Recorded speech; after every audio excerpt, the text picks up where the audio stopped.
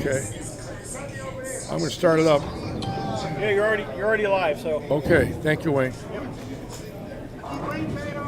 Hello again, everybody, live from Fort Myers, Florida at Lightning Strikes Bowl. We'd like to welcome all of you to week 27 of the Oaks Farms Premier League, and what a league it is. $20,000 added by Oaks Farms, an $83,000 prize fund, and tonight is the position round. And right now, we'll go to our standings, and I'll show you exactly what's going on here. And as you can see, back to my roots, a team with Evan Baranicki, John Barron, Bruce Kaiser, and Tyler Altman leading the league. And they've got quite a lead right now of 12 points over Charlie's Irrigation and York Electric, about 13 and a half ahead, and Bowlers with Attitude. So if they were to split tonight, 12 and 12, obviously the only way they could lose is if York Electric won them all, and that might not happen. So I really think that Back to My Roots will be in first place at the end of the night. We'll have the camera on them. That's the team, of course, with the great Evan Baranicki. Let me show you our cameras tonight that we'll be using. 9 through 24, 25 through 40, and of course our concourse cams. And as you can see, the place filling up with bowlers. I love the concourse cams. Shows everybody communicating and talking and laughing. Keep in mind, there will be a sweeper tonight at the end of the league. Last week, Matt McNeil winning the sweeper with that man right there with the hat on from West Virginia, Brian Robinson, finishing second. There might be action later on as well. And again, we want to welcome all of you to the live stream this evening here at Lightning Strikes.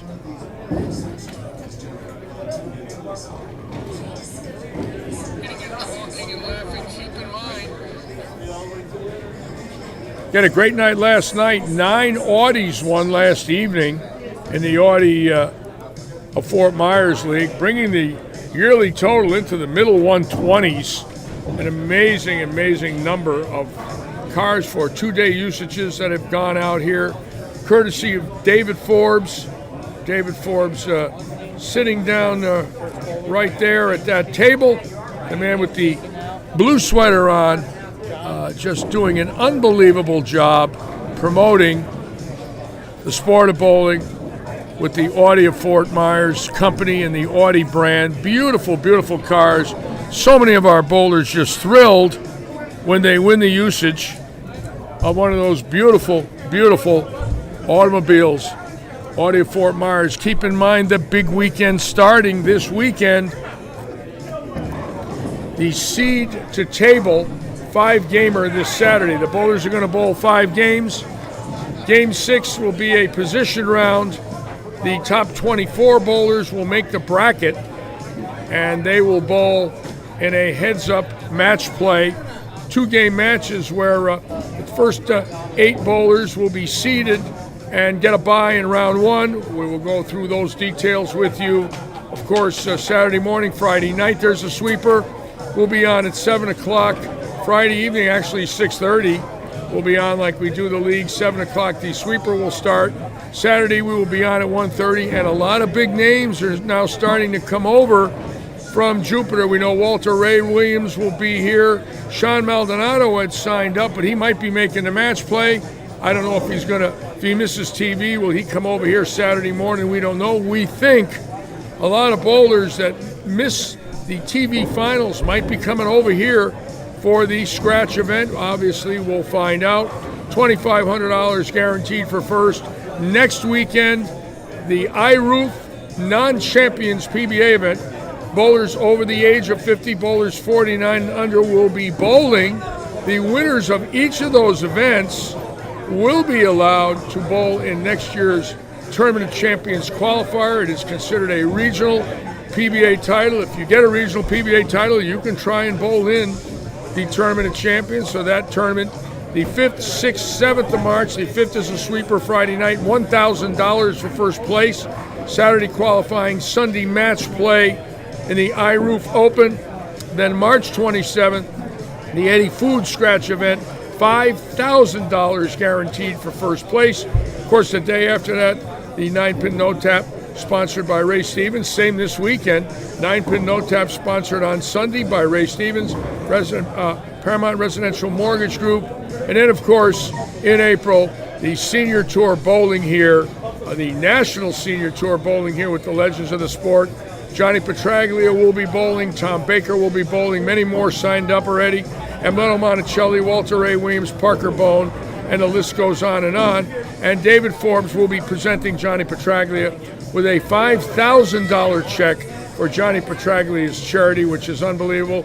And the Saturday Pro-Am sponsored by Audi of Fort Myers with a great promotion. Buy a Hammer 2.0 for $200, get a Pro-Am spot, get 3 days of tickets and the ball drilled, and in the Pro-Am, $5,000 guaranteed prize money. The tournament itself being sponsored by Hammer. Unbelievable sponsorship here from around the bowling world and the local community. And again, we want to thank all of you for watching us here at Lightning Strikes. Then the bowlers coming in. Settee area starting to fill up. Jacques Williams on, Joe Panko on, Flory Cobb, welcome aboard everybody. Thank you for joining us.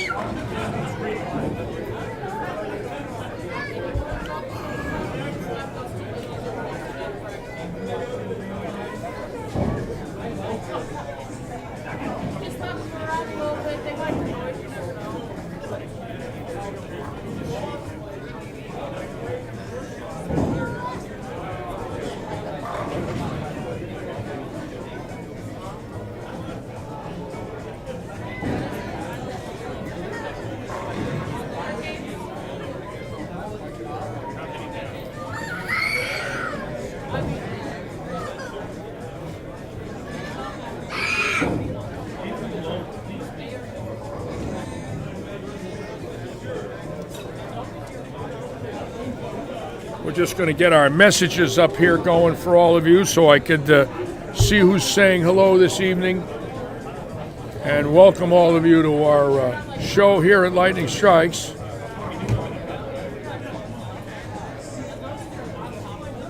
Just bear with us, folks. Yeah, I'm up here without my glasses on. I can't see nothing. Okay.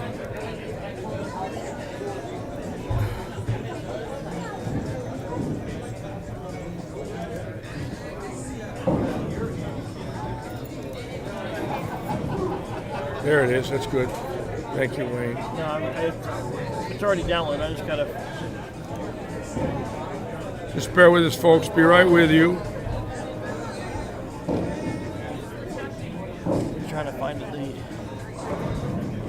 the app here. Want to sit here? Yeah, I got all my glasses with me.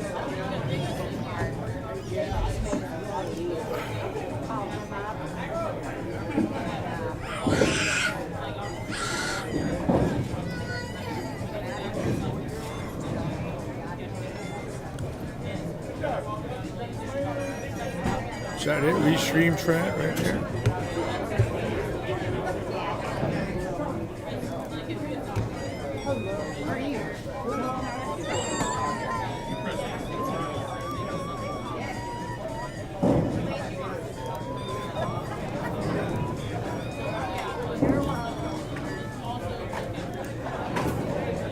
Just bear with us, folks. We're doing a little tune-up here. Oh, I think you're close now.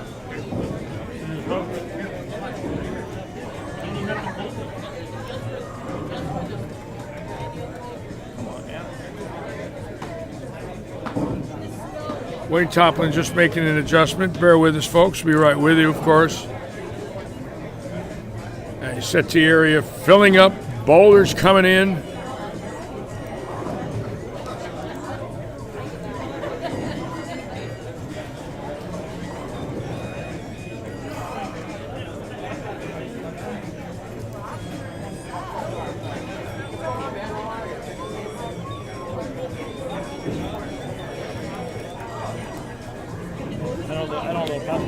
Okay. All right. Well, if I get Larry, I'll see if I can find him. Okay, we're back. We're trying to get our messages up for all of you people that communicate with me during these telecasts, and just give us a few minutes and we'll have that up. If I miss some of you, we're working on that, so just bear with us this evening. And we'll be up and running full blast shortly. Again, this is week 27 of the Oaks Farms Premier League. It is a position round night, so keep in mind, a lot at stake. But it looks like right now, back to my roots, we'll be locked in to first place, even if they split.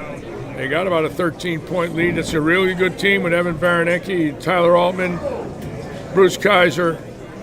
Strong team, and they will be factors. John Van Baron bowling in our senior event, turns 50, and will be bowling in the PBA senior event along with Bruce Kaiser.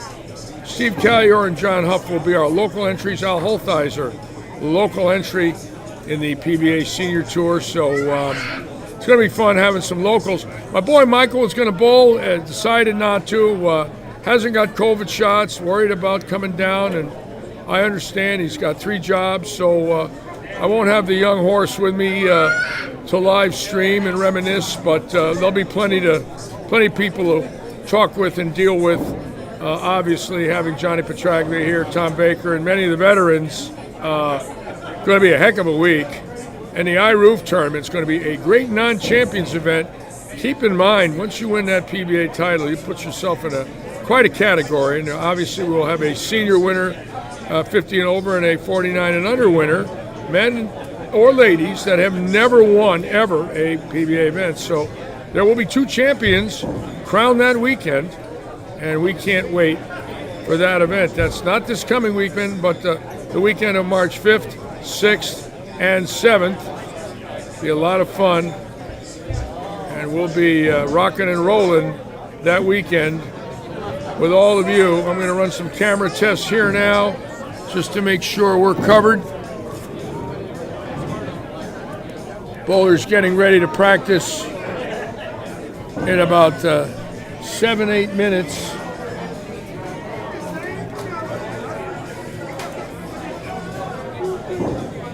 And we'll try to get our messages up. I don't have them up yet from YouTube and the Lightning Strikes Facebook page, so if I don't answer you and acknowledge you, I will once we can get it up and running. It's going to take a few minutes, but that'll be up shortly, I presume.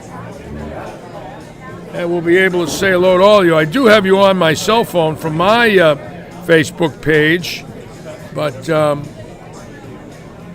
we'll get it right for all of you. Again, another great weekend with the seats at table, 2,500 guaranteed. A lot of pros coming. From what I understand, a lot more than we think. But, a lot of them don't want to commit because they're bowling the cut squad at Jupiter. And obviously after tonight, then they cut to the top 24 tomorrow and Friday. So obviously the bowlers that don't make the top 24, many of them from out of state, will probably be coming here to bowl in our event. We got a little team captains meeting coming up. And bear with us for our live chat. We'll try to get that up. Scott Cooper on, Paul Phillips on my cell phone for my Facebook page. Thank you for joining us. Ajay Williams, Leon Bailey, Steve Tomaselli. Thank you all. Bob Lockhart. Thank you. Larry Hall. Lots on my cell phone. Pretty cool. Flory Cobb. And we'll try to get the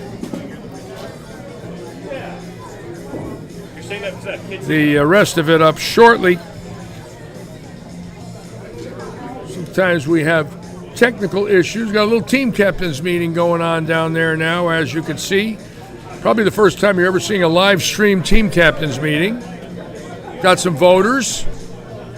There's the baby. That gets held every night by hundreds of bowlers.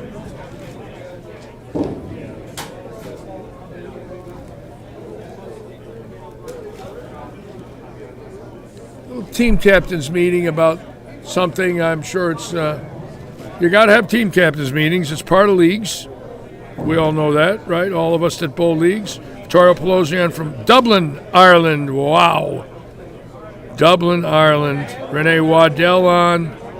Action later. Oh, there's action later, Joe. Action later. So I get in this morning. Yes. And I'm filling it out, and they say it's full.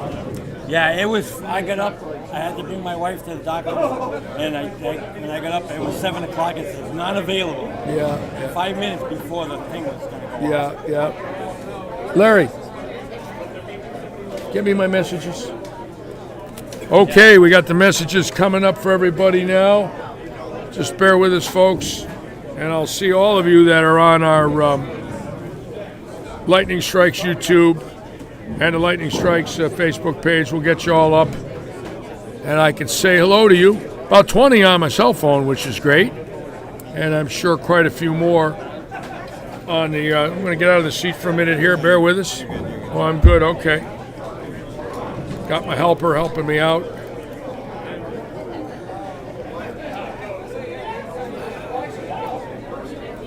Again, there will be action later, so get ready. Brian Robinson here, Dave Stouffer, Evan Baranecki, John Van Buren, Scott Cobb, Brad Stewart, who just became a PBA member, bowling in the iRoof Open. We'll be the hometown favorite in that, I can assure you.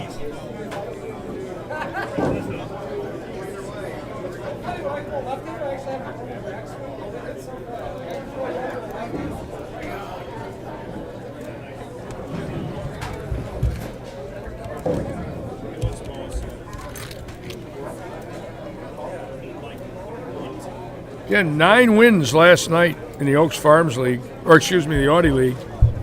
9 more, and David Forbes giving away a Audi for 2 days. And the winner got a 2.0 Hammer, drilled, a Pro-Am spot, tickets for 3 days, and an Audi for 2 days for a $10 ticket. I've not heard of that in my life. That was more for a $10 ticket in a bowling center that I've ever seen. A $70,000 car for 2 days, a new ball, and bowling in a Pro-Am with $5,000 of prize money for $10.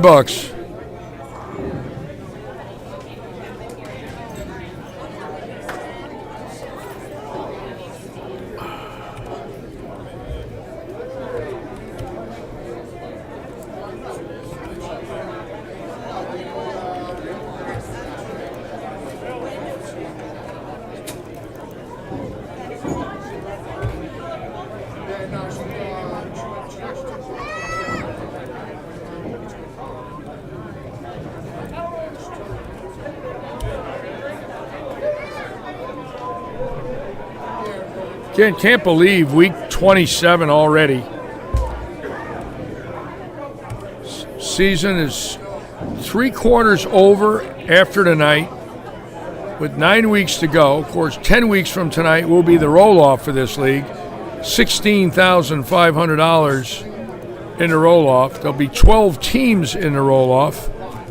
So a lot of money going to be going out 10 weeks from now. A lot of car payments. And again, for all of you that I've talked to about my dear friend Dave Davis, he's recuperating. He's doing well. I spoke to him on Sunday. He was supposed to be released yesterday from the hospital. And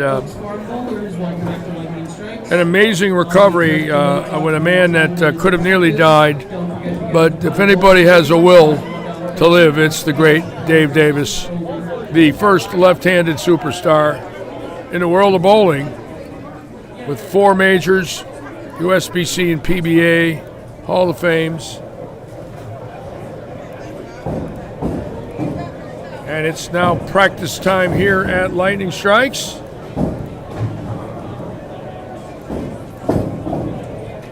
For week 27. Again, we want to thank all of you for joining us. We'll put it on split screen, and here we go. Let's watch the action.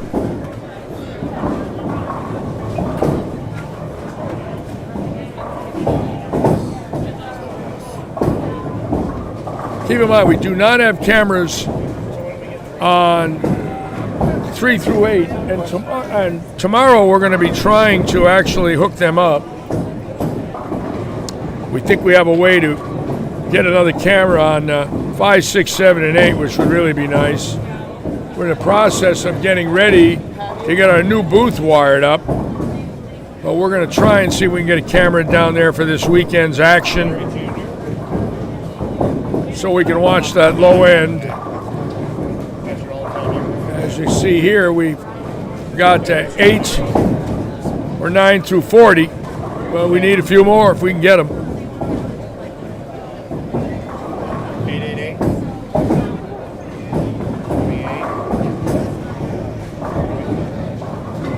Again, we want to thank all of you for joining us. James Alshire, Jordan Fraser, thank you so much for coming aboard with us this evening here in Southwest Florida. Weather today, hot, I might add. Very hot, in the 80s. In the 80s today. That could be my name in there. B-R-I-A-N. And just Robinson. You don't have too many Morgantown.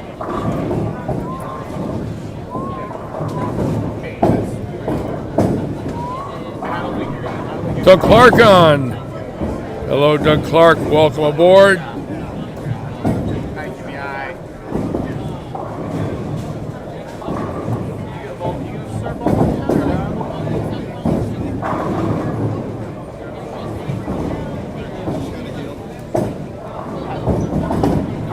Last night, Joe, right after, we only get the views for the actual live stream. And once we shut the live stream off, I can't tell you how many views, but I can tell you in the live stream last night was right around 800, right around 10,000 minutes watched. What I'm finding interesting is it's a pretty consistent number. Keep in mind, it's a mixed league, but it's exciting, obviously, because people are winning cars. And it's exciting to watch somebody with that thrill. A lot, like I've said in many streams, most of these people never won anything. They've never won a league title or a trophy. So for them to go out and win a $70,000 car usage for 2 days is wonderful. But we expect a big weekend this weekend. I'm figuring 3,000 to 4,000 views on Saturday with that field. Oh yes, it'll pick up tremendously. And of course, on the nights we have action like tonight, we get 1,500 views, sometimes 15,000 minutes watched. So it's interesting. We do have a loyal group that stays with us pretty much all the shows. And then we have people that pop in and out.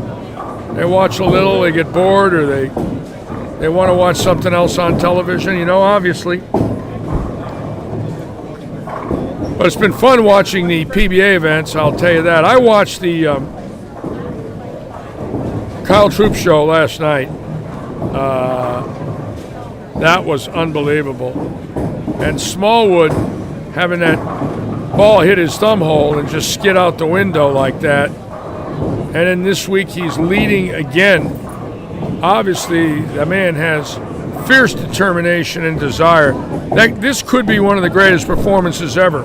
He had the game won. He releases the ball on his thumb hole. So the ball just skids, goes out the window. He opens, loses the game. Most people the next week would be fried. Why wouldn't they be, right?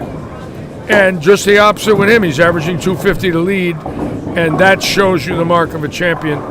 Believe me, to have a TV show end like that, and the next week average 250 for 18, which he's done so far, he's 200 pins ahead of Belmonte.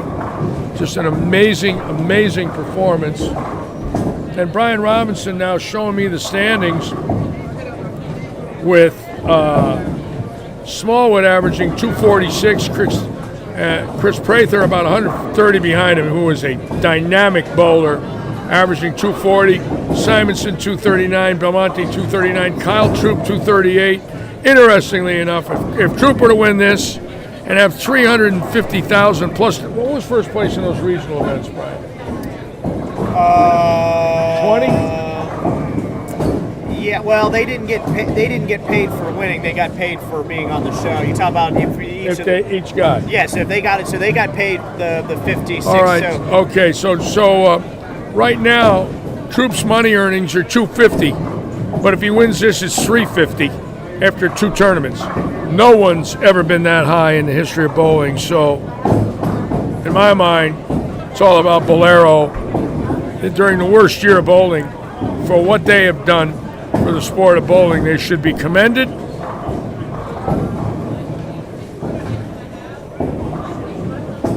Absolutely unbelievable. Putting up that kind of money with no audience, no sponsorship from proprietors, all in their home houses. Normally when the PBA goes to a proprietor's house, they got to put up 80,000 for the event. So Bolero's ate that for all those tournaments they've run so far. and Cooper says, "Oh, B-Rob's back," and I just want it to be known. Yes, the king has returned to his throne, and I wouldn't go that far.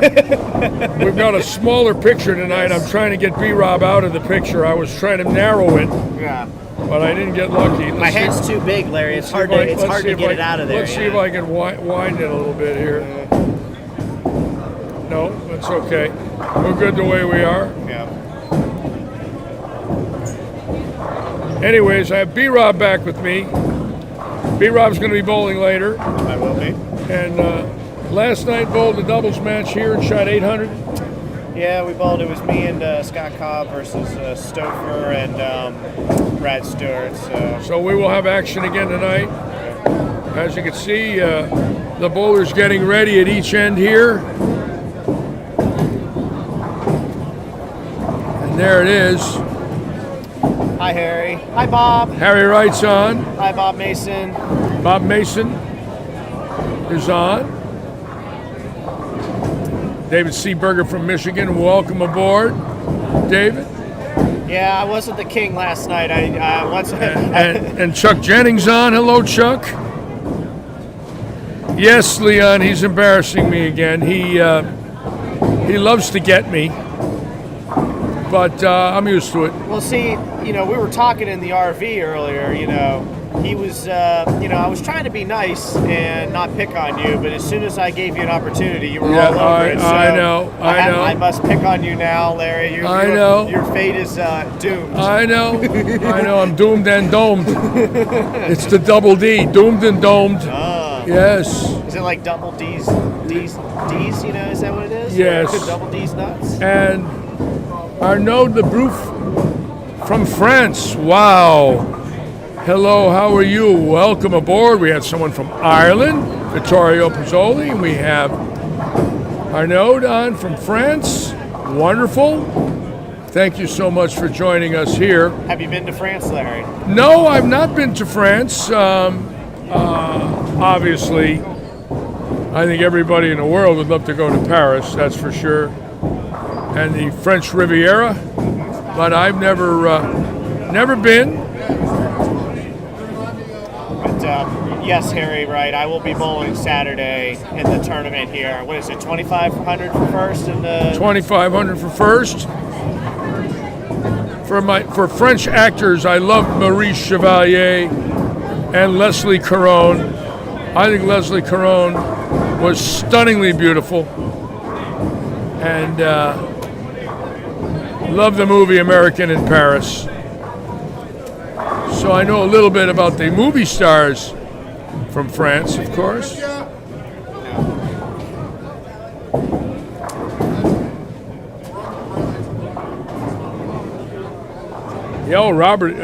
Brian will be here, obviously, this weekend, and with the sweeper Friday night and tonight. So Brian's going to be bowling Wednesday, Friday, and Saturday for sure, and hopefully Sunday. So we've got action, and here we go. It's bowling time here at Lightning Strikes.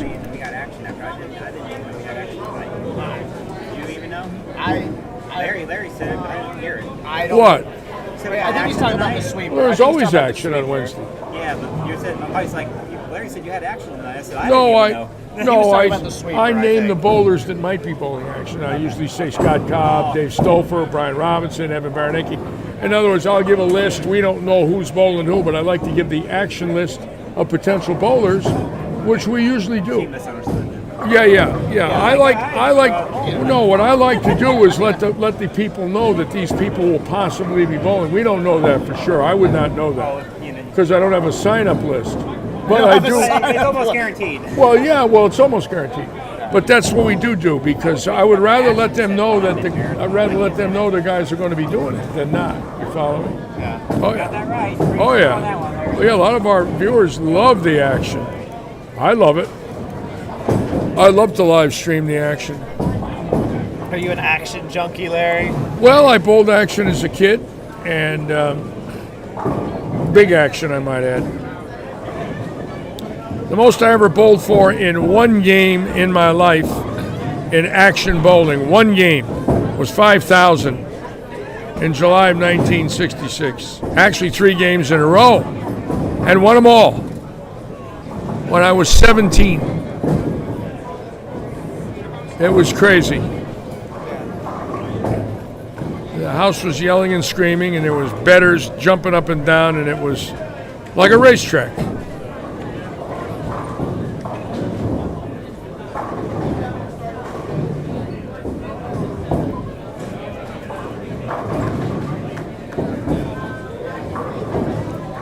Doug Clark, that's a lot of money, Doug Clark.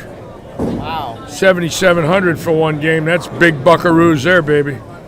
He's not fooling Of around, course, Larry. I don't count my PBA matches because that wasn't action. Those were tournaments. And I had 2 matches where second place was 6, first was 10. But in my case, first was 20 because of the contract I had with AMF. But I don't count that as action. That was tournament play. A little different, obviously. But action is when you take the cash out of your pocket and everybody bets on you in one game. That's a whole different mindset of bowling. Absolutely. Big difference. Absolutely. So when you were with AMF all the, way back in the day. Yeah, 50 years ago. 50 years ago. Obviously, the way staffs work now compared to back then is a lot different. What was in your contract, or what was offered to you back then? I've told the story, right? I was offered 5 different contracts. The first contract was $300 every month, period. Second contract was if you make the finals in a major,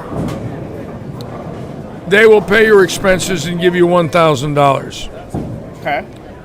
If you win the major, they will give you $5,000. That was a contract. The next contract was you get nothing. If you make TV, you get nothing, but if you win, they'll equal first place.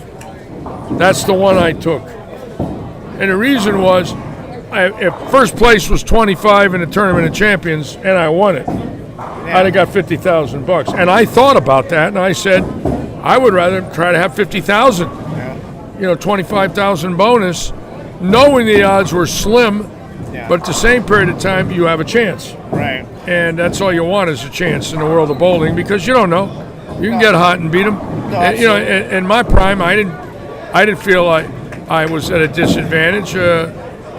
When I was young, I felt I could win. Right. No, absolutely. And I was 1-5 in match play for titles. Terrible finals record in title matches, but I actually had a chance to win, I would say, 15 tournaments. There was about 8 tournaments I bowled where I made the top 5, and there was no step ladder. Yeah. No step ladder. It ended at the position round. And in those, I finished 2nd, 3rd, 4th, and 5th, 8 to 10 times. I have to think about it, but there could be 10 of them non-televised where I didn't have a chance to come back and go up the ladder, which obviously, if you think about that, you get locked in on a pair, all of a sudden you're third and win, you can beat them. Yeah. The tournament I won, I was second, Right. and I won 2 games. What else? What else did they offer? What was there anything else that they helped you with? Balls or any Well, other you got a spot in the tournament of champions if you won. Okay. I got free bowling balls. Well, I didn't drill a lot of balls. I might have drilled in, when I signed with AMF, maybe 10, 15 balls for the year. Yeah. All the balls were the same. They were hard rubber. They didn't have cores in them. They had weight blocks, pancake weight blocks, 3.5 on top. Looked like a coffee cup saucer in a circle, pressed into the ball. They were rocks. They were 90 hardness. You could hit them with a sledgehammer, they wouldn't break. Nowadays you breathe on these resins and they crack. Yeah. Right. Put them in the trunk of your car and wake up the next day. See what you got. Yeah. We never had bowling balls crack 360 like they do today. It was impossible to see a rubber ball crack 360 like you see resin where it goes right around the ball. I never saw it in my life in a rubber ball, ever. All right, we're going to get back to the scoring now. Harry, Mac McNeil's going to be, he's at the TOC ball repping, so he will not be here. Yes, Matt McNeil's working for Storm Roto Grip 900 Global this week at Jupiter.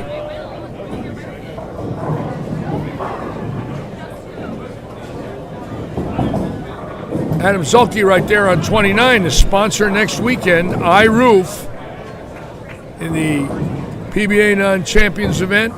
Adam out of Oshkosh, Wisconsin. And Ray Stevens right there on 31, sponsoring Sunday in the Paramount Residential Mortgage Group 9-pin no-tap. And Mary Berner just texted me and told me we're up over 90 already this weekend, and some big names are starting to enter. Walter Ray Williams entered today. We think Parker Bone's going to be here Saturday, so we're going to have a lot of fun, folks. Going to be action here in Southwest Florida at Robert Eddy's Lightning Strikes. Yeah, those are just a bunch of hacks, bunch of has-beens there.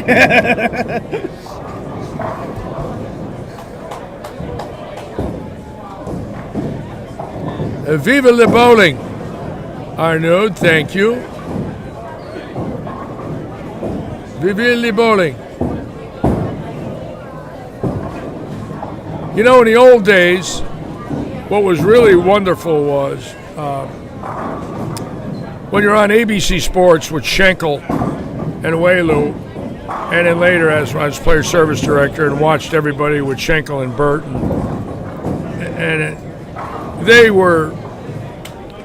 there was a thing about that telecast on Saturdays, the vibes, the excitement, the energy.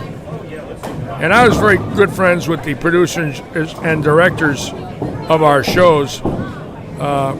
Bobby Goodrich and Roger Goodman in the 70s were also the producer and director of Monday Night Football with Frank Gifford and Howard Cosell. They did many of our shows in the 70s. I knew those guys. And later on, some big-time producers. But Don Ohlmeyer did my show. He produced the show I was on. He later went to NBC Sports and became the president of NBC Sports. The president of NBC Sports. And he did my show in 1971 when he was a producer for ABC Sports. So I had a chance to know a lot of the legendary producers and directors. They were all wonderful to us. They loved the bowlers.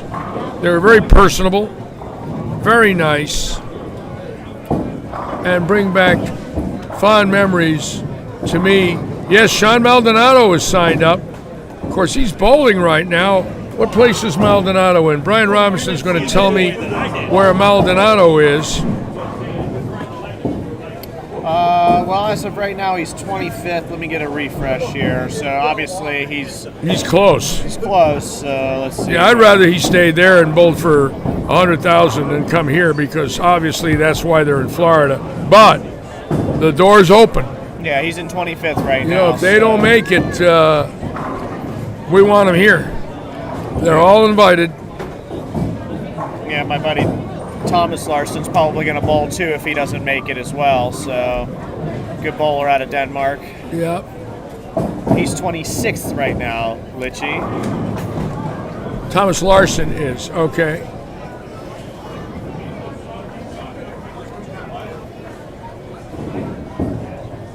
Yeah, he's pretty good. He's just a bum. I tell him to I his love face. it. I love how the gap is closed. 25 years ago, other than Mats Carlson, there really wasn't anybody. And Monticelli, of course, came from Venezuela. But Mats Carlson, Monticelli were the only two foreign players that were PBA champions at that time. Yeah. Then, of course, when Mika came out, he sort of invited all the Europeans. And then, of course, Belmonte just took over and became the best bowler in the world. But we did not believe 25 years ago, and I got to say this sincerely without wanting it to sound cocky, we did not think back then a foreign player could dominate. It just was not the mindset of the touring pros of that day: Walter Ray, Mike Albee, Brian Voss, Randy Pedersen, Steve Hoskins, the greats of the 90s, Dave Ferraro, David Ozio, Del Ballard, Pete Weber, Norm Duke. We did not think we'd see this. We never talked about it. I don't believe we really thought this could happen. It just wasn't talked about. And now the foreign players with Svensson and Martin Larson and just the group, Belmonte and so many more, Don Barrett, and the list goes on and on of great, great foreign players, and it's going to continue. Where's Ascona? How's he doing? Is he still in there? He is 21st right now, Larry. He's at plus 506. Christian Ascona from Puerto Rico. I mean, here we go. There's another one. He's fantastic. He made the telecast in the regional event, and it's just this unbelievable group of greatness from the foreign countries that have now, learned the finer art, and now they're great competitors. Is Stu Williams coming too? I hope I'd love to see Stu Williams. That's Oh, I'd love if Stu Williams bowled with us. I know Stu Williams well. I met him in Phoenix 10 years ago when he was living there. I like Stuart. Beef stew. Beef stew. Beef Stew's been losing some weight, Larry. Has he really? Yeah. He's trying not to be Beef Stew anymore.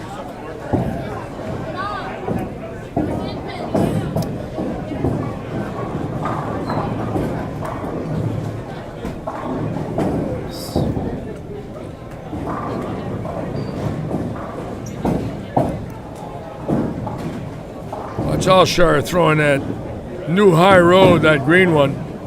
That thing's a good ball. Wow.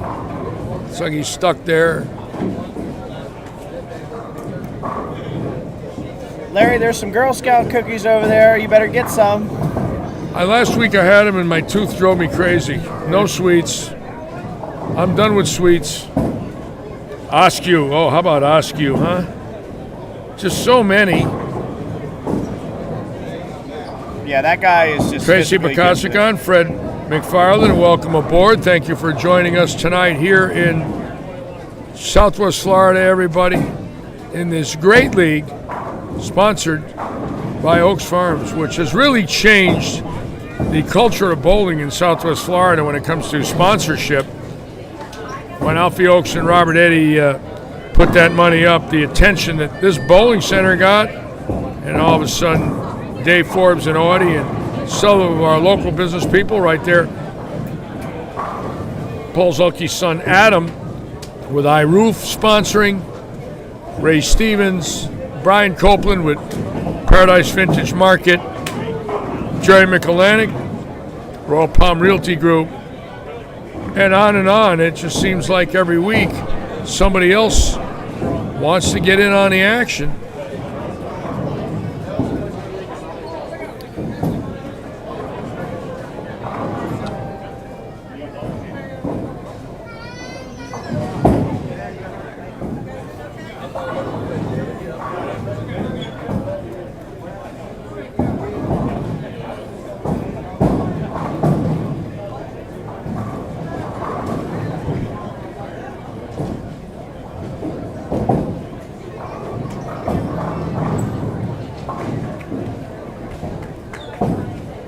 Chris Eubank, who last night won 2 Audis in the league with 800 and a big game.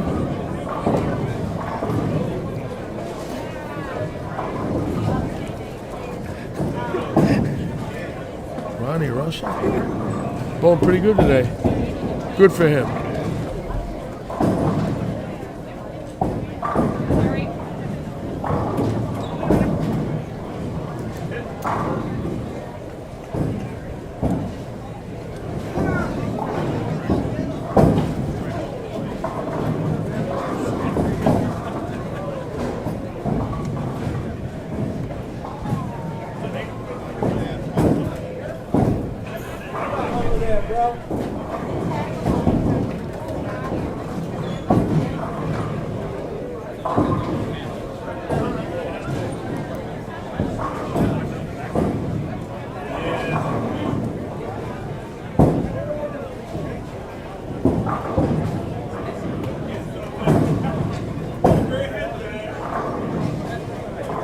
Paul Phillips was asking, how much is it to enter the Pro-Am, Larry? It's $55, Paul, to enter the Pro-Am, and it gets you 3 days of tickets. If you buy the ball for $200, you get a 2.0 or a WebMB, a Pro-Am entry. The ball is drilled with grips and outers for $200, including the Pro-Am entry. $5,000 guaranteed prize money in the Pro-Am. And we're about 6 weeks to go now before the event gets here, which will be pretty quick. I can't wait for the presentation that Dave Forbes is going to give to Johnny Petraglia, a $5,000 check for Johnny's Vietnam Veterans Charity, the BVL. And I spoke to John about it a few weeks ago. And John, of course, John and I have been friends 55 years, and we both choked up. I told him how much it meant to me personally that he was coming here, being that he really didn't plan on bowling this event. He's curtailed a lot of his bowling. Is going to bowl next week or the following week in Clearwater, John Laspina's bowling center. John Laspina and Johnny Petraglia have been friends for over 50 years. The Laspina family, great proprietors from Brooklyn, where John is from. So those two go back to when Johnny was a teenager, and I did not expect John to bowl here. But when I told him about the charity, I said, we'll send a check up to you. I mean, we're gonna give it to you whether or not you come here. And he said, well, Litch, I have to bowl it now. So he's gonna bowl, and the red carpet will be out. We already got him a room, and we got him an Audi. That I can tell you, and a few other gifts. But he will be the oldest PBA champion in the event. He will be 74, having won in 1966 when he was at Fort Smith, Arkansas. He was stationed there, and lo and behold, the PBA went there that summer to Fort Smith, and he won. They gave him a leave on the Army base. A lot of people don't know that. That's the story. He was there at Fort Smith, stationed, and believe it or not, so was Barry Asher from Los Angeles. Lo and behold, Petraglia and Asher both stationed in Fort Smith. The PBA comes there with Harry Smith, Don Johnson, Dick Weber, Ray Bluth, Jim Godman, Glenn Allison, the greatest of all time, and listen to this. Petraglia wins it, and Barry Asher was second. Both stationed there at Fort Smith. An amazing story.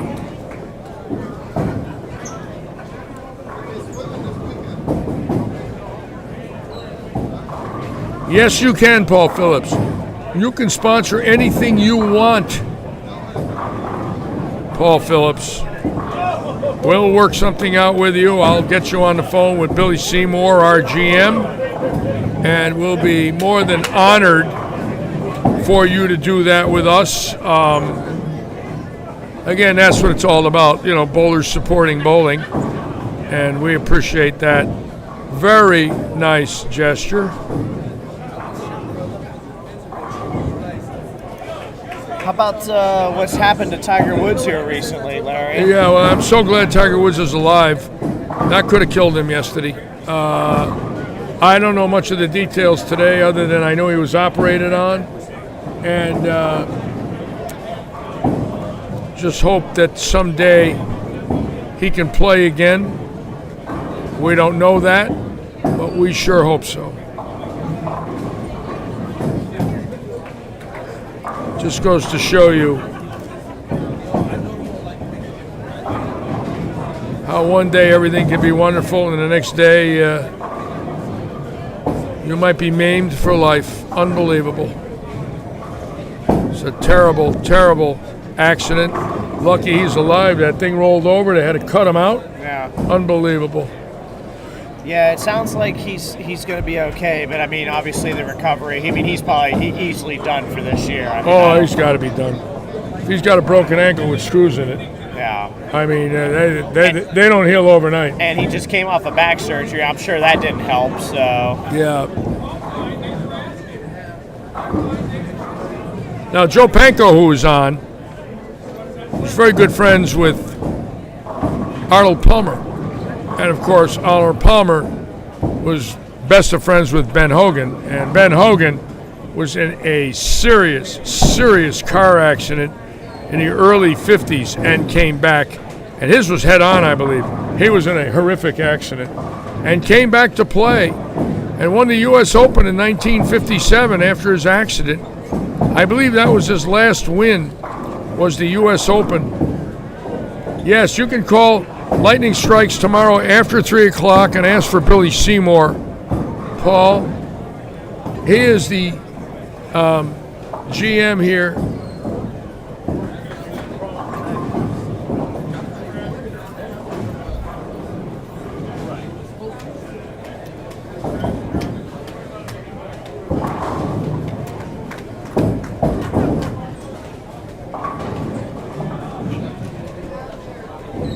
Look at the Audi team right here with Gary Sides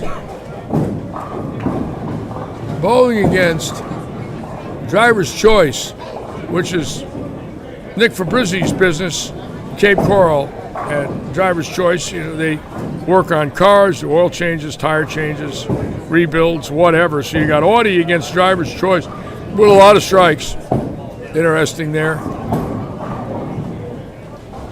We're going to stay here and watch these two bowlers with 6 in a row, and then we'll move the cameras because I like calling six-baggers. Big John Stuyvesant. John's a fisherman right there. Has 3 boats. Boats designed for different types of fish.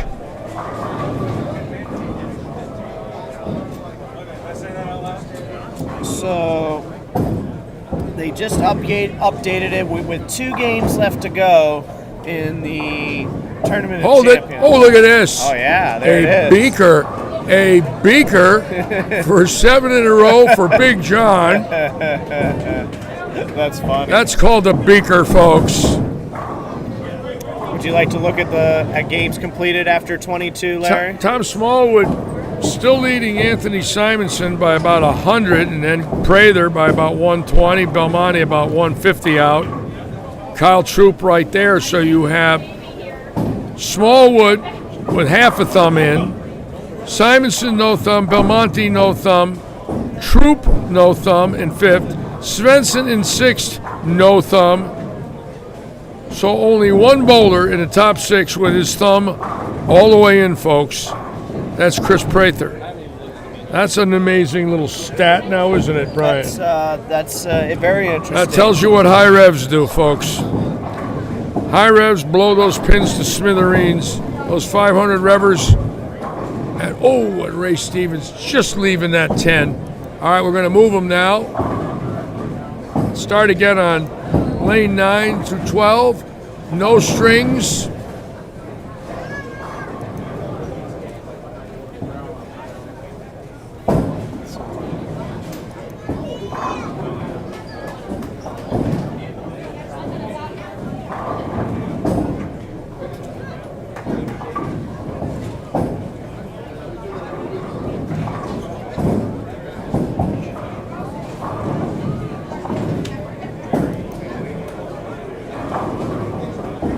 And here, Gary Seward now coming up with Mike Alshire right behind him. And you all know about Alshire, leading the nation 5 years ago on average with 254.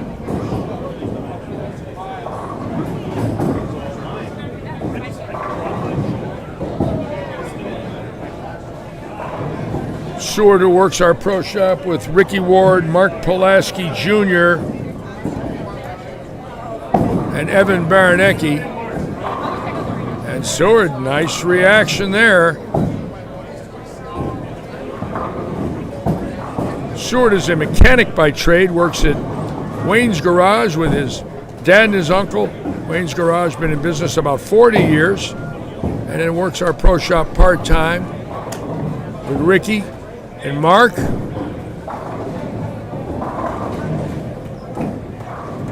Well, Leon says that Tiger's awake and responsive, it says on Sky News. Well, he's got a long way to go now. Yeah. Oh, and they said 18 months out minimum, they say. Yeah. That's, yeah.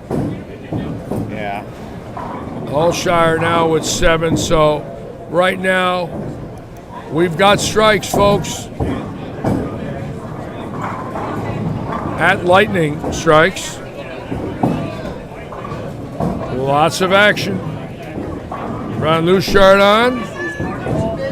One might say, because we're at lightning strikes, it's a shocking amount of them, right? A shocking amount Of strikes. here at Lightning. Yes. Yes. Yes. Okay.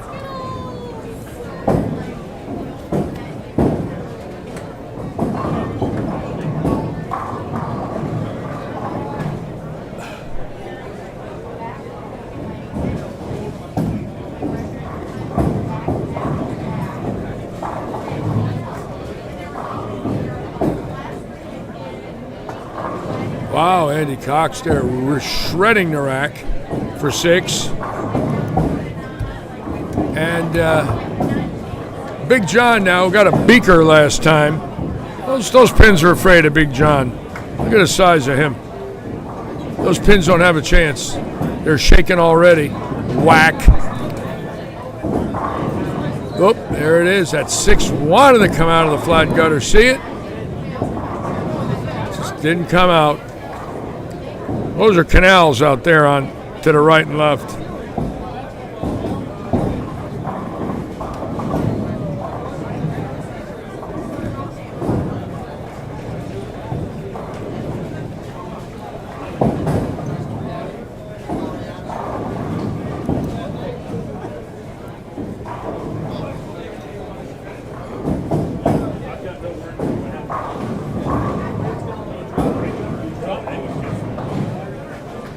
Oh, the Larry Kiss again.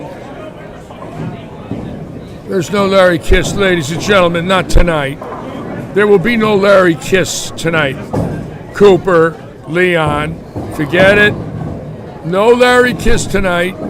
And yes, Leon, they are blitzing the pins. It's like a pinball machine back there. It's just like Yes. bing, bing, bing, bing, bing, bing. Yes, yes. There's no Larry Kiss at Lightning Strikes tonight. Anyone with 11 in a row will get the 12th one. I'm making that prediction right now. You're feeling that confident about it, huh, Lich? Yes, I am. $5 on the side Saturday. Do I get it? $5 on the side. What? Harry Wright, I thought we were friends, Hoss. Come on. How could you do this to me, Harry? You crushed me. You don't need any senior pins, Harry. Come on now.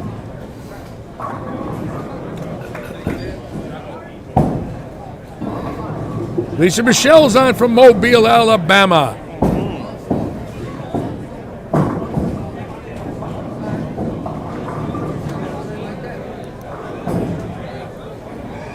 Look at the strikes over here for a seat to table, putting a little run on them right now.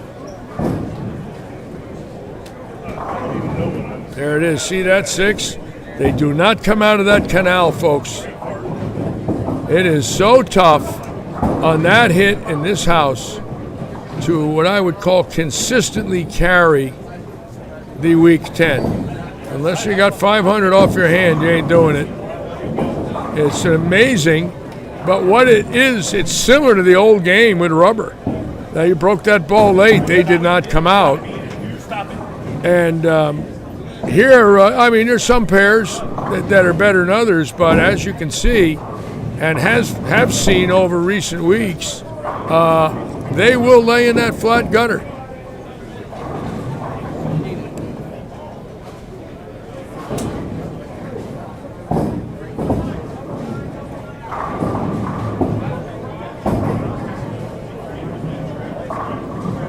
Okay, we're going to watch Gary Seward right here for number 8.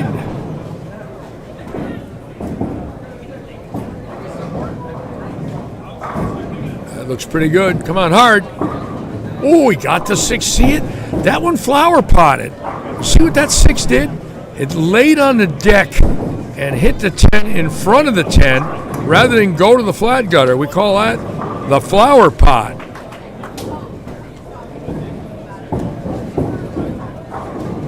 For those of you that want 60s terminology, the flower pot. Thank you, Larry, for your great analogy with the flower pot there. And Thank you, Brian. Yes. Mike Alshire with the up to the neck pot. So 2 bowlers with the first 8. Now,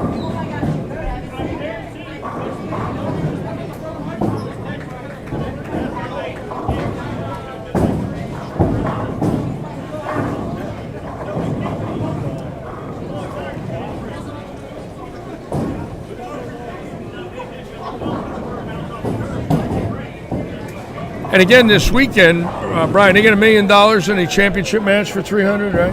Yeah, I believe they. So that's 2 weeks in a row now. The title match will have $1 million bonus, and again, that is so wonderful of Bolero to do that for these great bowlers. You think that would make headline news if they shot 300? Oh, look at Stone 9 for Andy Cox and Jimmy Argy from Martha's Vineyard. Yeah, Well, maybe someday in my life I might get lucky and see Martha's Vineyard. Maybe. Do you think there would be a headline news if someone had $1 million for shooting 300 in a title match? I would pray in my life before God takes me that I see $1 million ball for 300. That'd be awesome. And I want it to make the CBS Evening News, the NBC News, Fox News, CNN, and every other news outlet there is. Because obviously in the world of bowling, a 1 ball for $1 million would obviously be the highlight of professional bowling's history. Right. It would be. Now, There's no doubt in my mind. I can think of one even better. How about if both people in the title match shot 300? What do you think about that? I don't know how that works. Yeah. Do they give $2 million away? Did they say they would? I don't know. It's an interesting thought. Yeah. But could you imagine that happening, Larry? That would be unbelievable. I'm surprised that's actually never happened. That there's been 2-3, somebody bowling, tied at 300 on TV. Well, I saw the first 300 tie in Denver with Tom Baker and Pete Weber. I watched that match. My business obviously drilled those angle balls all that year when they came out, and both those guys were on the AMF staff when that happened. Right. And now AMF sponsoring for $1 million. That's sort of and it's 40 years ago this year. Yeah. That happened at Celebrity Sports Center in Denver. Right. It was. Hey, I got a trivia question for you. What's that? What show did Dave Davis co-host on Prime TV multiple times? The Brunswick World Open. I don't know. Celebrity Bowling. Oh, Dave Davis co-hosted Celebrity Bowling? Multiple times. I did not know that. Wow. Watching it on YouTube. Joe Panko giving me a little Celebrity Bowling story. Gary Seward looking good there. Oh, yes, Seward throwing the ball well tonight. So So we got something interesting right here, folks, with two teammates going possibility of back-to-back in this league, and that has not happened yet in this league season. So let's stay right here.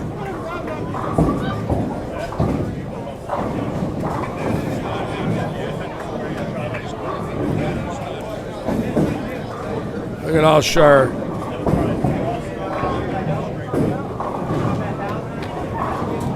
Alshire is a strike machine. Now look over here on 33. We have it again. So obviously, ladies and gentlemen, we have a chance for 3 300s in game one.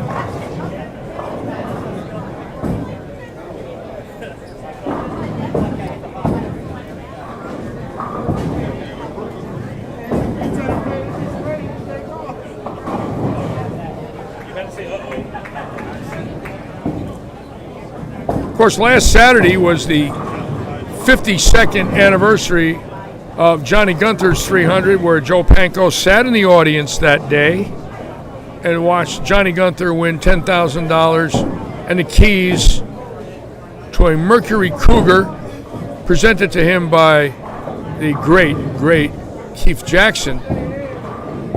And I watched that day as a young boy, at the age of 19, a cold Saturday in Windsor Locks, Connecticut, and I watched that historic second 300 ever bowled on Pro Bowlers Tour. Did you and have of course, hair then? I had hair then, yes. Yes, I did. And one more hair joke for you. And I will be oiling the lanes tonight. There will be no oil in the heads, and the middles will hook. I like it. And you will have to go to a rubber ball two-handed. I like it. That's fine. I will have you throwing a Dick Weber 5-star tonight. That's fine. You keep fooling with me. That's fine. You keep fooling me. I will make the middle of that lane scorch on fire. I like it. 10 out on both sides, flooded with oil. I like it. And you will have to use a Dick Weber 5-star. I like it. Okay. Listen, then I'll just throw you down the lane, and it'll definitely strike, right? Oh, yes, it might thump a little. All right, here we go now. We're going to watch Bobby Hammerton come up for 300 right here. The Hammer, who bowled last night in low ball, doesn't want low ball now, wants a strike. Now Bobby Hammerton, his second year with Bridgeview Financial, and look at those scores in front of him, ladies and gentlemen. 225, 225, 268.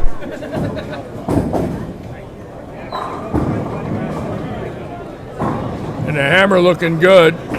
And Seward with 10. So we got Hammerton.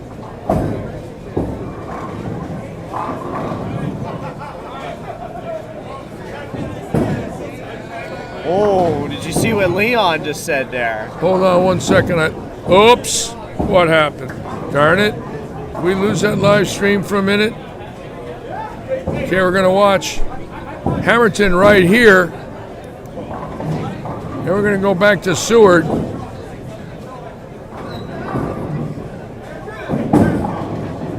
Oh, 289, close. Here we go now. Gary Seward for number 11. Oops, got that in. Oh my God, look at this, hit it. No, really tugged it, got lucky. Lucky to get 9. That was left off his hand. He knows it.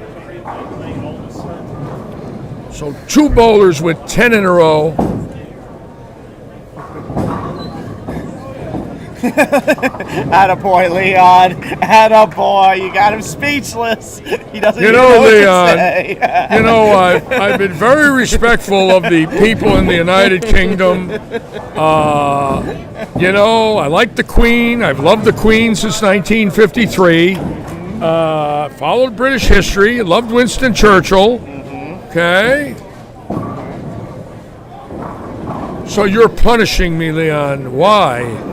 Why are you punishing me? I love Nick Faldo. Listen, keep punishing him, Leon. Why are you need punishing it. me? We need it, all right? Why? We need that to happen. I loved Montgomery. Doesn't matter. We still need to punish you. I mean, you've been giving me crap all day. It's time to, you know. I loved Monty. I loved Winston Churchill. And I'd love to see Mike Alshire throw 300. Let's see if we can get lucky here. We watch this great bowler. So we've had 289 twice.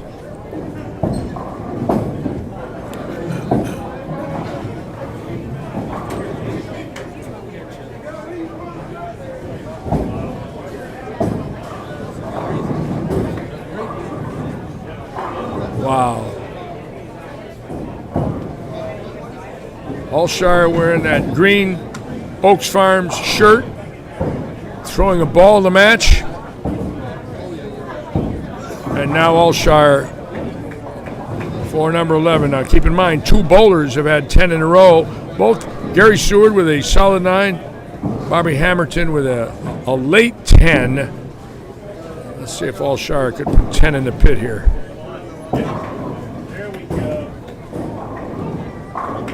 There it is. It took out the 9 last. See that 5? Pushed the 9 back. See, that's when that ball is so strong coming off that oil that the only thing you might leave on that hit is a 9.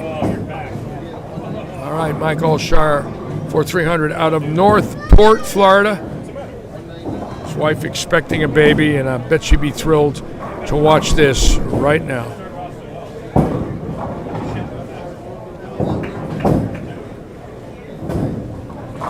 Come on. There it is, the Shire with 300. With the green apple, the High Road match. With the green shirt, the green ball, and perfect so far. Yes. All right. Mike Alshire. Perfect. I'm going to put the split on now.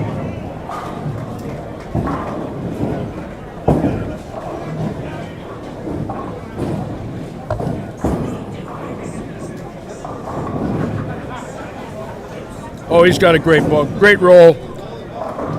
And Stouffer, who started with an open. And the last 3 of Stouffer strikes here, shooting well over 800. If you look at that, 589 and 58 would be 847 for the last 3 bowlers, with Lee Rathjen opening the 9th and 10th. They had a shot at 1100 here, folks. And if Lee Rathjen put it out, they'd have had 1100 for 4. That is a monster score.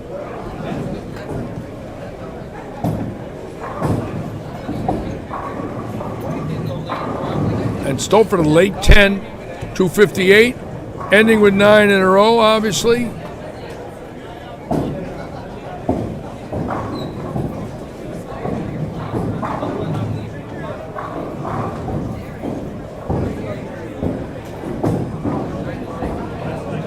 Again, we want to thank all of you for joining us, and what a weekend. Get ready. Keep in mind, we will be on the air Friday night at 6:30 for the sweeper, starting at 7 o'clock.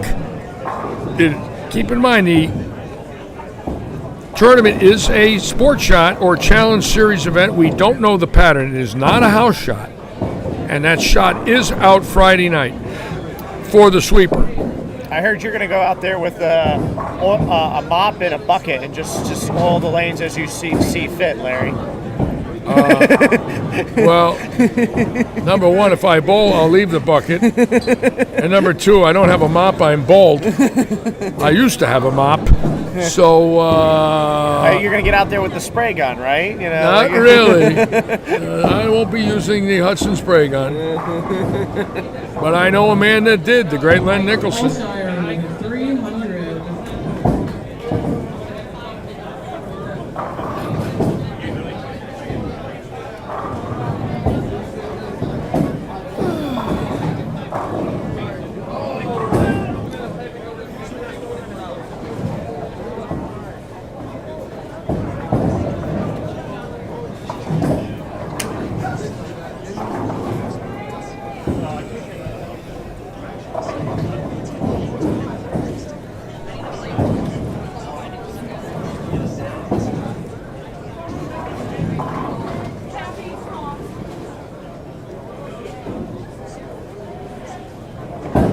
Oh, there we go. Cooper makes a good point there.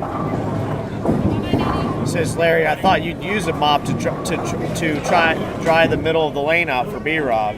Well, I use a little chlorinate on there. You want me to make it? You want me to dry it out? I'll put a little chlorinate in a lamb's wool applicator, and I will push it inside of 10 to 10 on both sides. I'll have that middle sparking. It'll light kindling.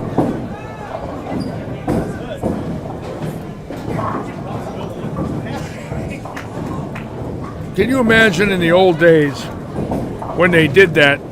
They used to do that at the John Vargo tournament in New Jersey. They would oil the lanes with a floor mop, 50 feet in a bucket, and they froze the pins in a freezer. And they were 5-pound pins. They loaded them with lead. And in the 1975 event, they had 1,400 entries for 5 games. And Dick Batista won it with 985 for 5. Oof. Playing the Brooklyn. I crossed with him that year, and he said, Litchie, I'm playing the Brooklyn. And he shot 985 for 5 and won $10,000, beat 1,400 bowlers. How about, so how many, my question is if the pins were heavier and they oiled at 50 feet, how many 5-7-10s were left? It was crazy. I'll tell you, my ball was so weak that I swear there were several shots that hit the 1-2 pocket, and the ball stopped. Yeah. I swear it stopped. Yeah. It just was. I mean, it's 5 pounds and it's cold. It's not exactly going to be. It's not moving around like a pinball. It was unbelievable. You saw your ball stop. Yeah. Oh yeah. Hit the pins and dead stop. It probably felt like it was cement out there. Just the cement pins. It was hitting lead. It sounded like it hit lead too.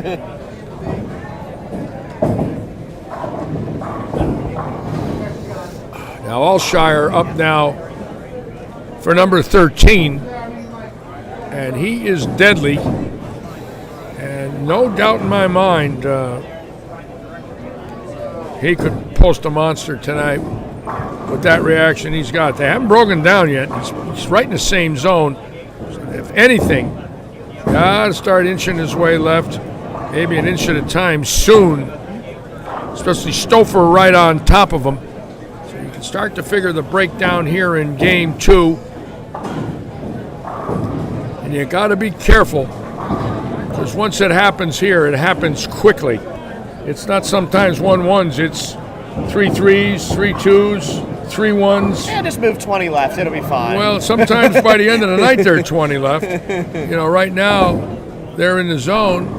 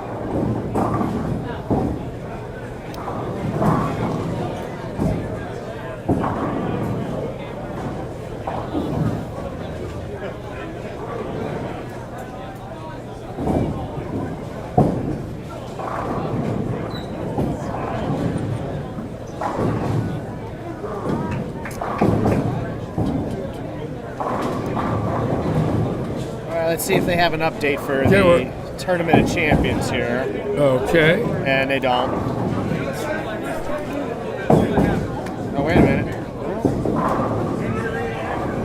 A little front view here. We're going to wave again. A little waving action. Watch the ball go down the lane right here now. There it is. That looked pretty good for Clark right there, huh? Watch Ryan Cameron now. Watch his ball. Wow, he crushed him there on 28. Strong ball.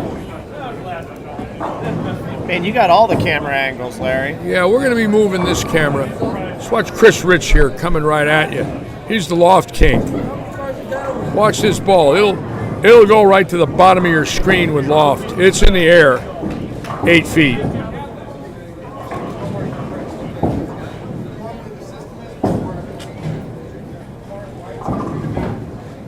Eight feet.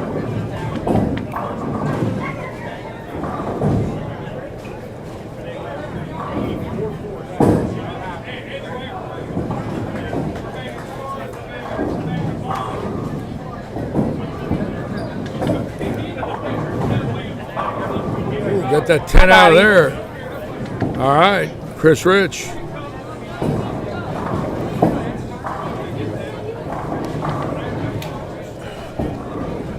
Hello, Carissa. Welcome aboard, my dear.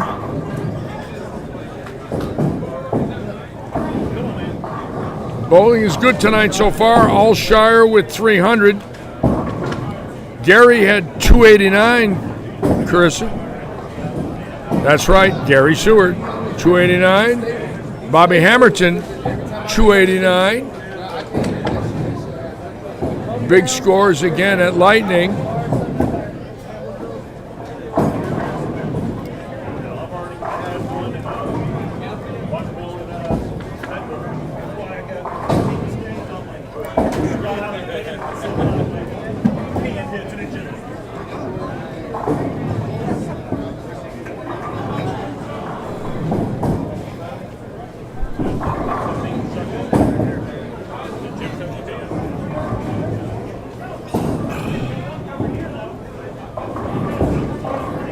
Shot there.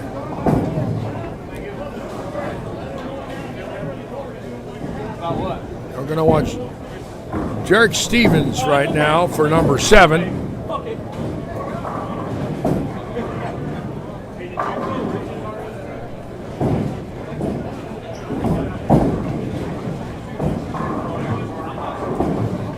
And Stevens, number 8. Good shot. Very nice. We'll come back to Stevens.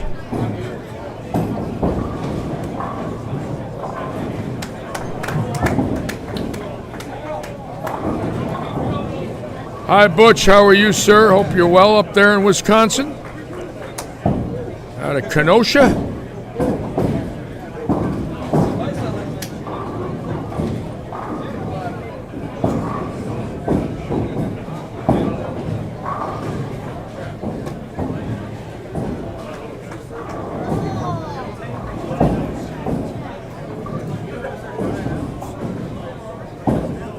Gary Seward had 289 in game 1. Starting off again with a double. We'll watch Seward. We'll move the cameras again.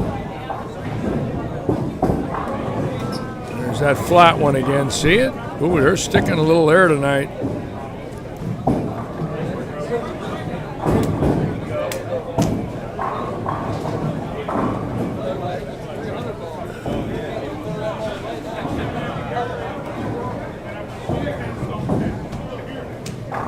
Toluene, the Soak of Champions, Toluene, not MEK, Toluene.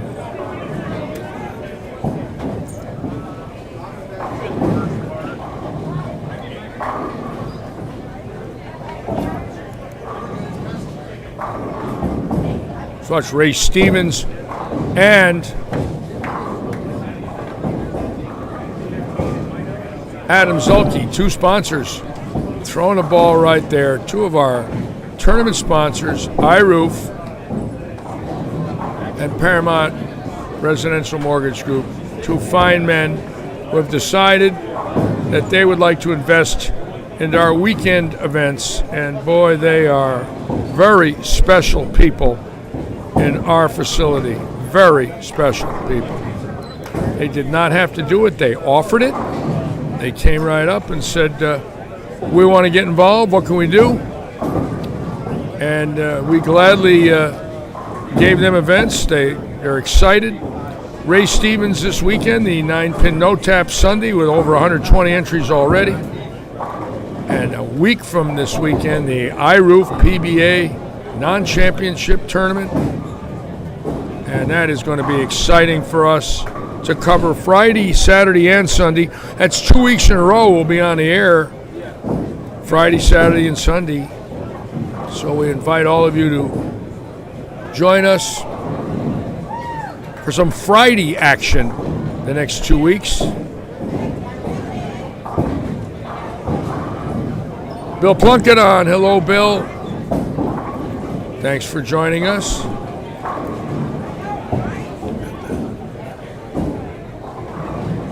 Look at that shirt on Kevin Day. Is that a cool shirt or what? Kevin Day throws it pretty good. Bowling a long time. That's a veteran. Love the shirts.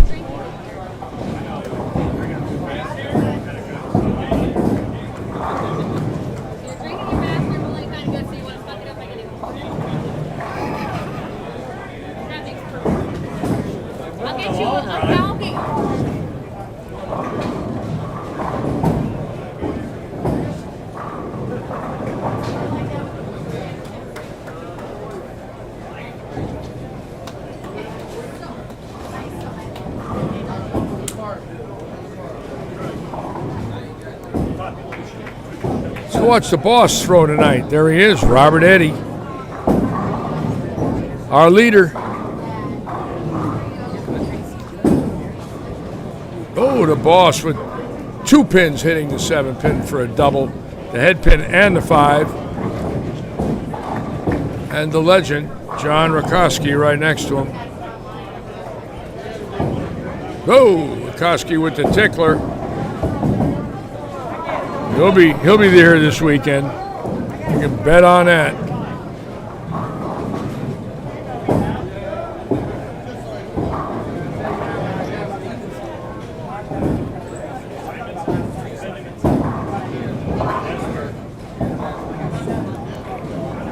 We're going to watch this young man right here, Derek Stevens, now on 8 in a row. He throws it pretty good. I've said it before. I like his shots. He's got good balance at the foul line. He's a big man. He's got good footwork.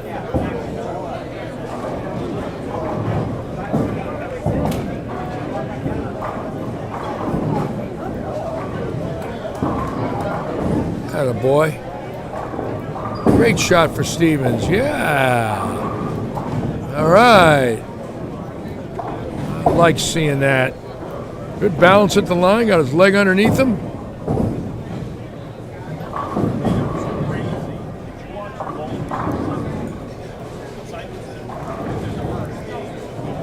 Alshire coming up now in the 4th frame. Remember, 300 in game 1. He's got the first 15 as we speak.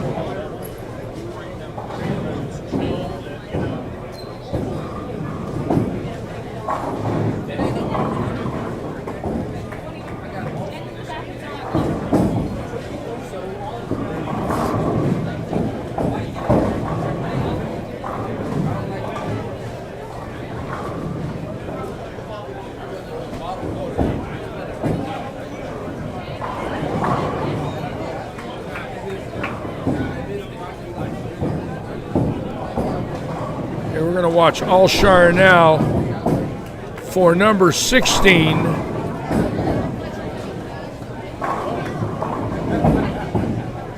Alshire out of Northport, Florida.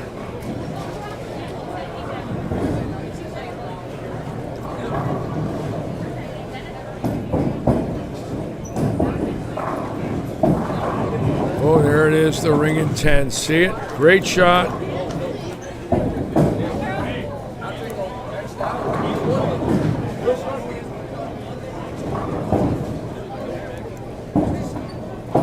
we're going to watch this young man now bowling the 10th frame on 9 in a row. Keep in mind, we've had two 289s tonight and a 300 by Mike Alshire. And now Derek Stevens coming up in the 10th. Stevens bowling for the Who Are They team, and that team is up there in the standings. Where is the Who Are They? No, they're down a little bit. I thought they were higher up than that. Here we go now. Stevens for 10.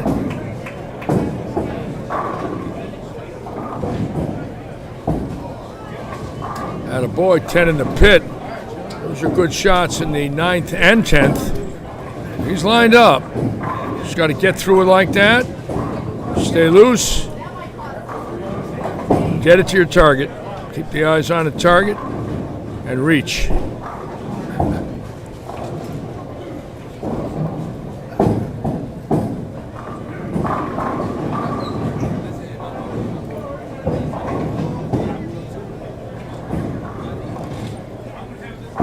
Still, those last two shots were the nuts right there.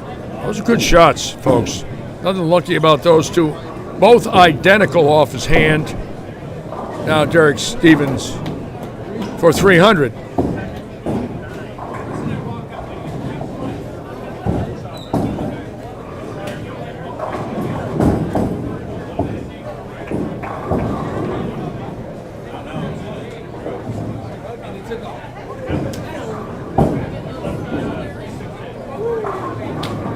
Oh boy. All right, 299.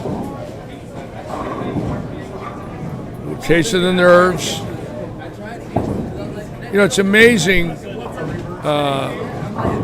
when you see that, because all he had to do was trust it.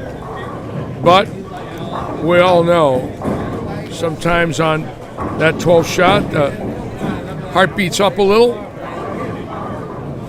It means so much to get it.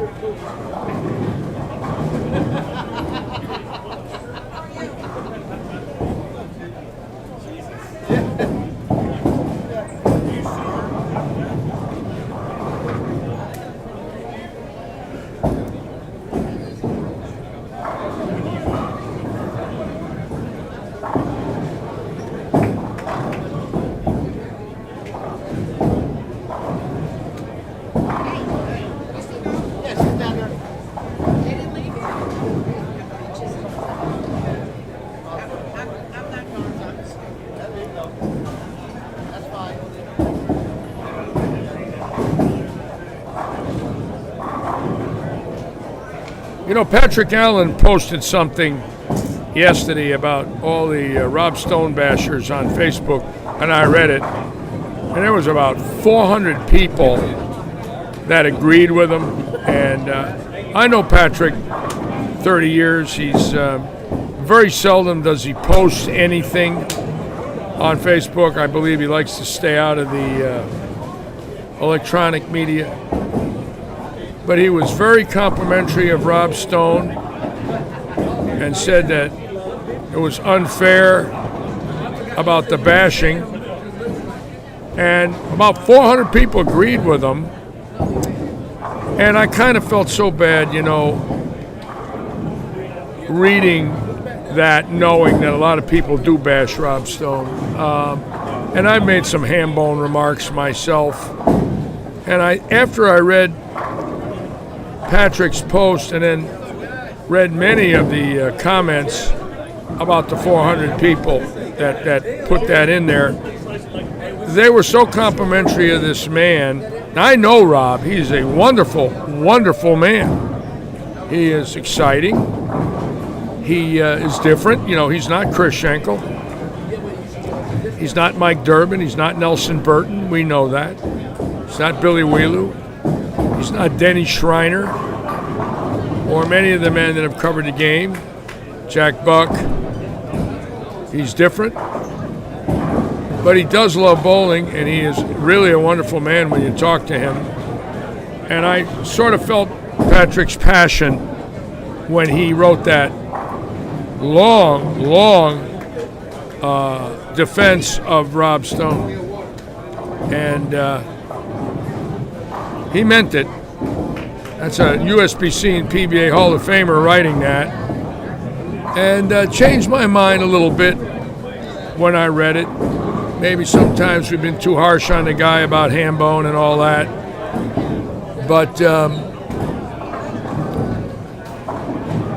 one thing right now, I think bowling has to do everything in its power to be supportive of everybody, period, on TV and in the industry, as far as people that support the true sport of bowling.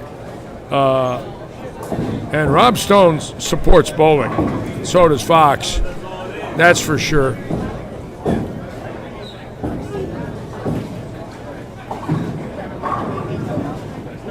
So when we read things, you know, like what Patrick wrote, I got to commend him. He's trying to make people understand that this man's trying his heart out, and so is Fox, and he's right. He really is.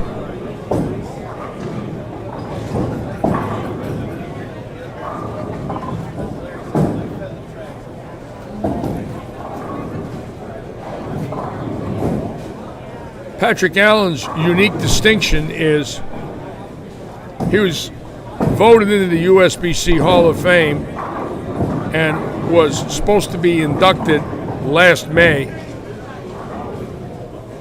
along with Bob Learn and Marianne DeRupo, and they canceled it. And they canceled this year as well. So he's not going to be inducted until 2022. He will have to wait 2 years for his induction speech, something that's never happened in the history of the Hall of Fame. So Bobby Learn and Patrick will be waiting for that night next year. This year it's been canceled again, with Bill Chrisman getting in, Mark Williams getting in. And kind of sad, because that's the greatest honor you can achieve, and now they got to wait and wait and wait and wait for that night and that speech.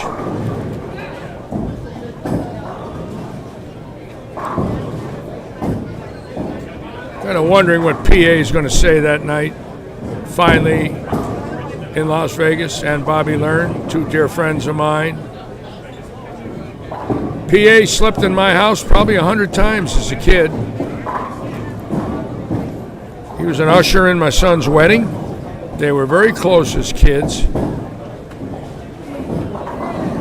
And Patrick Allen made his first PBA Tour telecast with my son Michael in 1992 in the PBA Touring Player Doubles. Both of them were amateurs. They got house spots in Beaumont and ended up making TV in that event. They were both 23 at that time. Now they're both in their early 50s. Seems like yesterday.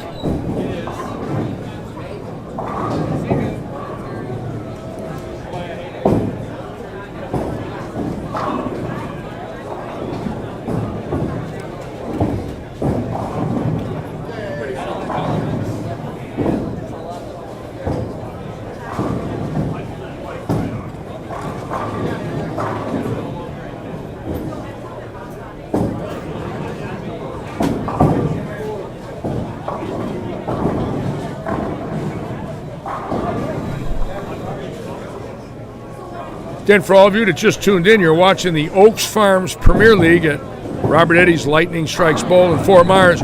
Oaks Farms has put $20,000 into this league. $20,000. Oaks Farms has a processing plant in Naples, Florida, delivers food to over 2,000 supermarkets in the United States.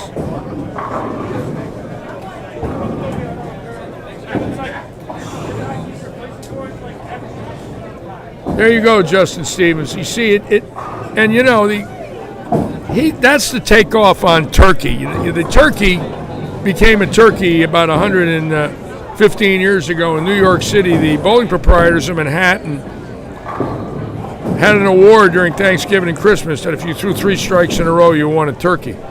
Now you might say, well, how can that be? But the lanes were only 2 feet wide. They were 60 feet long. And they had kegels. They didn't have matched pins. They had carved wood called kegels. So 3 in a row was very tough back about 110 years ago. And it became very popular. And so for the years before World War I, the bowling proprietors of New York gave you a turkey for 3 in a row. And that's how it became a turkey. So I think Rob Stone was looking for an identity factor, and he came up with ham bone. Well, turkey, ham bone, you know. And a lot of people have resented it. I know I didn't like it, but now that I look back at it, I don't think it's so bad, considering that Fox is with us and he's with Fox. Maybe we ought to back the man up, give him a chance. And if the worst thing he ever does is yell out ham bone, he might be the nicest man in the world.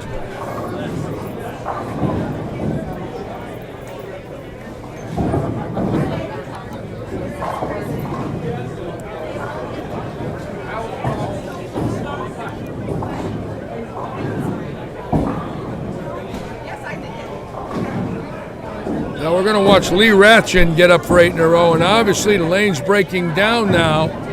You'll notice Seward with a split, and right behind him, Alshire with a split. And in game 1, they went 289-300. So now look there. Here's the. And we're watching the finals now, or qualifying. After 23, so there's one more game. And after 23 games, it's Smallwood still leading with Prather in second, Anthony Simonson in third, Jesper Svensson fourth, Belmonte in fifth. So what you've got is third, fourth, and fifth, and sixth. Thumbless in the Tournament of Champions qualifying, and Smallwood half in. So it's obvious now, ladies and gentlemen, that the PBA Tour, people could say, is being dominated by thumbless players, and it's no surprise to anybody. Not with those rev rates. Belmonte has changed the game of bowling.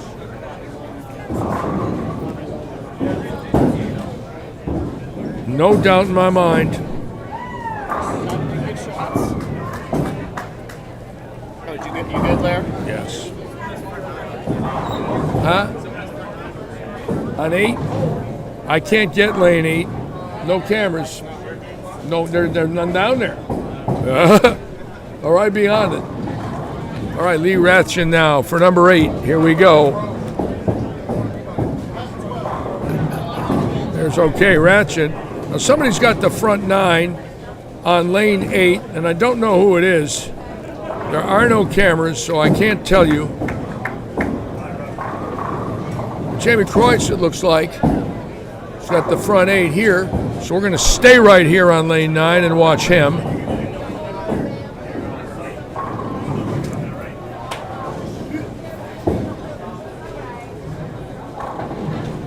Everyone chop off your thumbs? Well, John, there's no need to chop them off. Just don't put them in. I like that. Chop off your thumbs.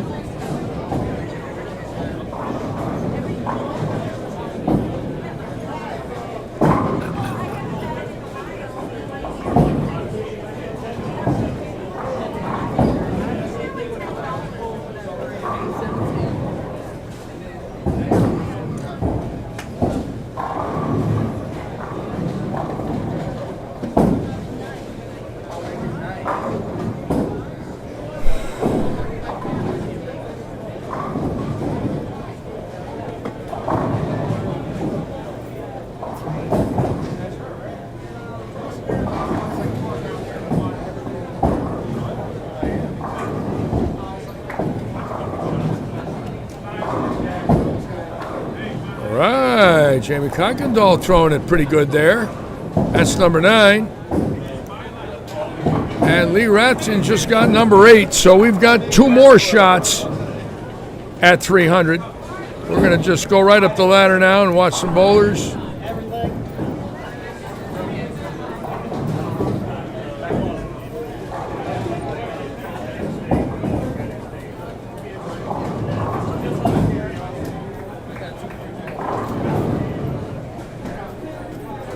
Again, there will be action tonight, so stay tuned, folks. After the league is over, there will be a 3-game sweeper. No Matt McNeil tonight, who won last week. And the week before that, Jason Duran. Jason has left town with his family, traveling the country.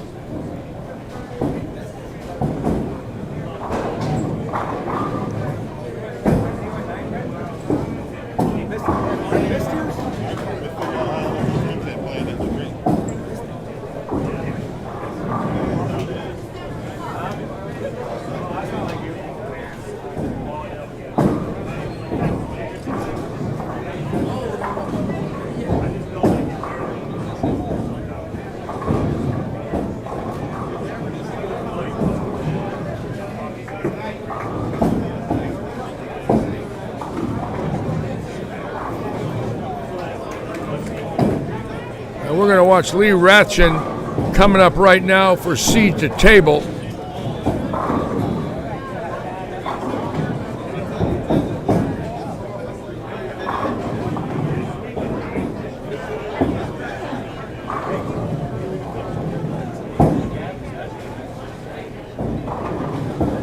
For number 9.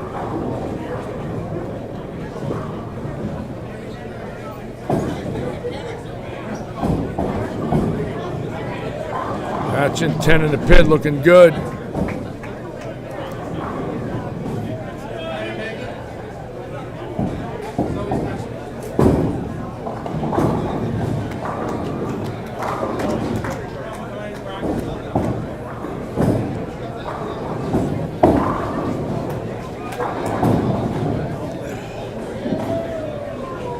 That's the great Ricky Ward on lane 9, bowling with Robert Eddy tonight. There he is, the Bulldog. 6-time PBA champion, the Bulldog out of North Fort Myers.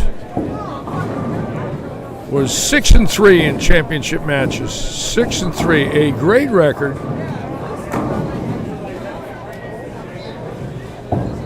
Oh yes, the TC's on Fox this weekend, Joe, on Sunday.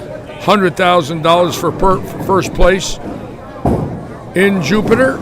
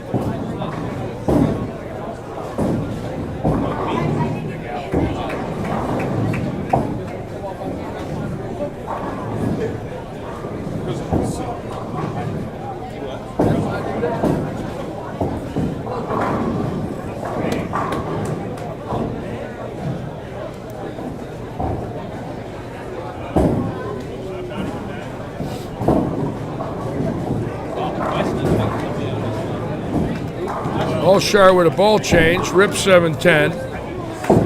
Andy Cox with 6 in a row, so we'll be coming back to him. We do have strings here we're going to be keeping our eye on now, just to make sure we don't miss any 300 games.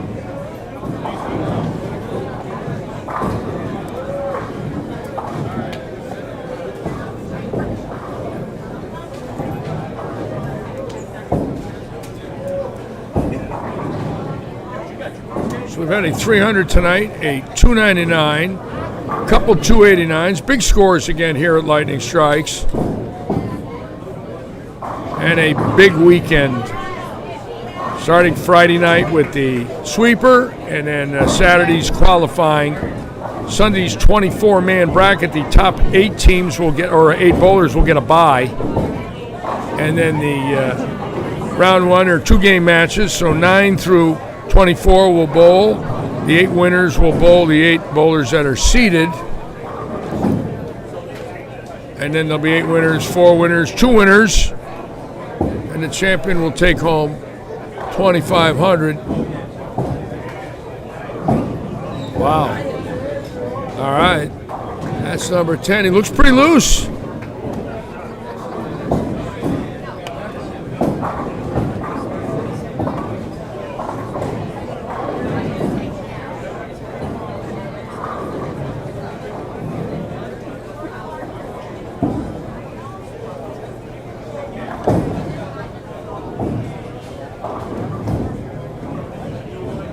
Got that right. That's a good shot. Hit it. Hit it. Did hit it. Didn't go. Now Lee Ratchin for number 10. So Jamie's going to have 289. And now Ratchin, here we go. Oh boy. Just a bad shot.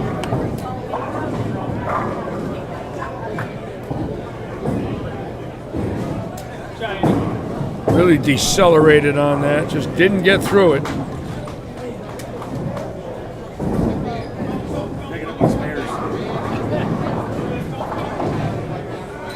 Again, we want to thank all of you for tuning us in tonight here in Southwest Florida in this great league. $83,000 prize fund. 12 teams will be in a roll-off 10 weeks from tonight. Might have back-to-back nights for roll-offs where we'll get down to the 5 or 6 in the roll-off. I don't know if all 12 teams are going to bowl that night. We have to find out about that, but that's going to be quite an evening. A lot of money at stake in that roll-off. $16,500, I believe, in the roll-off. That's a big night for team bowling. Unheard of, really.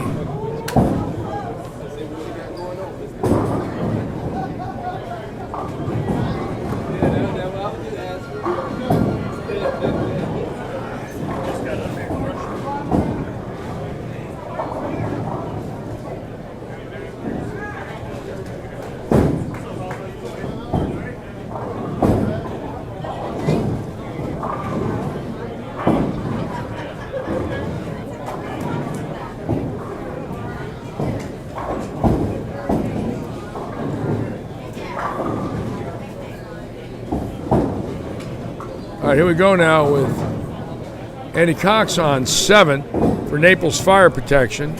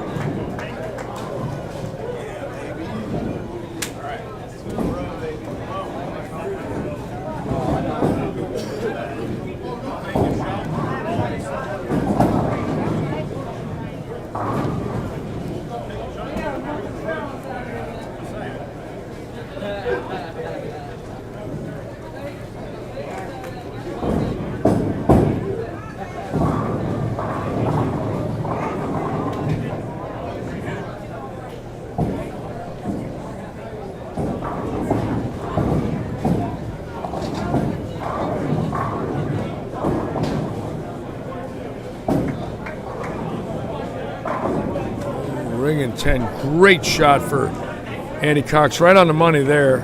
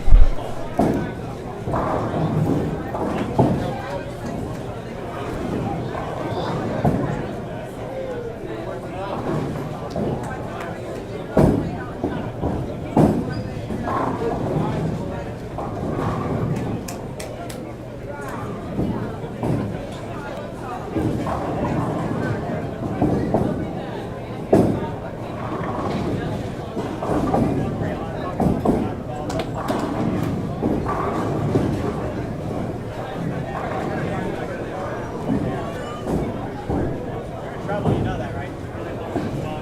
You better hope Riley doesn't get his.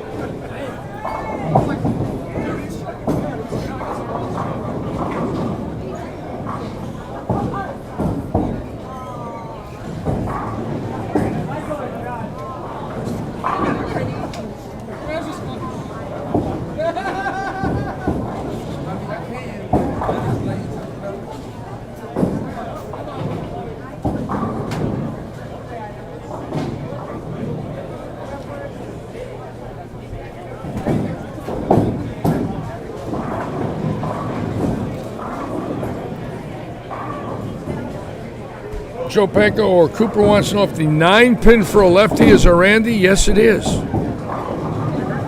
If it's a solid 8 or a solid 9, it's a Randy. I think that's a pretty cool name because it's the most famous solid 8 in history. No doubt about it. I mean, I've seen a lot of solid 8s, but I never saw one for a PBA title, and I never saw anybody like Ernie do that dance when Randy left it. So we know, after watching it now for some 25 years, that that's a Randy.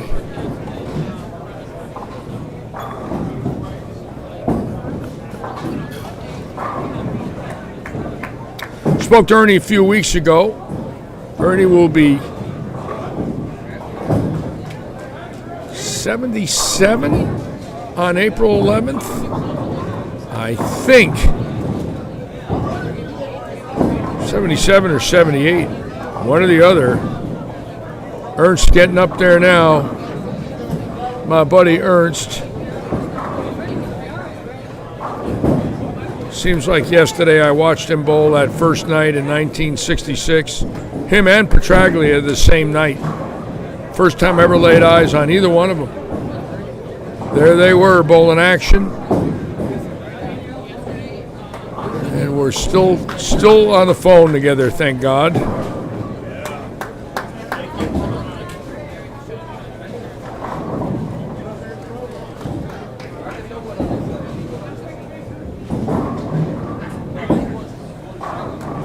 '78, Doug Clark, thank you. April 11th.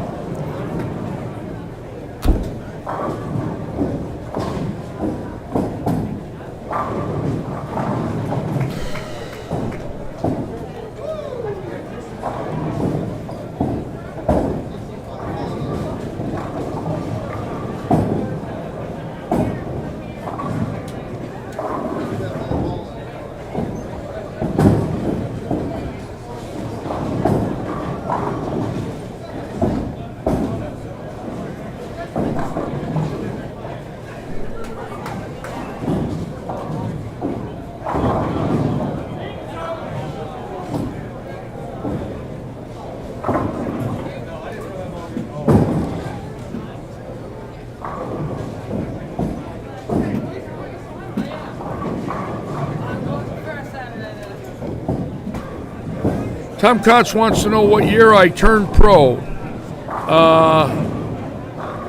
Well, it just depends on the definition. I think I turned amateur. No, Tom Kotz, 1968. I filled out my application in November of 67. At the age of 18, I bowled at tournament as an amateur PBA event, and I finished second. I bowled for the title at the age of 18 years and 5 months. And that's one of my losses. Actually won the title match, but I didn't win it by enough. It was 50 bonus pins for winning. And I had to win the match by 57 pins to win the title. And I won the match by 15 pins. Missed winning by 42 pins in my first PBA event. There was no step ladder. To this day, it is the highest finish by the youngest amateur. How's that one?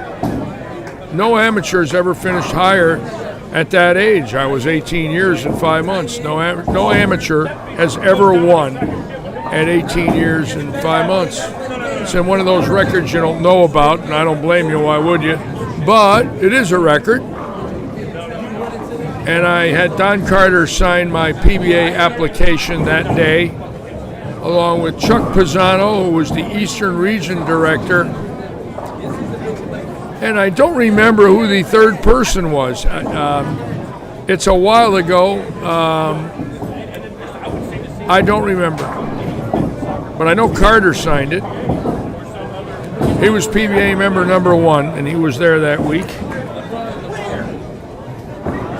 So it was a thrilling event for me.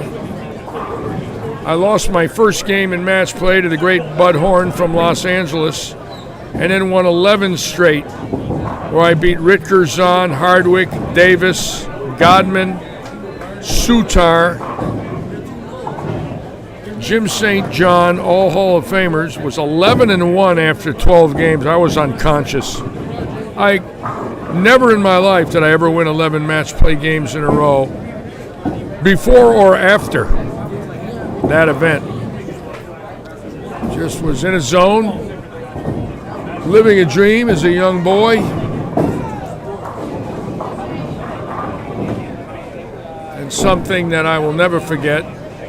Every November I think about it, and this coming November will be 54 years. The tournament was held in Plainville, Connecticut, which borders Bristol, now the home of ESPN. Kevin Perdue won 300 tonight. Mike Alshire, a 299. Couple 289s.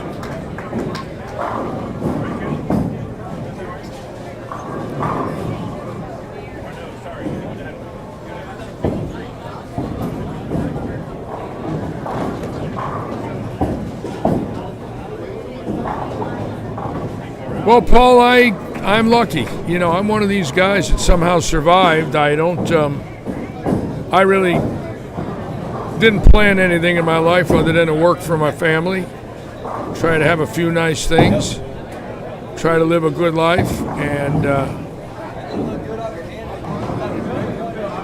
I guess my greatest conquest other than bowling was beating cancer 12 years ago. I had prostate cancer. I had it removed. I was 3 months away from spreading. So I got lucky with that one. That was a break.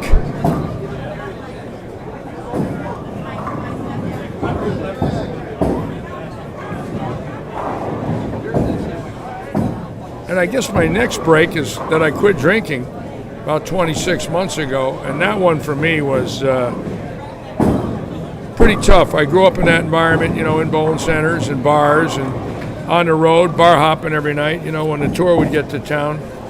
I'd look for the bars, go out with my buddies, and became pretty much a way of life. And I'm glad I don't do that anymore. I'm not against it, but I'm just glad I don't do it. I think it'll help me live longer.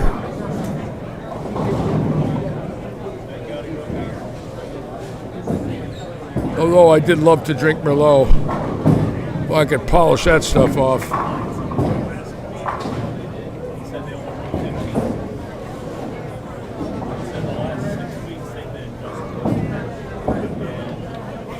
Well, we're going to watch Ryan Waddell now on 35 and 6. Renee loves to watch her son bowl. Let's watch the young boy out of Port Charlotte, and then we're going to move the cameras again. Thank you, Paul Phillips. Yeah, I'm very thankful.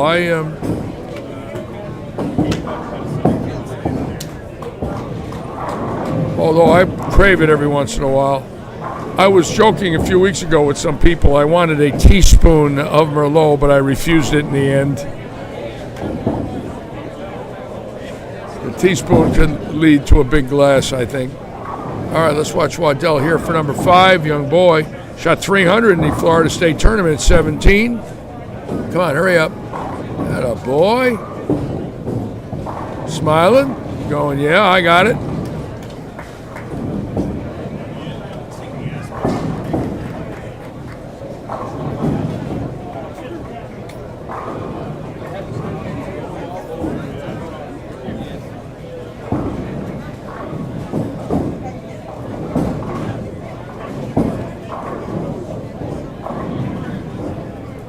What was really interesting about Carter signing my PBA application in 67 was he sat behind me for my only win in 71. And believe me when I tell you, when I saw him that day in the audience, I remember thinking, I'm going to win this for Don Carter. In the back of my mind, I wanted to win in front of Don Carter and win for Don Carter because of what he did for us. You know, he was television's first bowling star. And because of Carter, Eddie Elias was able to sell the PBA to Roone Arledge at ABC Sports. Carter and Weber and the Budweiser team of Ray Bluth, Don Carter, Pat Patterson, and Tom Hennessy. And Elias told Roone Arledge that the Budweisers will bowl in the PBA if you give us a contract. And people were unsure of that, and they did. They all bowled, and then the sponsors started to come in like Firestone and different major sponsors because of Carter and Weber. They built professional bowling for the stars of the 60s, Sutar, Davis, Stefanich, Burton, Wayne Zahn, Dick Ritker. Of course, Glenn Allison was in that group. What a wonderful man he is. If any of you out there ever met Glenn, you talk about it. One of the finest men I've ever met in my life. What a bowler. Those guys built it for us. And now today in Jupiter, Florida, those kids are bowling because of those pioneers. So it's so wonderful for me personally to remember that. You know, a lot of those kids obviously today weren't born. They have no idea, and it's not their fault. You know, this was 60, 65 years ago when all this took place. But watched that boy win $250,000 last week and saw the thrill on his face. We're going to see it again Sunday. Might be him again. I tell you, he's on a mission. And I'm good friends with Guppy. Guppy and I are about 3 weeks apart in age. Guppy's got to be going crazy right now. Guppy has absolutely got to be going crazy.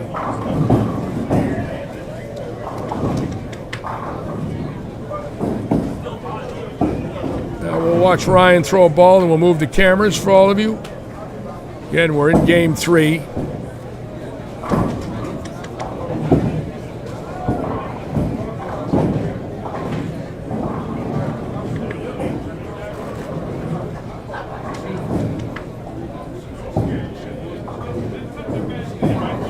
Boy, Ryan. Uh-oh, Renee's starting to dance up there in Port Charlotte, folks. Uh-oh. The house is shaking. We'll come back and we'll watch Ryan.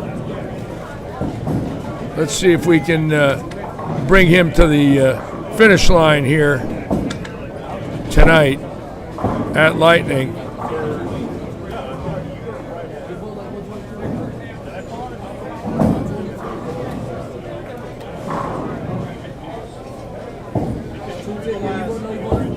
I was with Guppy the night he won his first title in Battle Creek, Michigan in 1975.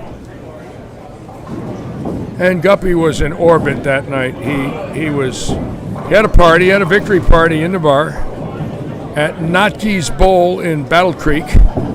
He won with an LT-48 and just right up 4, 5, 6 all week. He could play the gutter as good as anybody. And he put his thumb in first, too, like Dick Allen. Thumb in first and stretched out to the fingers. David Houston's done that. Dick Allen does it. And an interesting way of gripping the ball, very, very unique. Not many people have done that in their lives where they went thumb first and then stretched into the fingers. But yes, it works. Worked for Dave Houston, worked for Guppy, and it works for Dick Allen.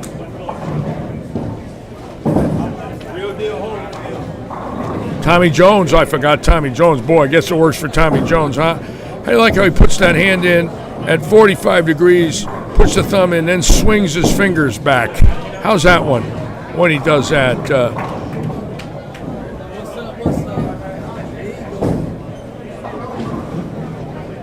Oh, Kyle is from North Carolina? Oh, I didn't know that. David, I'm sorry. I thought Kyle was from South Carolina. Well, I know. I did not know that. Thank you for correcting that, David.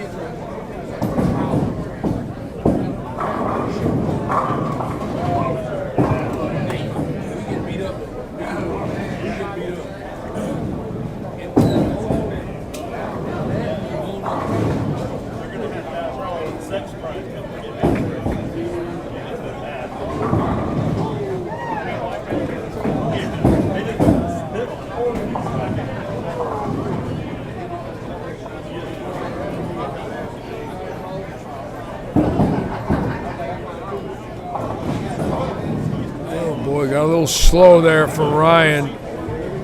See that? Just looks like he eased up a little bit. That's all it took.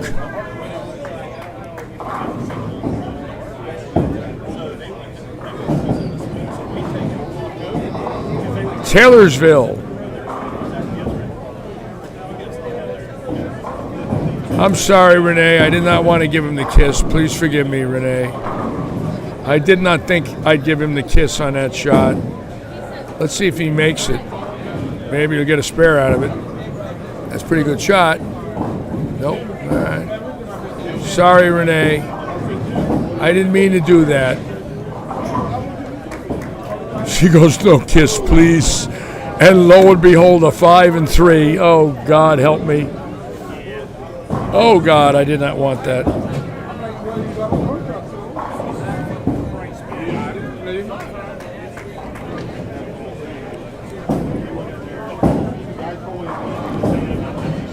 You know, Mike Miller and Dana, his sister, and their father, Gub, G-U-B, Gub Miller, who was the police chief of Albuquerque, New Mexico, incidentally, the chief.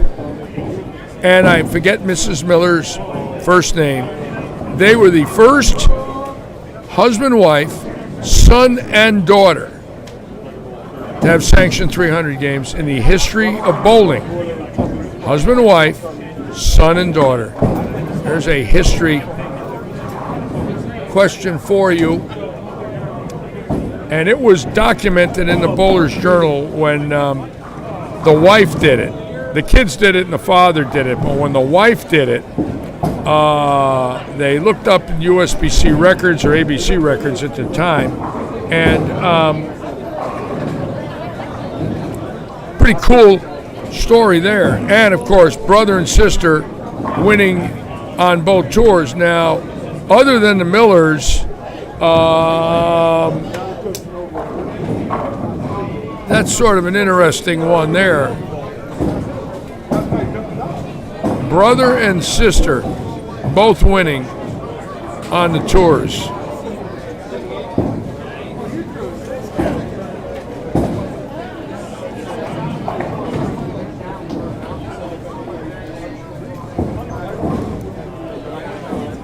I wish they would have kept some records, in national databases about unique records.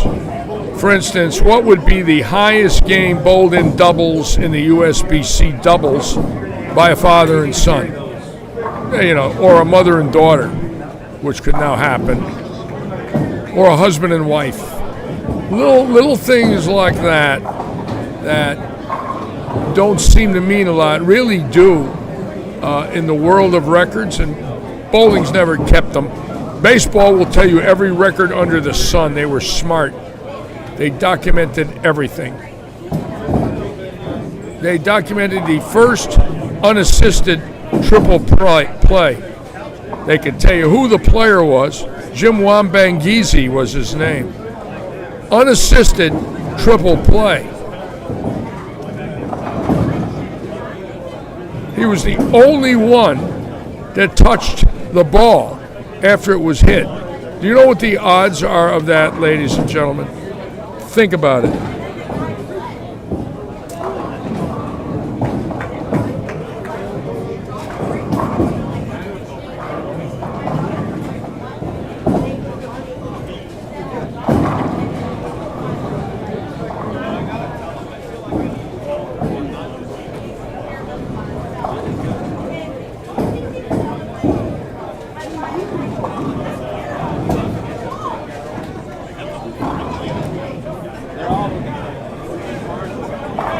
Where is Taylorsville, North Carolina? I'm kind of curious. Is that close to Winston-Salem or Charlotte? Taylorsville. I always thought it was South Carolina. I messed that up.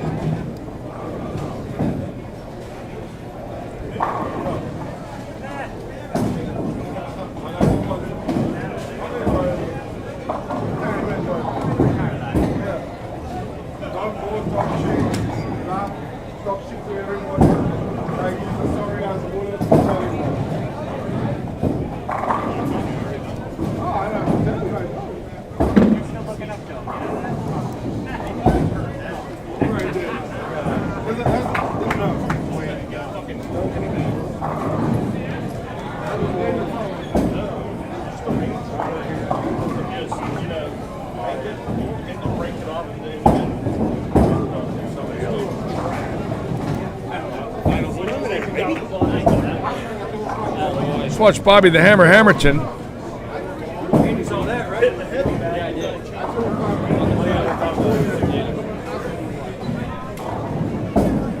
Near Hickory.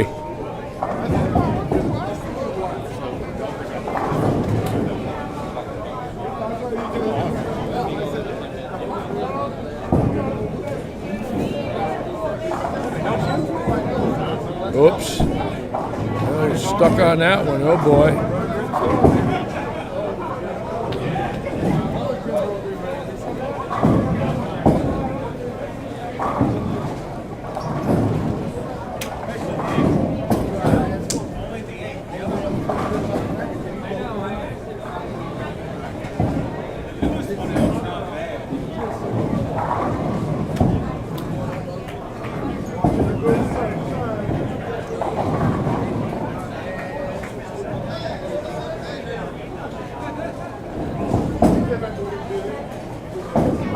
Tommy Kress wanted to know if I banged heads with Bill Taylor because of the name Taylorsville. Tommy, you got that's interesting.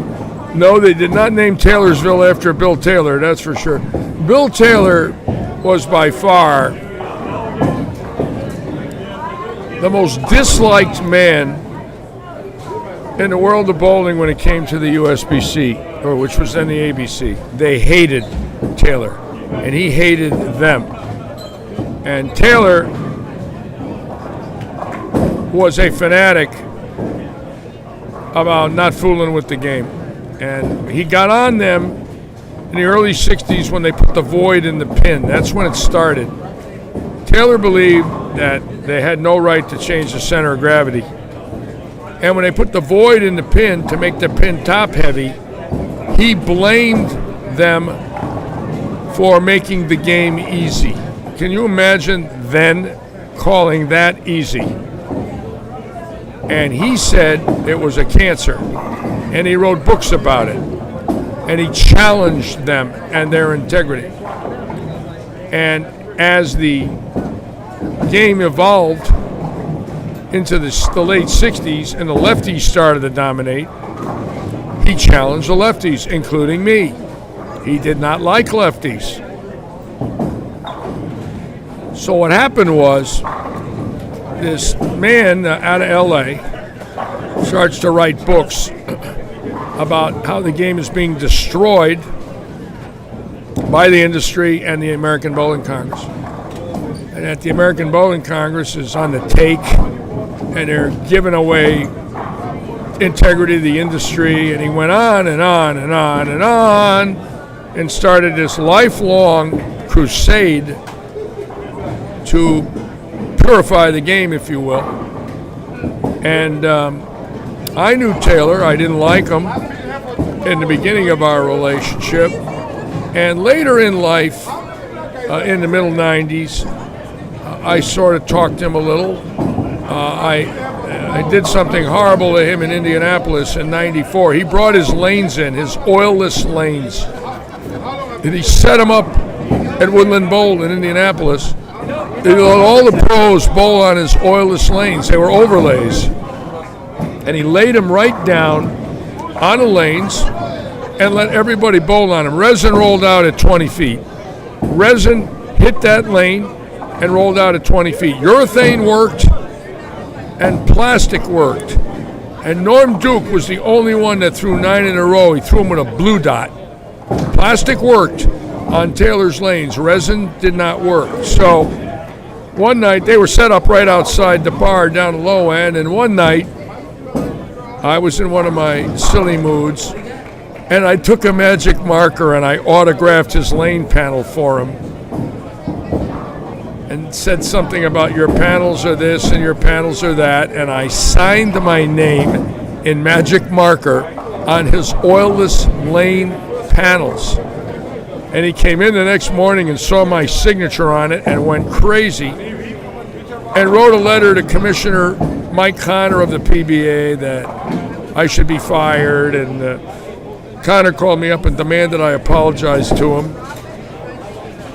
And I did. I wrote him a letter, apologized, said I was wrong. I autographed his lane at the Arrows, folks. You've never heard that in your life. And Larry, would you like the updated standings of after 24 games? yes, in the updated standings after 24, Buttriff making a run, or Belmonte behind Smallwood, Prather, Simonson, Svensson, Rash, Troop, Tom Doherty, Malott, Jake Peters, B.J. Moore, Francois Lavoie, Brandon Novak, Nick Pate, Christian Escona, Jacob Buff, Maldonado made it, Trevor Roberts. My buddy Thomas, he just missed. He's the alternate. Wow, Thomas Larson alternate. Averages through the roof. Smallwood averaging 244. Great bowlers in this finals. Some new names, a few new names in there. Michael Davidson in there, and Trevor Roberts. Some new kids that probably regional champions got in. Nice to see that. And of course, the veterans. Brandon Novak, a regional champion. Most of them are regular tour champions. Chris Ascona, a regional champion. Tommy Jones making it. Dick Allen, talking about them thumb in first and swinging the ball. Nice to see. Anyways, Taylor was one of these guys that just believed in the pure game, if you will.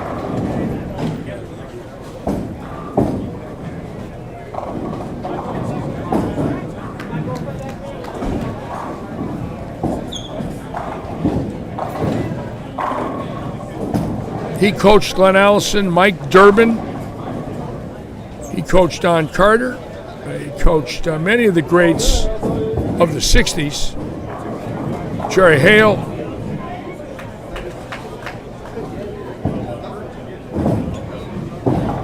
Some guys from LA, they wouldn't go near him. Barry Asher would not deal with Taylor in any way or form, didn't like him. Ed Bourdet loved him. Taylor coached Ed Bourdet. He coached Harry Smith. Taylor was unbelievable.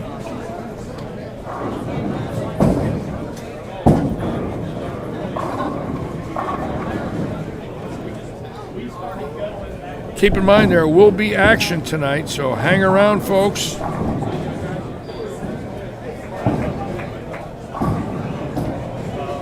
Dave Stouffer running the action here now on Wednesday evenings.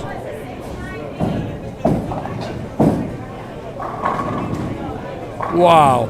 See that on 27? That's a flush 710, folks. I mean, that was flush. That was not a light hit. Did you see that? You have to blink twice, but not a pin left on the pin deck, if you'll notice. Nothing in the flat gutters, okay? If you saw that, not a pin in the flat gutter, nothing on the pin deck, 710. And that's what happens in some of these older houses.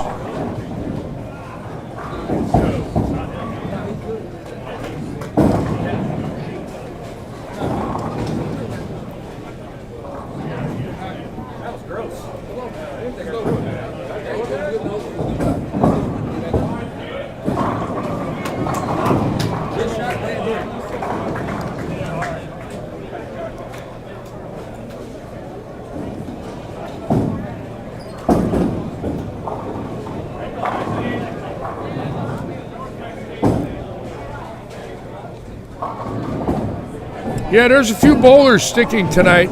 Kind of surprised about that, Harry. Our approaches have been fantastic, but I've seen a few people sticking. Pretty rare. Chris P. and his lane maintenance people buff these approaches daily.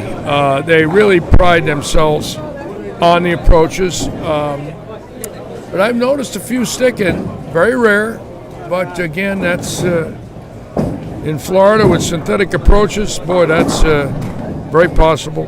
Don't like seeing it, but it's part of the sport.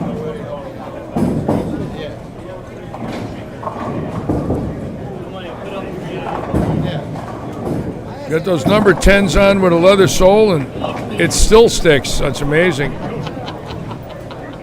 I bowled some tournaments in 2000 with a sock on when I was touring, and I got to Florida after I left Kegel, and I started to bowl every week. And I bowled 4 or 5 tournaments with a sock on my slide foot. Just ran into the closet, brought it in with me, and put it on. Woolen sock. That was the end of that. I never had a problem. Leather heel and a sock.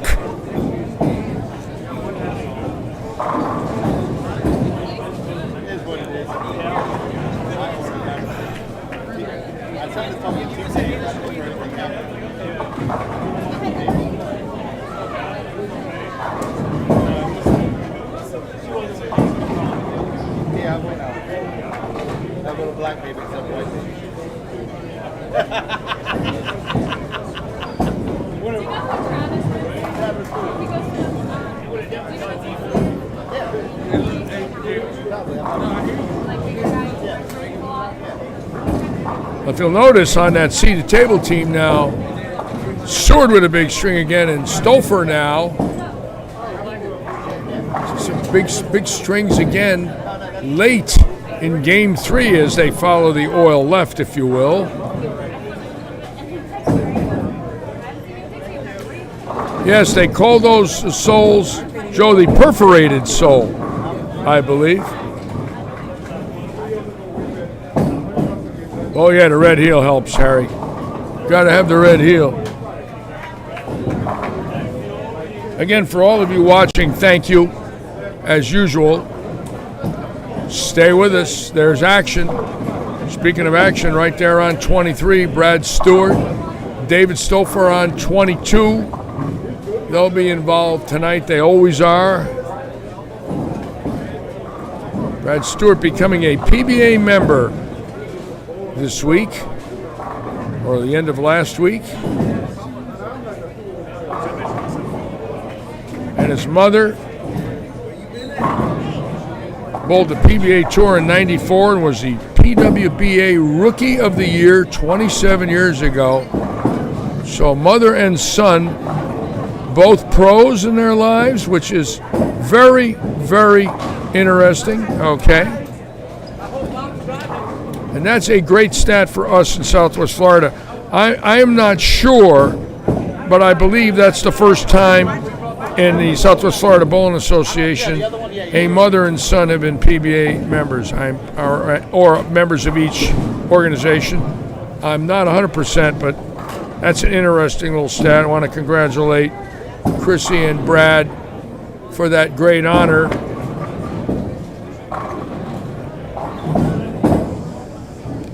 Thank you, Bob Mason.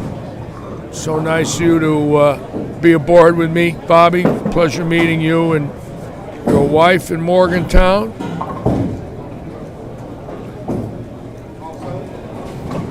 I think I'm going to be back there in May to say hello, Bobby. I've decided after 3 years it's time to come see some people. And there's Brad Stewart finishing with 277. And now we'll watch Stouffer, and then we'll move the cameras again. Now Stouffer coming up for number 8. And we all know how deadly he is. He is an assassin on the lanes.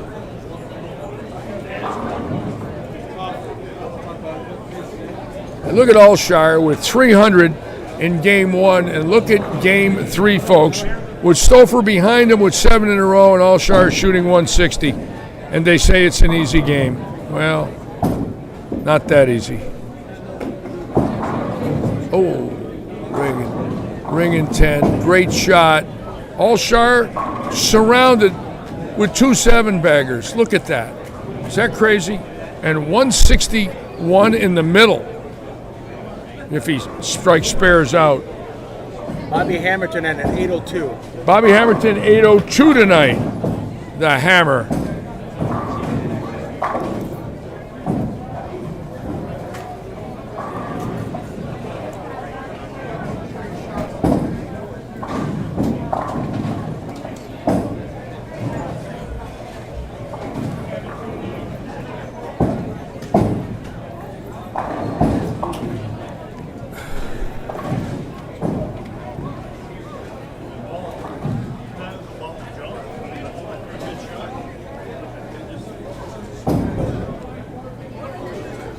Sue Covington watching tonight. Welcome aboard. Sue Covington, ladies and gentlemen, who just got on, is a PWBA champion in 1992, won on the ladies' tour.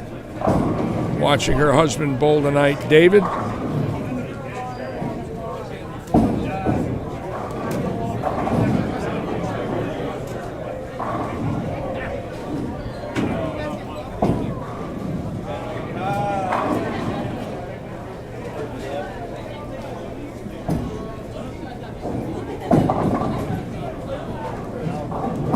Of course, during the PBA senior stop here, Dave Sutar and Judy Sutar are going to come down on Saturday or Sunday, and they're going to sit in my booth, and I'm going to have, obviously, along with Del Ballard, Carolyn Doran Ballard, and, of course, Don Carter and Paula, his wife, and Laverne, his first wife, the Sutars. One of the greatest husband and wife teams, if not the greatest, in the history of bowling. Dear friends of mine that live in Bradenton. Dave Sutar, the first bowler to win the regular Masters and the senior Masters. Sutar won 2 majors in his life.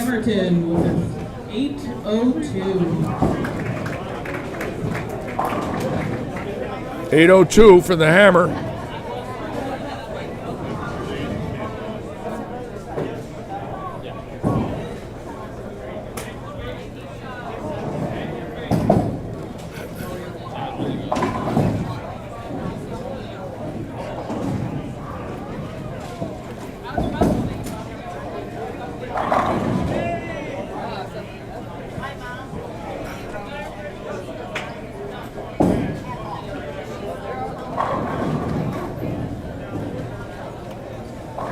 And interestingly enough, on 21 and 2, Gary Seward, I believe, might have a chance for 800 tonight. We're going to go back and watch him finish the 10th frame. What's interesting about it is he had 289 in game 1 and could go 290 in game 3. So, hypothetically, 579 for 2. I don't know what his second game was, but there it is.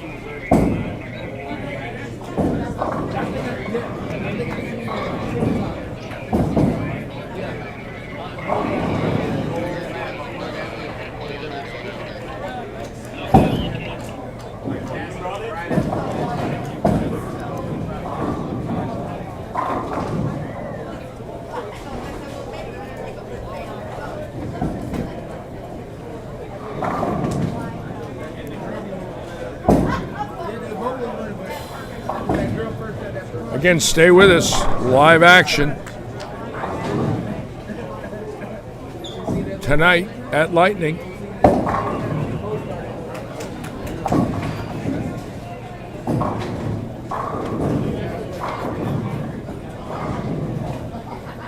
And the big weekend. We won't know who's coming over Saturday, probably until if they don't have any chance Friday, hypothetically. I don't know how many are going to come over Saturday that made the finals in Jupiter, but I have a feeling some of the pros that did not make the finals might be coming over here Saturday for the 2,500. Again, that's a lot of bowling in 1 week to bowl Wednesday, Thursday, Friday, get in the car 3 hours and bowl Saturday. But, you know, some of these guys, they do bowl for a living, so it's possible we could get some bowlers here that made match play. We do know Walter A. Williams is going to be here. We believe Parker Bone might be here. We're hoping. Sean Maldonado did sign up, but he did make the finals. So I don't know if Maldonado is going to bowl tomorrow night and Friday and then come over here Saturday morning. But he might. You never know. These guys have been out of work for a year, pretty much. So you can imagine a lot of them with families and want the money. They want to play for money. They're sick of sitting home doing nothing. Look at Seward. Can go 289 game 1, 290 game 3. That's a good shot for Seward. Right there. Oh, yeah. Seward throwing the ball well tonight. Best I've seen him look in many years. Those are good shots. They're pure, right off his hand, clean. And if he gets 9, 289s in one block or 1 3-game set, that's pretty cool. I never had that. I wonder how many have. So we'll see what Seward has here as we post the scores. Hope he gets 9. Good. 2 289s in one block. I just hope he didn't go 799, then I put the kiss on him. But 2 289s in one block. That's fantastic. 2 games with 10 in a row. How about that?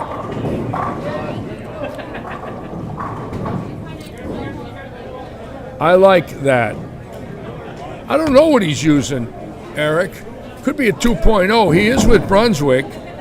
It might be a 2.0. We'll find out. Look at Alshire. How's that possible? Look at his game. 300 in game 1. He opens here, go 138 in game 3. What are the odds of that? Oh, boy.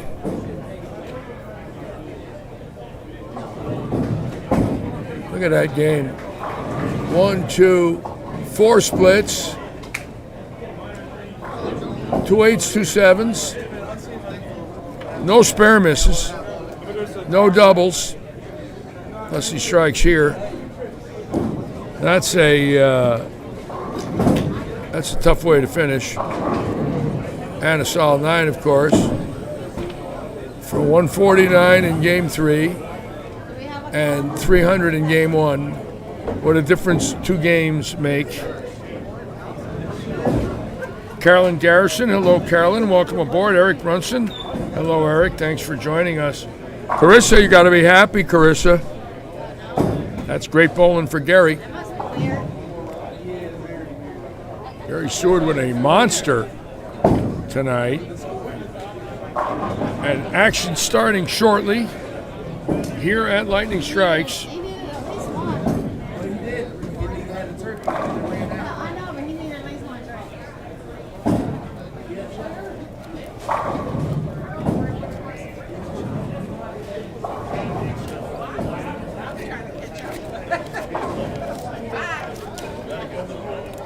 Give this to your mother. Thank you. All right, Stouffer now. John Att with the flex. Okay.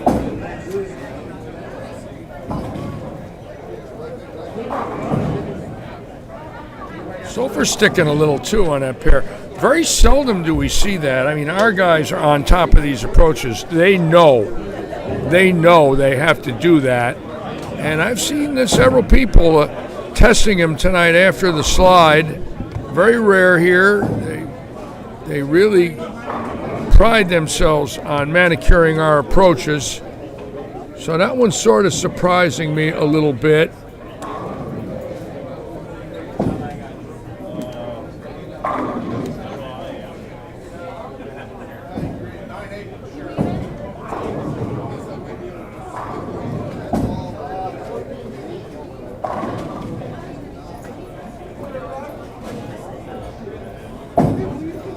And we'll see what the seat to table. I'm kind of curious about Seward's 3 games here.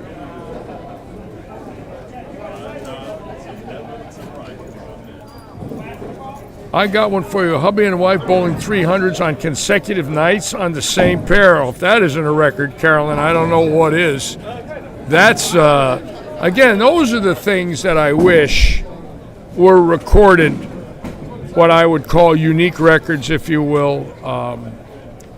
Those type of things there, that's a fantastic feat.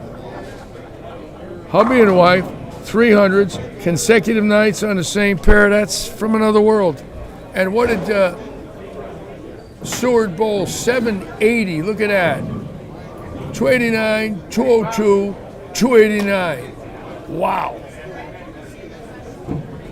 So look at Stouffer, 763, and Alshire, 664 with 300 in Game 1. So as you can see, transition in yet 258 and 289, and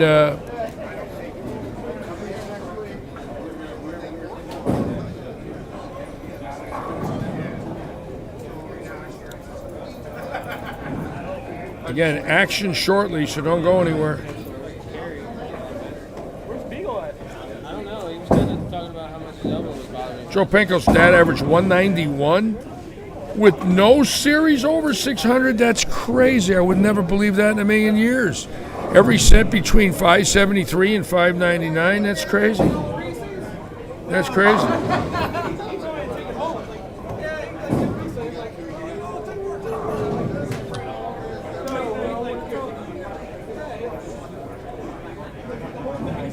.191 average with no series over 600. That's a USBC record.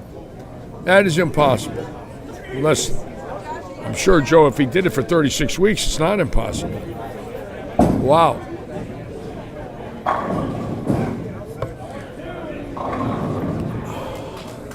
I honestly thought, when we talk about records, that Larry's 290 to 118 over Mark Estes, Larry Lobb in 1994 at Buckeye Lanes in Cleveland, Ohio, in February of 94, early March, or 74. 290 to 118. I made that finals that year. Larry Lobb beat Earl Anthony. I was 11th in that event. That was 47 years ago. 290 to 118. I never thought I would see that record broken until Mika beat Tom Doherty 299 to 100. Now that's one there. The 199 pin win in match play. I want you to think about that one for a minute. 299 to 100, naturally on television, which was even worse. And Tom Doherty is a fantastic bowler. But on that day, he didn't look too good.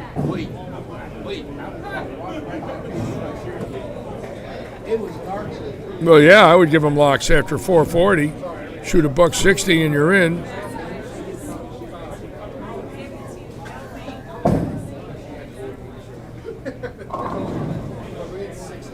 One of the records that I think might not ever be beat is Jeff Carter's 261. I'll tell you what, folks, 783 a night for 36 weeks. Are you kidding? 783 a night. 783 a night for 36 weeks. That's the one there that might last a long time.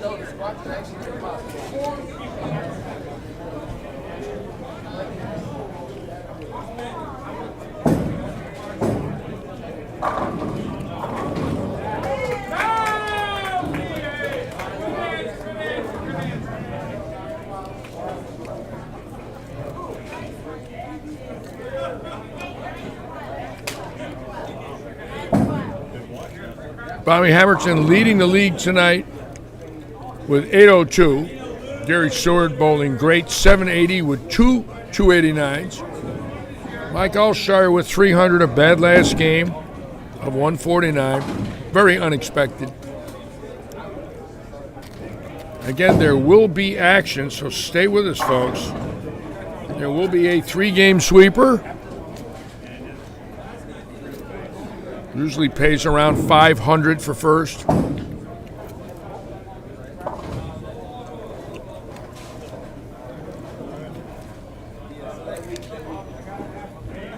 And Friday night it starts again with our sweeper Friday night at 7 o'clock. We'll be on the air at 6:30 Friday. And next Friday we'll be on the air at 6:30. 2 Fridays in a row now we're working and live streaming. That'll be the first time since we've live streamed. We've been back-to-back Fridays. So action Friday, Saturday, and Sunday this week and next for the iRoof. So stay with us as we bring the game into your living room. Free of charge. No cable. Nothing. Put your computer on and watch. I do expect that we'll be interviewing several great stars this weekend. Obviously, Walter Ray. Obviously, Parker Bone Bowles. We'll have Parker here in the booth. And hoping Don Barrett comes back this weekend. He is our defending champion. He won last month.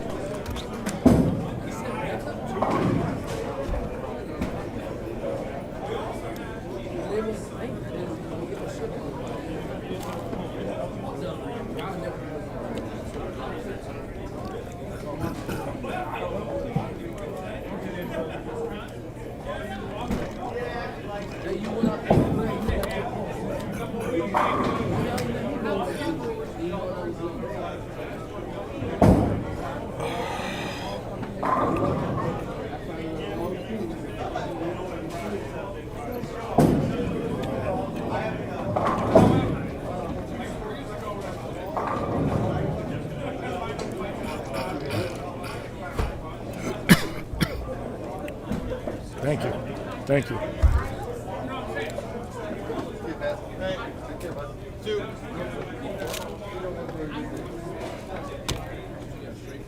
8 Hey, Paul, call me if you want to call for the afternoon. All right.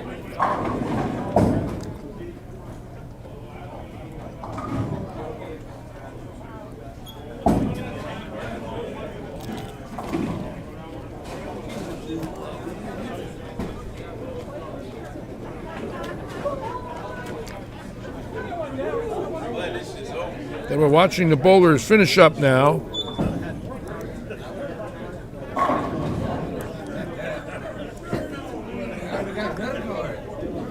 And then the action will start. It is a sweeper. Dave Stouffer will be running it. Last week, Mac McNeil won it. Brian Robinson was second. Brian Robinson is bowling tonight out of Morgantown, West Virginia.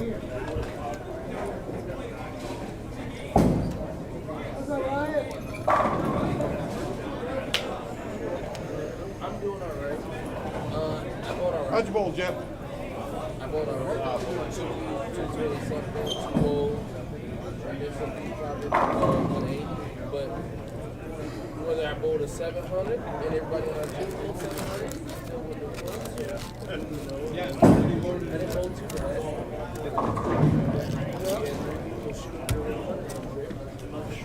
And they went on our team.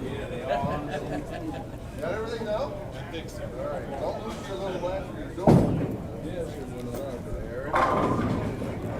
Actually, I'm going to make something. Joe Panko, I'm going to come see you in May. Just to answer your question, I would not drive to Connecticut without stopping to see you. I would have nightmares if I did that. So expect me. I'll let you know long in advance. I look forward to seeing you after over 30 years. I'd like to spend a day and just relax, reminisce, and then head over to Morgantown from there, and then over to Connecticut.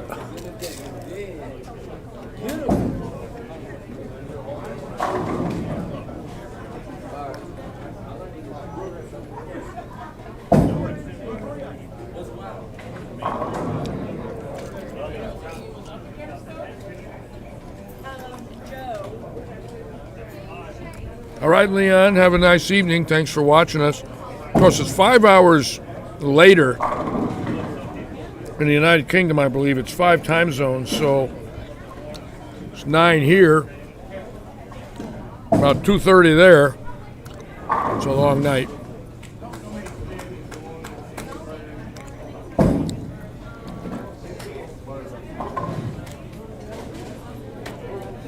North Carolina, I'm sentimental about North Carolina, Joe. It's my last TV appearance as a pro.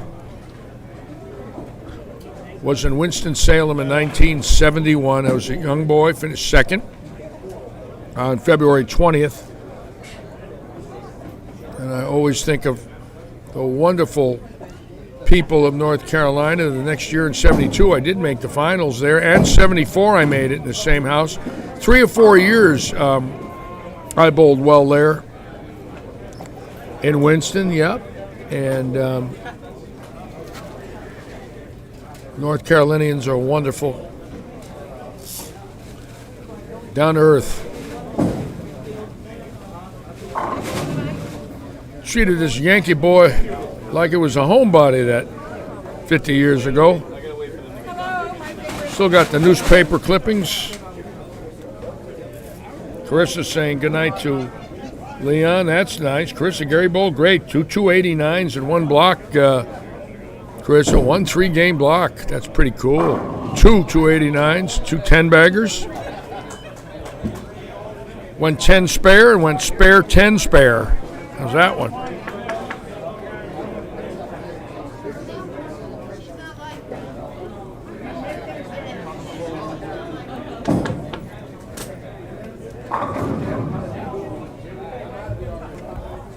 Stouffer will be starting the action. As soon as these folks are done, he'll be making the announcements.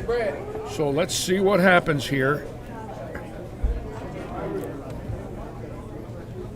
Hopefully there'll be action. There usually is. I I don't think they're going to go home now. They're already here.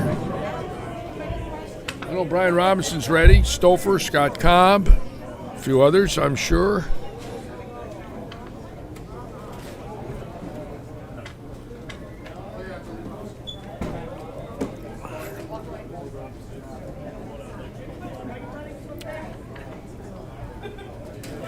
Gotta go.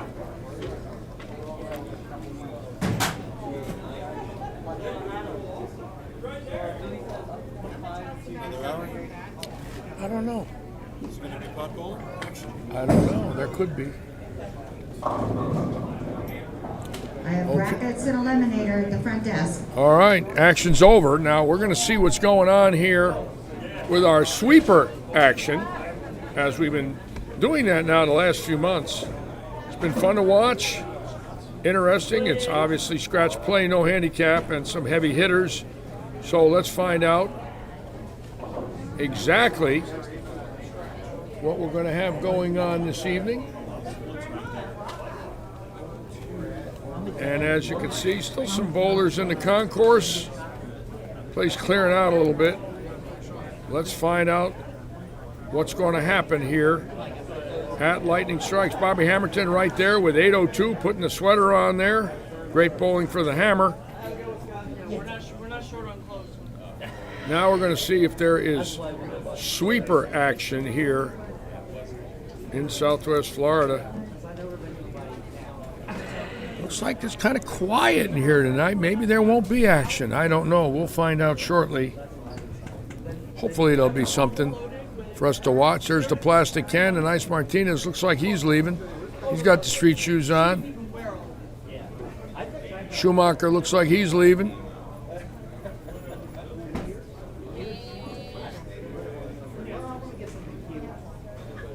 And we'll find out with you shortly. I'm going to stay until I'm sure. I don't want to leave and miss anything. You never know. I'll work on my shirt a little. You'll notice I have to wear a second shirt in here. It's freezing. They hang meat in this place. So hang on, everybody. Bill Montevane is watching tonight. Our salesman from Classic Products. Welcome aboard, Billy. Thank you for joining us this evening. Hope you're doing well up in the Tampa area. Bill Montevane, a bowling veteran, traveling the Southeast for many years now for Classic Products.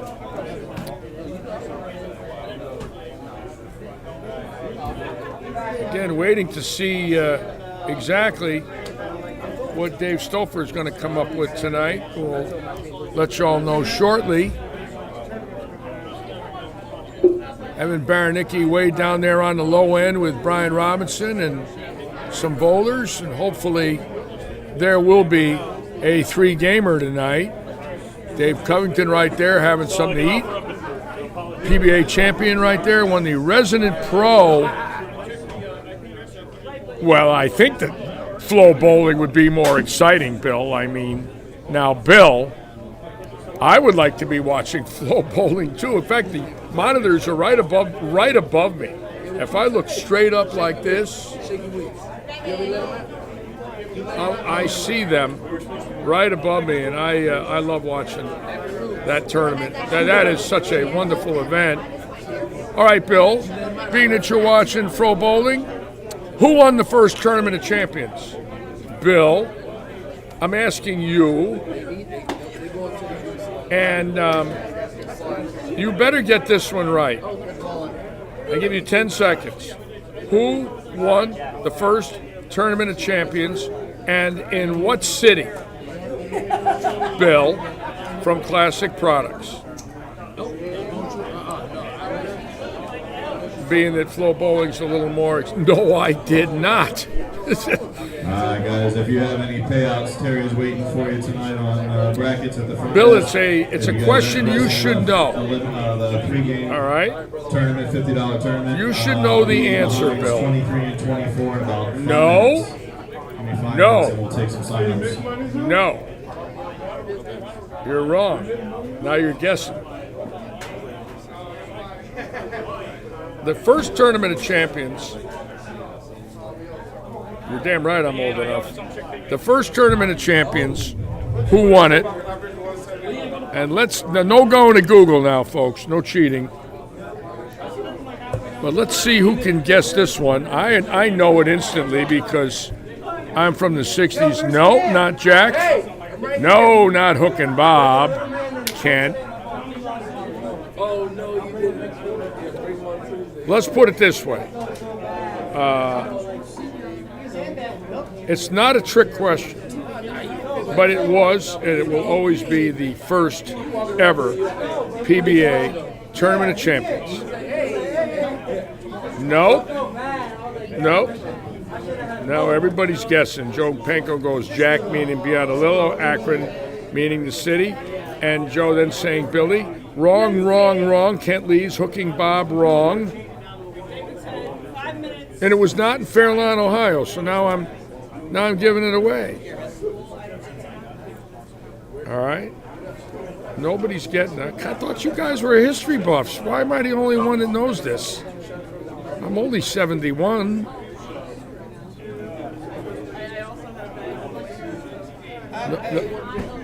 Nobody knows? I don't make the rules. All right. I'm the tournament director. I'm going to give you another hint.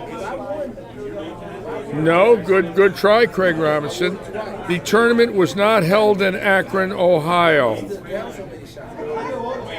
Close, Bill. It's a little better. Joe Panko says Stugatz. Come on, Joe. No, not at Imperial Lanes, Tom Koch. I don't know the actual name of the center, but I know the town, I know the year, and I know the bowler. Okay? The town, the year, and the bowler.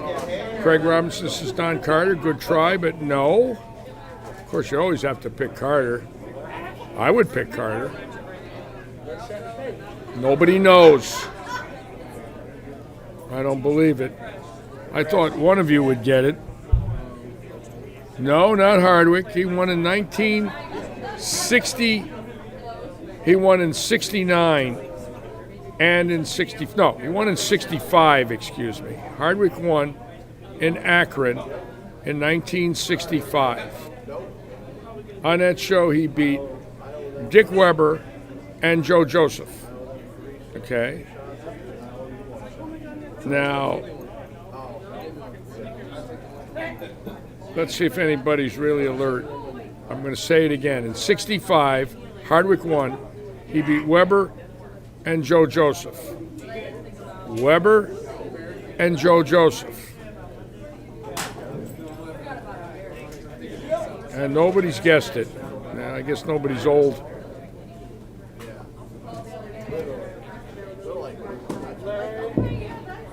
What are you doing, Brian? Brian Robinson getting ready now. You want me to tell you all, or you're all going to look it up on Google? Bill, Weber's with one B, Bill. God, Bill. Joe Panko says Joe. Joe who? Joe Panko. Joe who? Kent Lee says Joe. That's a little better. Well, no, not Carmen, although great guess.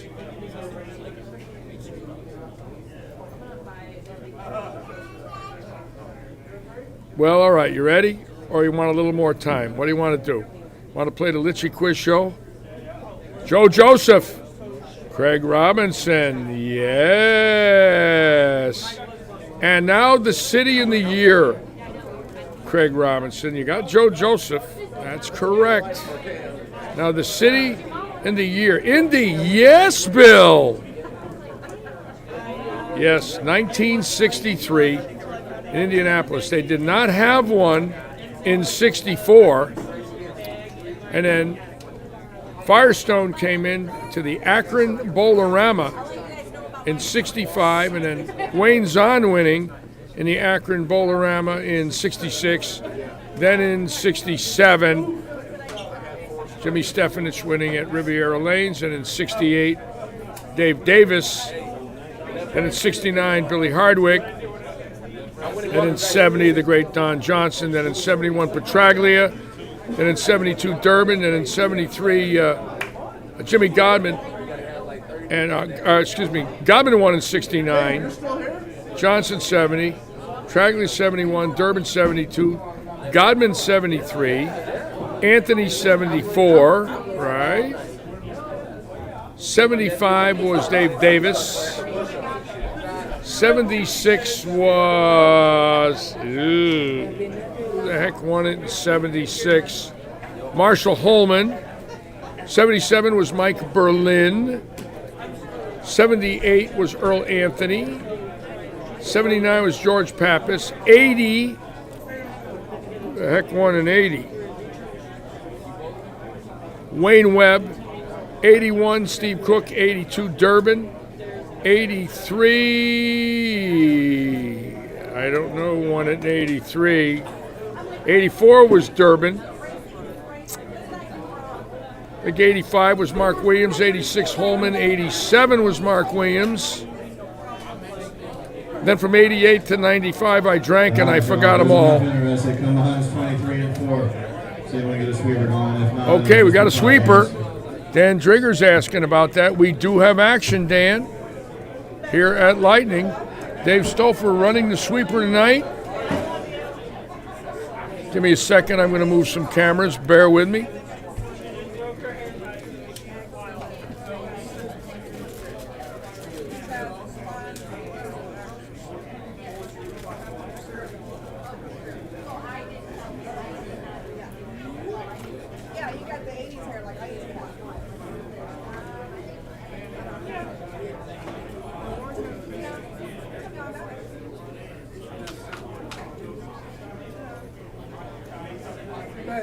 All right, David. Hey, David. Hey, Billy. All right, so we do have action, folks. Stouffer now organizing the entries. Hold on a minute.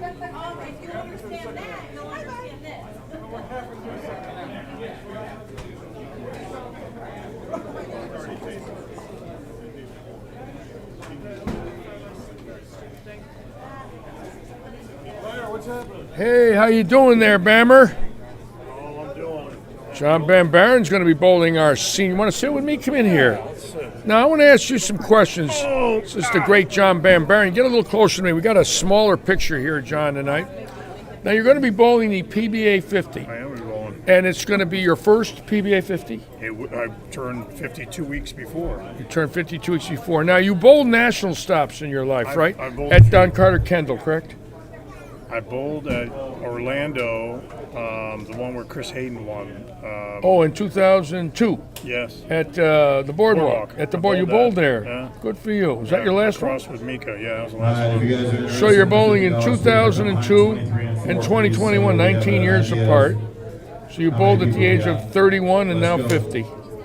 Wow, good for you. Good for you. You still got the passion.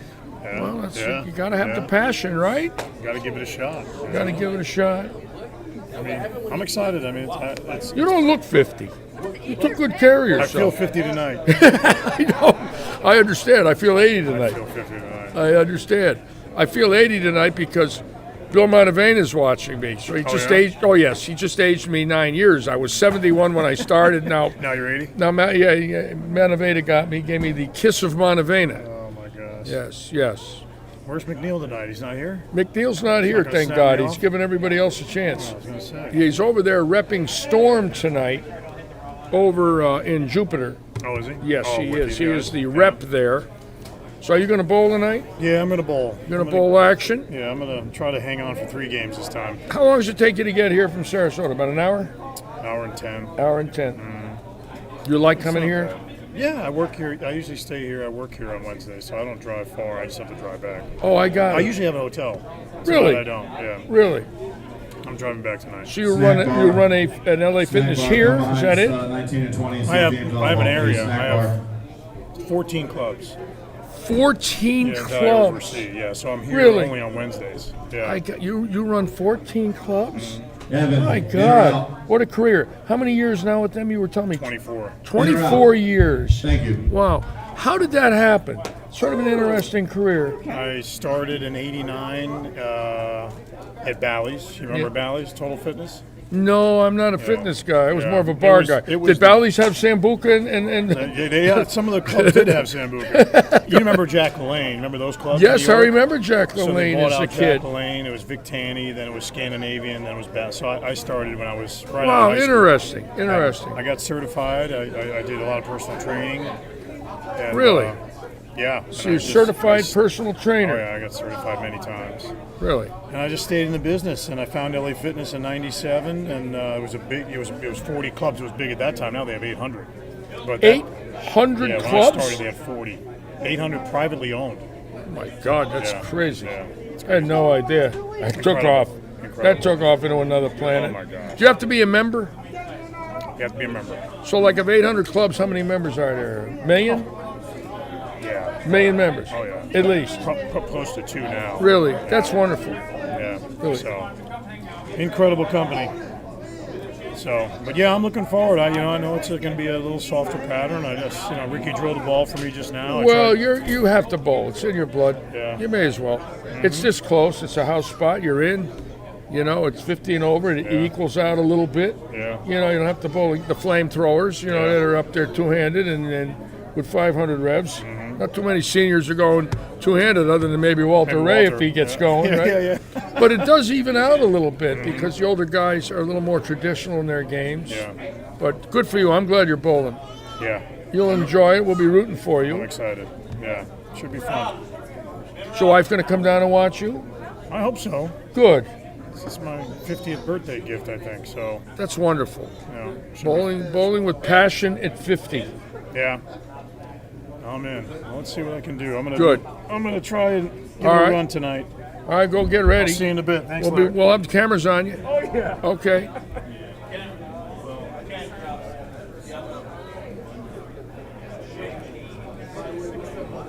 Who won the Masters as a pro when he won it?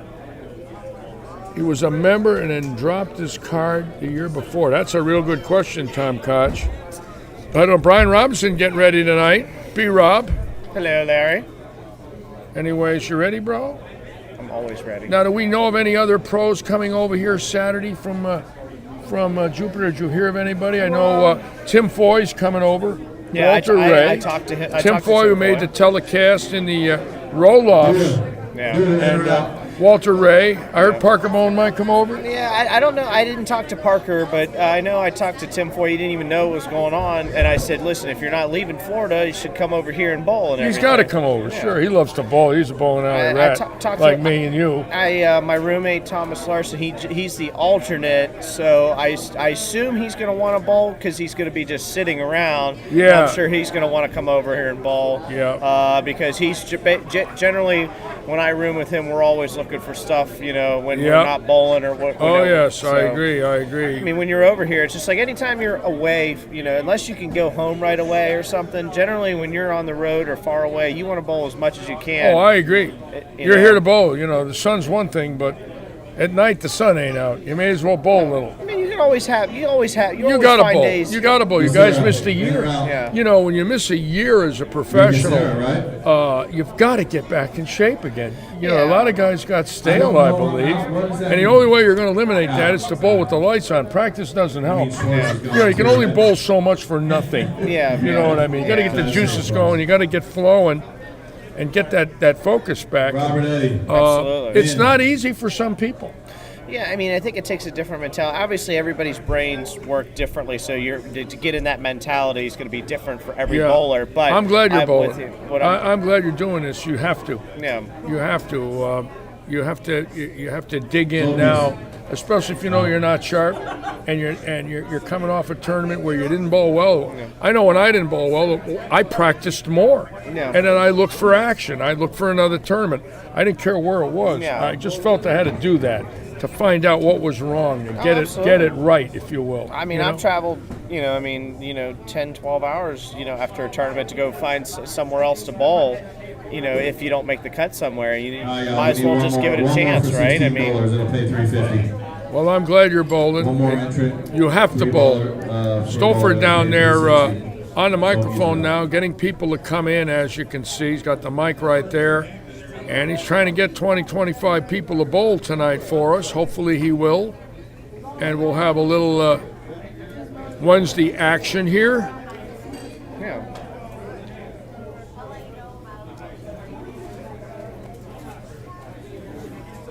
Evan Baranecki looks like he's going to bowl. Tyler Altman looks like he's going. So we got some horses coming in tonight for the action here at Lightning. And still some people hanging out. Why are you doing that? I just wanted to show everybody that West Virginia is the best, and West Virginia. Yeah. Where is West Virginia? You know where West Virginia is. You've been there. I never heard of West Virginia. Oh, yeah. Where the heck is West Virginia? It's the greatest place. It's God's gift to Earth. Okay. God's gift to Earth. Yes. And I'm the king. So. I worked in West Virginia for 3 years. No, 34 months and 27 days. Yeah. And I have to admit, the nicest people I've ever worked with in my life. Yeah. I mean, very down to I earth. will always say that the people there were very special people. Yeah, I think. Other than you. The rest of them were real nice. You pick on me. That doesn't mean I'm not a nice person. You made fun of my hair. What hair? That's what I mean. I mean, you got to have hair to be picked on, I mean, it's important to have that. I'm sorry, Larry. Oh, Brian. You're punishing me, Brian. Don't do this to me. Are you going to bowl your hat on tonight? Well, no, I'll probably take it off. So, hey, there's my uncle there. Is that your uncle, Craig Robinson? It should be. Yeah, he said good luck, Brian. That is, I met your uncle. Mm-hmm. That is your uncle. I would assume. I mean, it's on YouTube. About I know he that. doesn't have Facebook. I met him. Yeah. That is your uncle. I met him a few times. Mm-hmm. I remember Craig. I forgot him until you just said that. Mm-hmm. Now I remember Craig. I sat with Craig. Another person that doesn't have hair. Well, that's because he knows you. You put the kiss of hair on him. Between my dad and my uncle and you guys couldn't even make a toupee. And how's your dad? Is he better tonight? Yeah, he's still in the ER. He's doing better. They got him on some medicine. Brian's dad was admitted today up in Morgantown, not feeling well. Yeah. So we're hoping Mark gets better. Yeah, I think Mark would get a lot better if you make a telecast. Yeah, absolutely. Yeah. Well, he could watch his son. I understand. He's been waiting, like all of us. We want you on TV, Brian. Yes, I understand. I mean, it's great to be on a live stream tonight with Uncle Larry, but we want you on TV. Is it though? Yes, it is. Oh, is it an honor? I don't know. I don't know if it's an honor, but okay. There's Stouffer now, getting the list up. Everybody ready for action here at Lightning.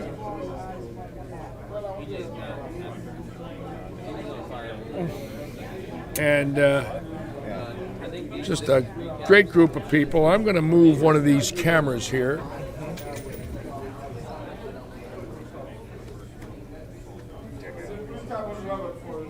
Larry, the technical expert here, the tech expert. Look at him. Hey, listen, can you just make sure that the cameras aren't focusing on your head too much, because we don't want the people to go blind at home, See, my uncle goes, I said, I have more hair than Larry and Mark.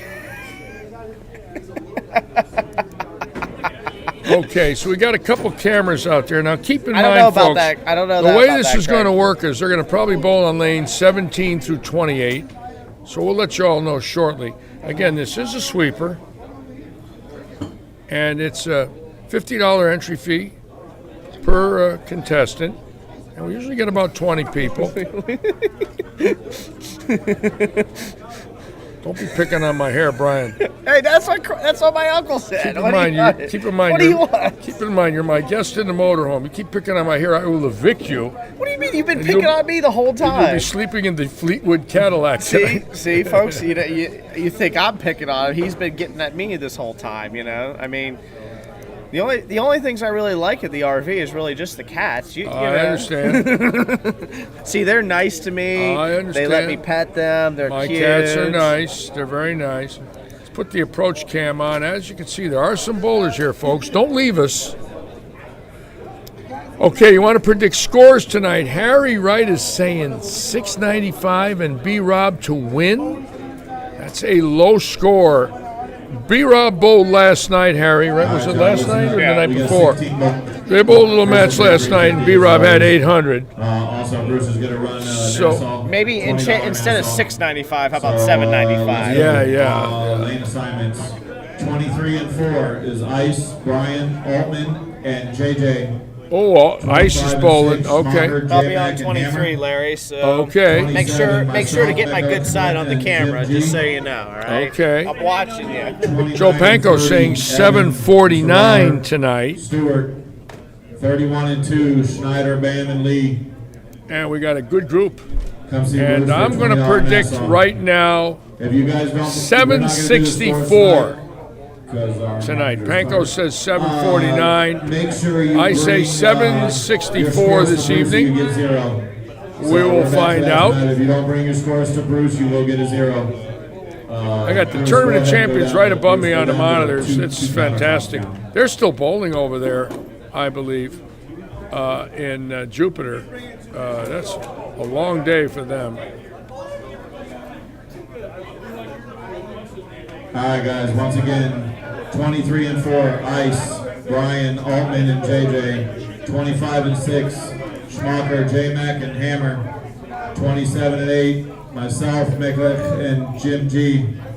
29 and 30, Ev, Mr. Robert, and Stewart. 31 and 2, Schneider, Bam, and Lee. Go see Bruce for a $20 Nassau. Make sure you bring your scores to Bruce. By the way, the potluck stops at 12 o'clock.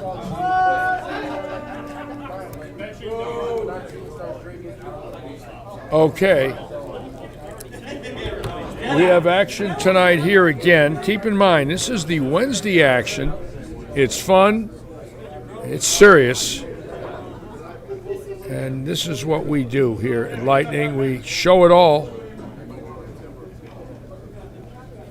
And Friday night, who knows what could happen here Friday night. It could be a late night. With a lot of these pros coming in.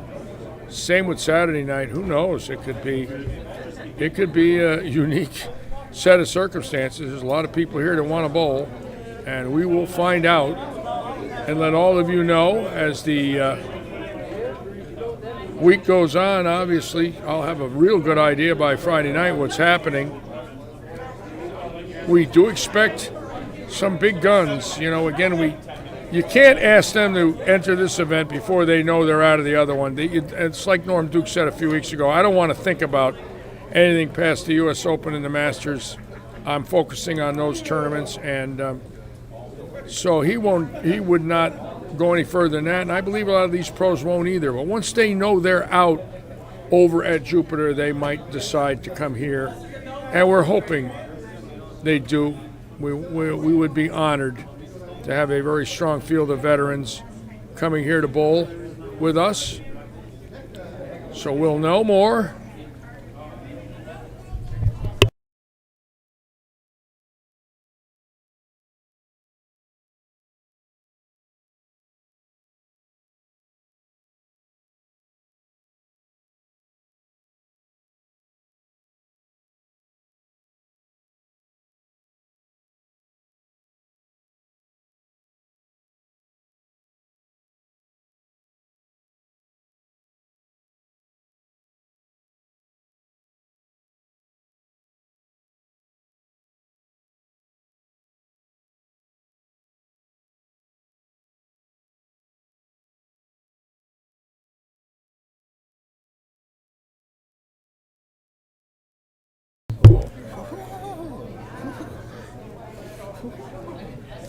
Okay.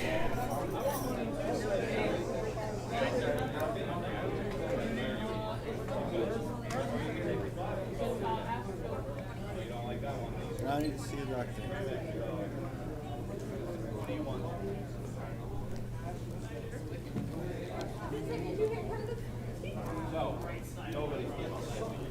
Again, they're getting ready. Lights will be going on shortly. Scoring is going in now. It's lanes 24 through 28.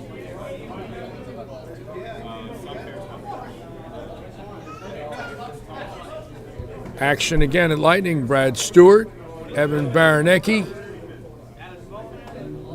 Justin McDonald, Dave Stouffer, Brian Robinson. We got some horses. Anything can happen.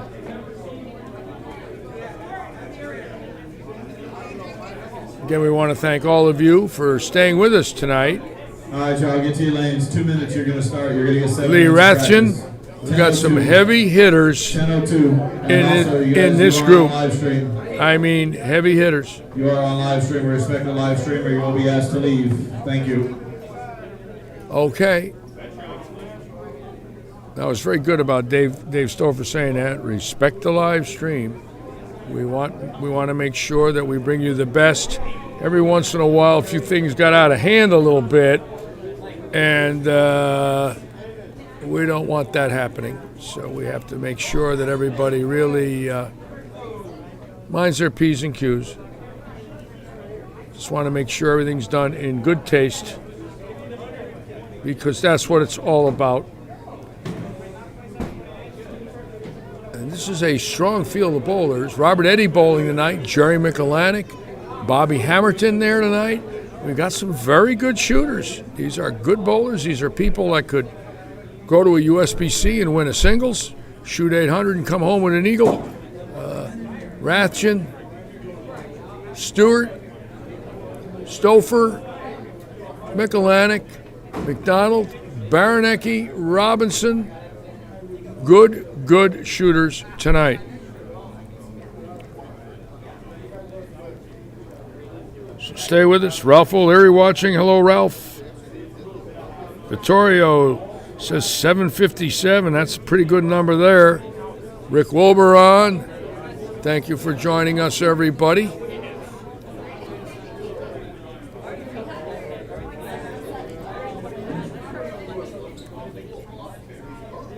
You notice Robert Eddy has to bowl.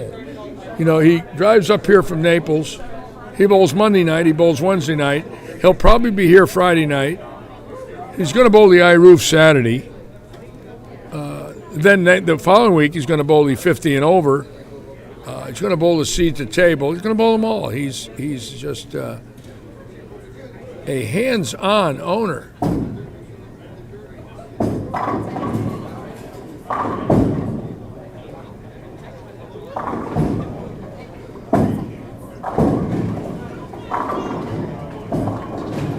That's Michelanek coming right at you.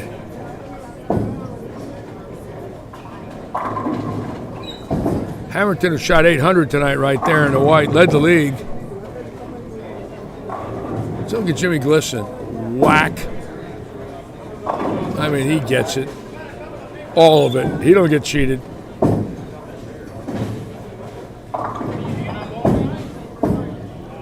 And of course, Stouffer coming right at you. Watch this. Wow. He's amazing. Fantastic bowler. Anyway, it's fun for us to watch this angle here because it's a real good balance here. Most of these guys are going to get through it and really plant and drag the right foot and, you know, get their weight underneath the left leg there where they've got great balance at the release point. I don't see too many people really falling off here. They're going to get through it. Little hop there.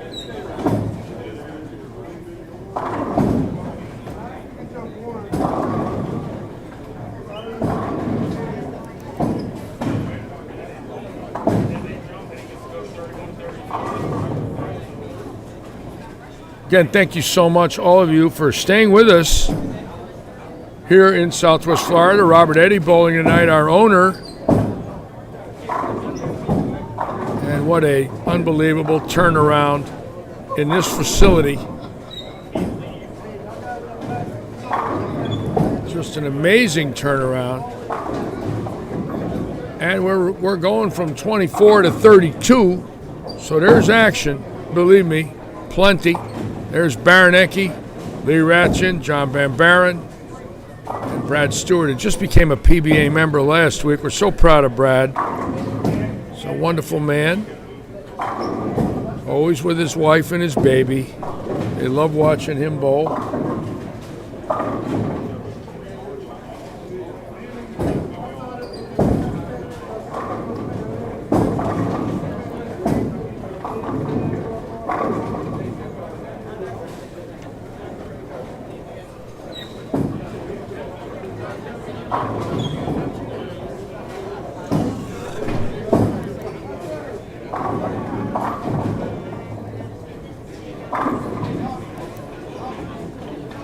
Stouffer's due to win one of these. He's not won in a few months, and it's been a tough few months because of who's entered. There's been some, obviously, with Jason Duran here and Matt McNeil, and now Brian Robinson. You know, they've come in here to bowl. They've bowled well. And that makes it a little tougher on the locals because they got to just beat greatness. And Jason Duran was very impressive 2 weeks ago with 800. Baranecki's won twice with 760s both time. Ice Martinez won with 780. Michelanek was second twice with 730s. So this is a strong group. And they're hungry. They want to bowl. Some of them got to go to work in the morning, and they're here. They just don't care. They're going to bowl, and that's the way it is, and that's okay. And David making a little announcement that, respect the live stream, which I really appreciate because we don't want it to get out of hand. Last week, I felt there was a few people in here that might have been pushing it a little, and they're not here tonight, thank God.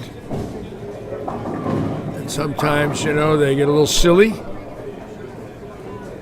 and we don't want that. We want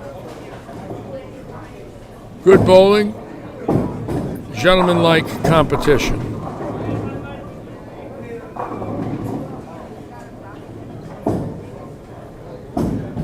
Talking about gentlemen, start right there on lane 30 with that young man. That's a gentleman. Just as solid as a rock.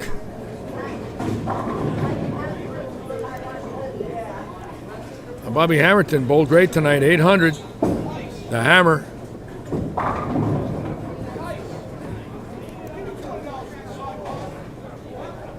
They got the two-handers here with Altman and Robinson on the same pair. Altman. Now Robinson was on 900 Global. They merged with Storm, so now he can throw Storm and Rotogrip equipment. And the Storm reps now work with the Global 900 guys, which are Brian, Chris Barnes. And Brian struggled over there in Jupiter, ended up plus, was about 100 over going into the last game. It took 180 to make the cut in the Pro Tour qualifier. He gambled, shot 160. It didn't make much difference, but he did not bowl good, and I think that's due to the fact that he did not have a lot of competition, and I think in Brian's case it's all about focus. And I said to him this morning, if every right-hander in the field that's leading that thing is in the 230s and they beat you by 300 pins in an 8-game block, you're bowling with the same hand, you're not focused. And it is that. It's 90% mental. And every one of these guys have great games that are on that tour, but if they're not bowling well, it's mental. Focusing on what they're doing wrong, and they're making bad decisions. And right now, Kyle Troop, Tom Smallwood are on 12 cylinders right now. It's mental. They're great, but when they ain't sharp in the brain, they're not making it.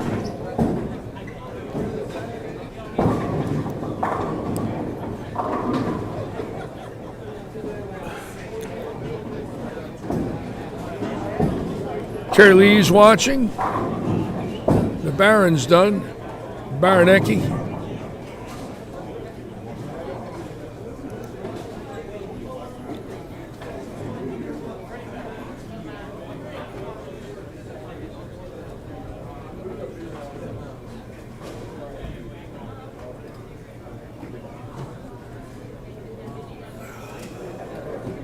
Tonight I'm going to pick David Stouffer, 765, to win it.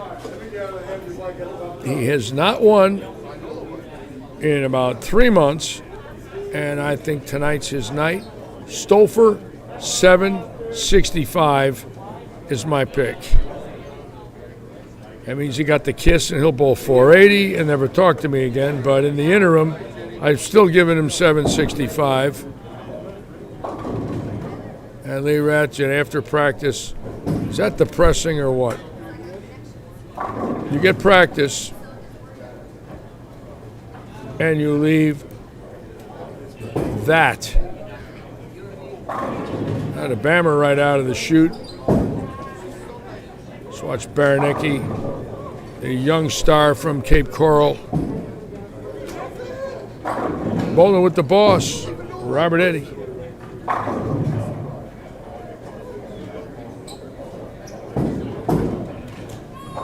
Whoa! Rathjen, did you see that, folks? Lee Rathjen. Wow! What was that? No. It was the 4-6-7-9? 4-6-7-9? Wow. Yeah. How's that? What the heck was that? That's a first. I'll make Larry's Wide World of Sports on that one. All right, let's watch now here. B-Rob with a 10-pin. Now, B-Rob has bowled very well in his house. Last week finishing second in the sweeper and doing very well in some matches. And bowled well last night, shooting 800 in a doubles match.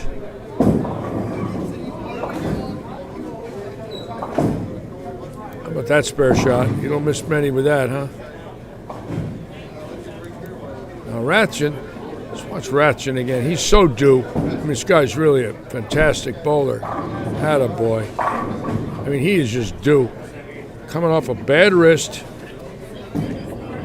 And all of us that know Lee, I mean, there's killer in him. He's waiting to get this bad streak over. He needs a win tonight, to go into this weekend positive, in our seed to table open. And it only happens, when you're bowling good. You want to go into a weekend knowing you can win. Jay Feather, two-hander, okay, had a break. Schumacher on the left, with that ball coming off the spot on the left. Watch Jimmy Glisson. He don't get cheated. The plastic cannon striking. Good night, Paul.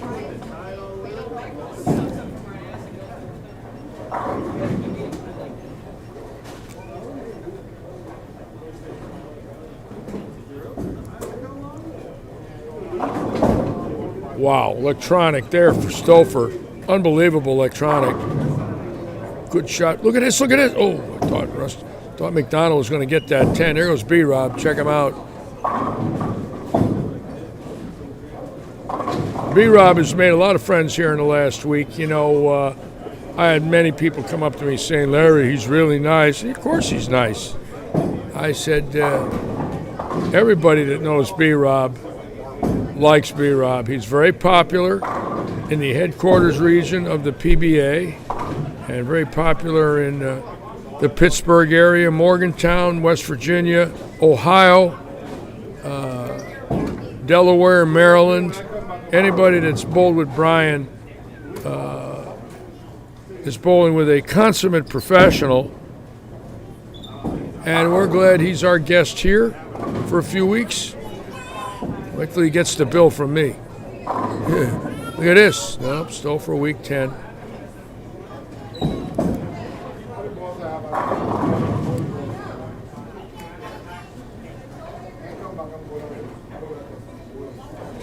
And we'll watch Brian Robinson here, who was a one-hander. Keep in mind, was a one-hander, went to two-hand right around 3 years ago.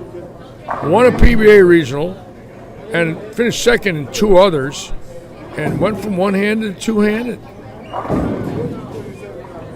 And that's why. He didn't have that rev rate with one hand, believe me. That thing might have been 280. Now it's 480. Just amazing the power of the two-handed release. It's crazy.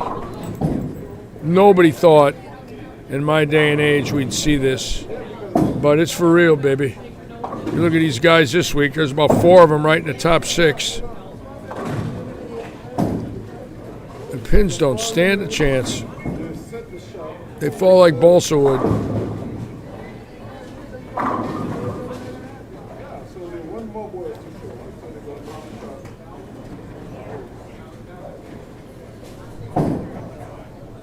Attaboy, Robert.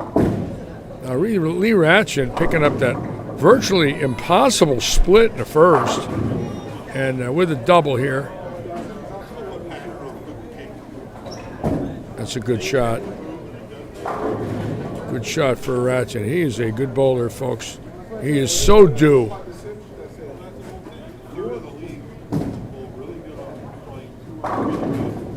Oh, Baranecki with a stuff 9 on a triple. Boy, those just balls just cut right through the pocket. Let's watch Stouffer here now. Whoops. Boy, that come off the spot. How's that one? Looked like it hit a bumper. Did you see that? Just jumped left. Wow. Oh, look at Justin McDonald missing a 2-pin.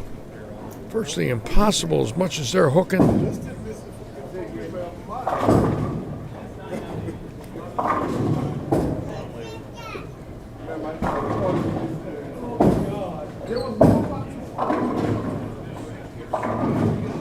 The cannon.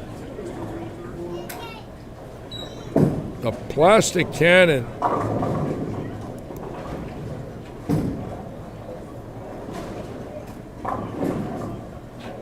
Now let's watch Ratchin here. Again, right now,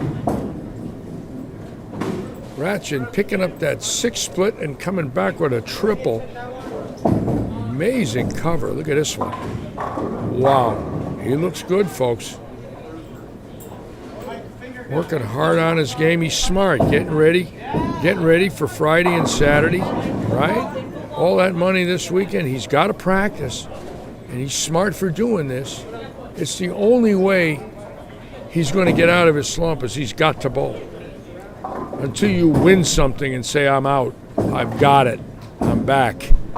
It's all mental. You've got to believe you can win.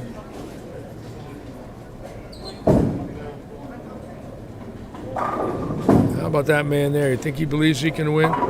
Ice Martinez throwing weak resin. Entry-level resin. I think it's urethane, pearlized urethane. I'm sorry about that. Pearlized urethane.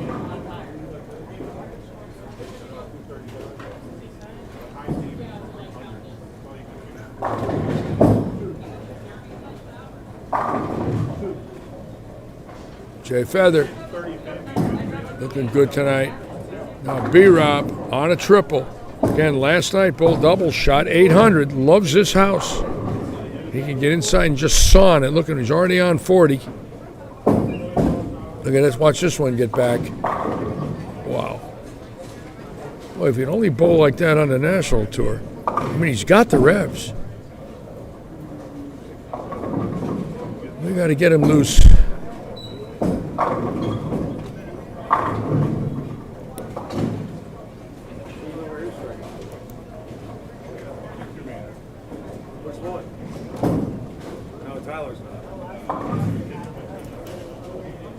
Terry McElhannick, Royal Palm Real Estate. And Jerry shredding the rack with that green high road. How's that ball look? Okay, we're going to watch Ratchin right here now. Watch him. He's spare 4-bagger. Oh, yeah, that's there. Ratchin looking great. See it? You can just see his shots. I mean, he's got his release back. He's got the power back.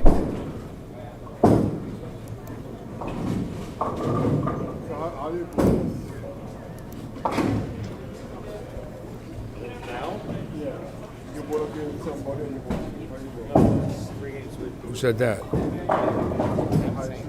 You are. What we talked about. Yeah. Oh, yeah. Okay. Oh, I got it. Okay. Oh, yeah.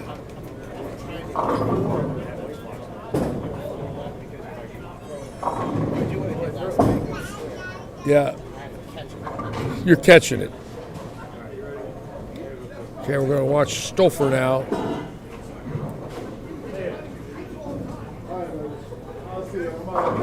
Who got the Larry kiss tonight, so he's done. I gave him 760 and a win. I'm sorry for all you fans of David Stouffer that I picked him. I'm scared to death to pick anyone.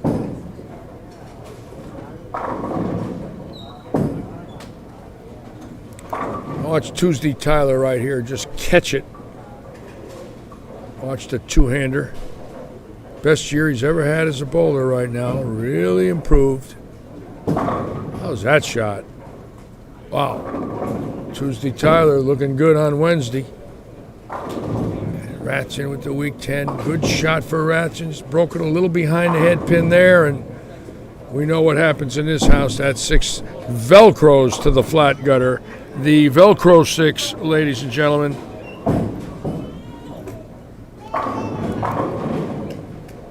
And B-Rob just owns this house. Does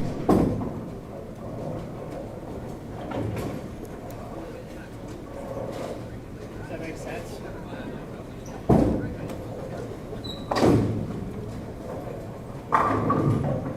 A hammer looking good right now. Bobby Hammerton out of Cape Coral. One of my junior league bowlers. I drilled his first ball and Tyler Altman's first ball and Evan Baranecki's first ball. That's right. 3 of these kids in this group tonight. Their first ball came from me when I owned the pro shops in Cape Coral. I would say, Evan, about 2004 or 5 right in there. Same with Tyler and Bobby. And I am so glad these 3 young men, Bobby, Tyler, and Evan, stayed in the game, and gives all of us in our region, hope every time they enter an event. They're locals, they're good, and they're wonderful, wonderful young men who have really worked hard to get good. Watch Tyler. Watch this one. Come on. Atta boy. Tyler Altman. Tuesday Tyler. Bowling great on Wednesday. And McAlanick with 6, saying, tonight's my night. I've been second twice. And I want this one. Baranecki striking. And again, big scores in lane 1. Several bowlers with Jay Feather bowling well tonight. The Feather. Ice. Wow. Ice Martinez throwing pearlized urethane. Shiny, pearlized urethane. And look at Brian Robinson and Tyler Altman, the two-handers here, just winding on it. Laying it down about 34, 35, out over the 4th arrow, out to about 6, 7, and back. And there it is. It's just amazing to watch the power of those balls. Just 500 revs, and it looks easy.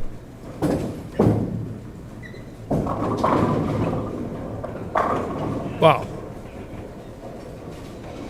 And they're really good. And they're good people. That's the best part of all. Now McAlanick. Oh boy, that one cut that one off. Now Ratchin back on the strike here, can go out for 269. Wow, Lee looking great tonight. About time. I'm so glad to see Lee throwing a ball like that, getting ready for this weekend. He's a fighter. There's no quitting Ratchin. A Navy veteran and was on submarines that were docked at the subbase in Groton, Connecticut as a young man, was out to sea, sometimes 90 days in a row underwater, folks, in a nuclear submarine, 90 days in a row underwater. And if you ain't got a mindset for that,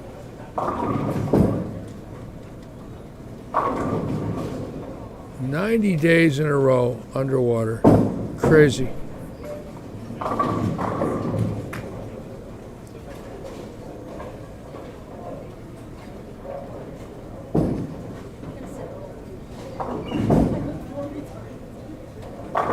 Look at that touch on Brian. He looks fantastic tonight. God, I wish he'd do that at a PBA event. I mean, he's just pure in every ball. Great confidence. And hopefully he'll be ready for this weekend. Get him going, get him sharp, give him some confidence. You gotta have confidence, you gotta believe.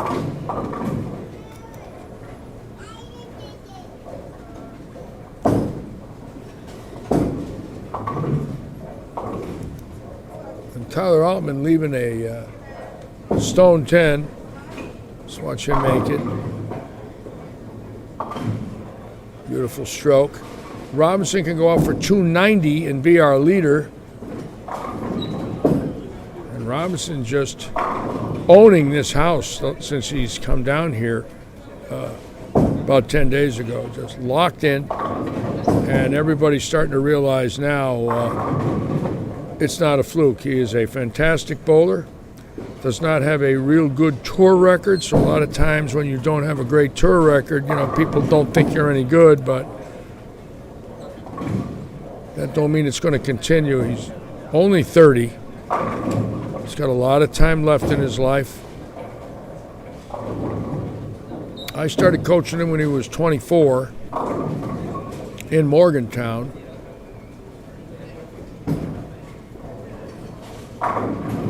And Baranecki can go out for 247. Ratchin with a bad break in the 10th there for 235. So the last thing you want is that to happen. And look at this pair right here, folks. You got Martinez, 279. Brian Robinson can go 290. And Tyler Altman, 258. Jay will be 202, and then you go over here, and not much there. Two teens. Yo, Hoss, nice bowling tonight. Two 289s in one block. Let me tell you something. Two 10-baggers. Pretty cool. You did just fine.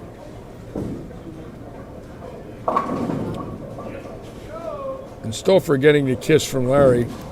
Wait till he finds out I picked him. He'll never talk to me again. And it sounded like B-Rob's ball. No, that was Altman's. Let's watch B-Rob now. B-Rob tripling a 10th for 290 and just picking up where he left off last night. He just loves to bowl here. He can get in. He's got a feel for the house. Those are just pure shots. My God. How could he not cash on the senior tour as good as he looks tonight? I mean, he was over there in Jupiter and just had nothing. And I said to him, "What's going on?" He says, I could never get it going. And I showed him the scores. I said, "Look at these two-handers. Look what they all bowled." He says, "Litch, I did not have it." I said, "Okay, all right. Put it behind you. Start again. That's all you can do. Start again."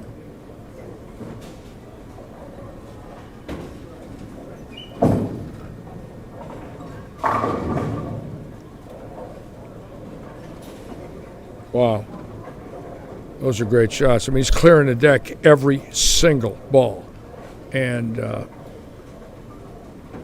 you always know a guy's locked in when there's nothing left on the pin deck. Altman, great game, 257. Martinez, 278. Now, the Ice has got a shot tonight. He's won this before with a high 780. I think 788, 789 about 2 months ago. So the Ice ain't afraid of nobody.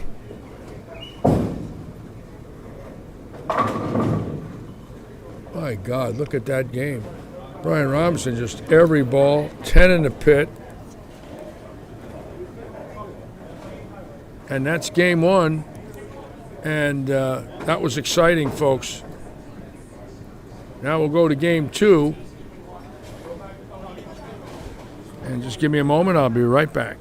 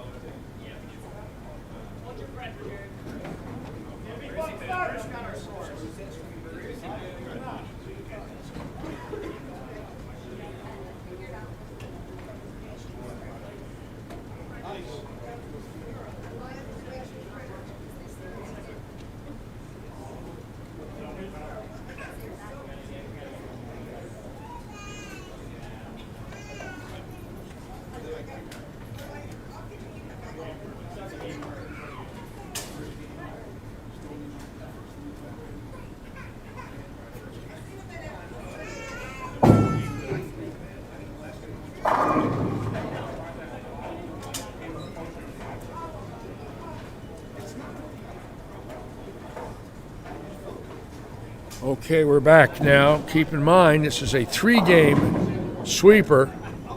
And right now, Brian Robinson in the lead with 290. Ice Martinez in second with 278. Tyler Altman in third with 258. Still anybody's event. Of course, you want to start with 290, that's for sure. Let's watch Lee now.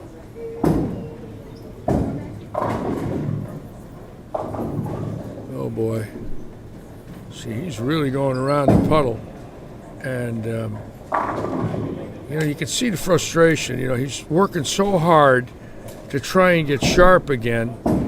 And it's been about a year, and that shot really looked good, but the lanes are really sparking now, and he's on a pair that probably burned up with the two-handers on it, right? He goes to 23 and 4, and Altman and Robinson have just bowled on it, and obviously they could have burned his laydown up. And again, that's the trick, is to get out of the chute without having to pay for really a pretty good shot with a 4-6. I thought he threw it great. He got nothing. He's got an open frame. Look at Robinson now. Oh, my God, that's insane. Did you see that? Those pins don't have a chance. These two-handers are going to take over the game strictly because of the carry power and that late break. And that ball never rolls out and stops. It never checks up. It never loses energy coming off the oil. And that's the key, is the carry power. Nice game. Keep it up. Don't say a word. I know. We'll talk. Stay focused.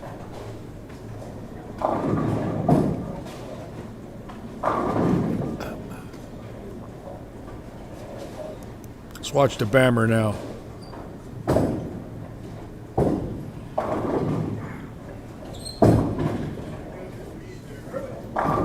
And Ice Martinez, folks. The Ice, right now, the left side, obviously much better entry angle. For the lefties, they can play, outside of 10. The righties have to get way in and swing it way out. The two-handers get the off hits, but the guys with their thumbs in, they might leave some 10s, some 7s, some 4s.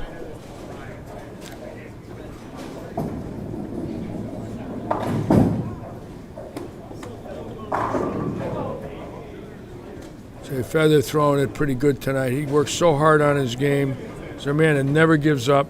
He's practicing in here 5 days a week. Gets out of work and comes here and bowls. And has a burning desire to be good, and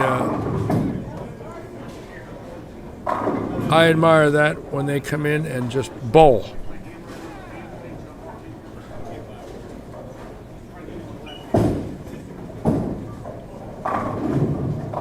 Ryan Robinson just striking every ball. That's 13 in a row. And Altman staying with him.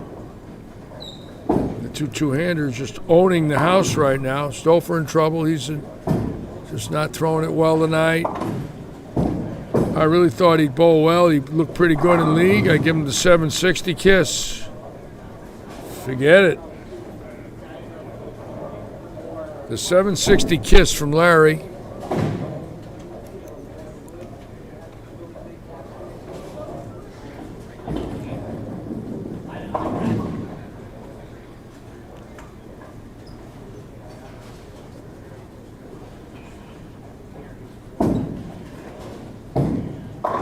And that is pearlized urethane that ice is throwing. Look how shiny it is. It's got oil all over it.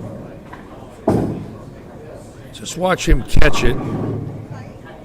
Never overreacts. It's got enough cover to hit.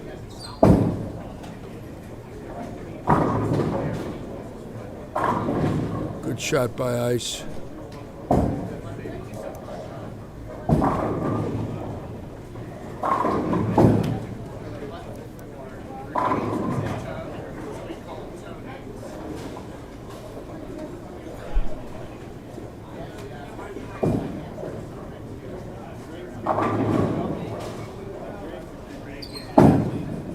He's throwing the Pepsi ball, a Pepsi Visiball at the 7-pin.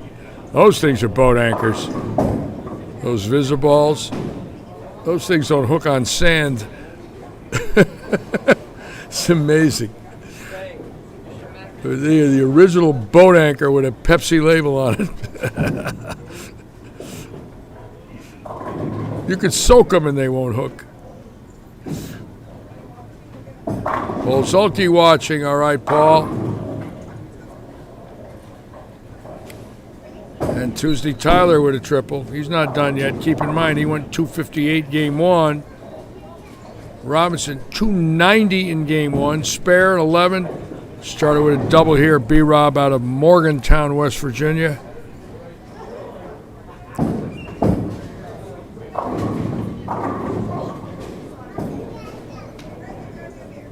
Not real happy with that, but the score sheet doesn't know it. That's 14 in a row for B-Rob. B-Rob has a fan base too, folks. Believe me, he has lots of friends in the Midwest. Very likable man. You never hear him complain. Just comes back trying week after week. There's no quit. Frustration maybe, but no quit.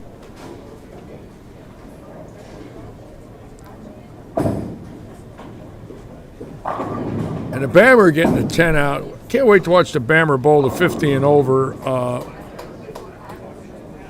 He's got to be thrilled. Probably going to have his wife and a lot of friends down here from Sarasota. And he's a longtime bowler. And at 50, he's going to have a chance to bowl with the legends here. He's got one of our house spots. And all of us are going to be rooting for the Bammer. Now B-Rob for his 15th strike in a row.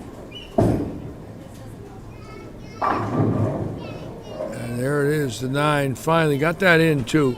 Lucky to hit the pocket there. It was not that good a shot. Definitely left off his hand. Yes, Bobs. You're right, Harry.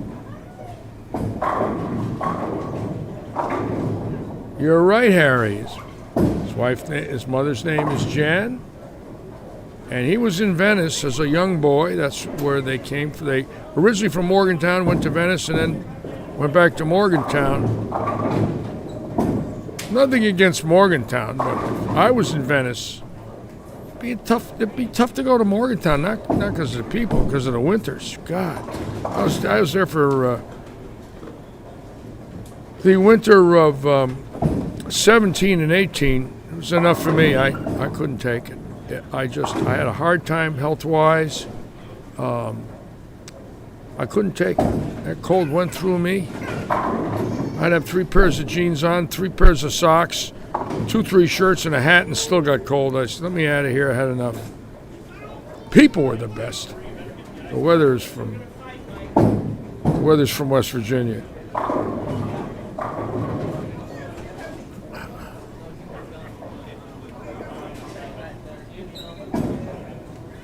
Now Altman, Van Baron right here for 4 in a row, and way in on the 5th arrow. Boy, he got a break there. That was not good. That was not a good shot. See, that's the one where he grabs it and he pulls it, and the minute he tries to power up on it, he grabs it. He's got to stroke it. Cannot grab the ball.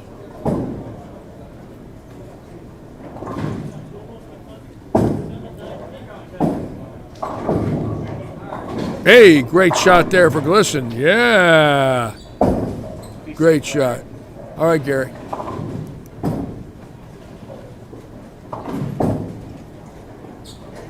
Now again, lots of strikes tonight. It's anybody's tournament. Right now, Brian Robinson is the leader. But Tyler Altman,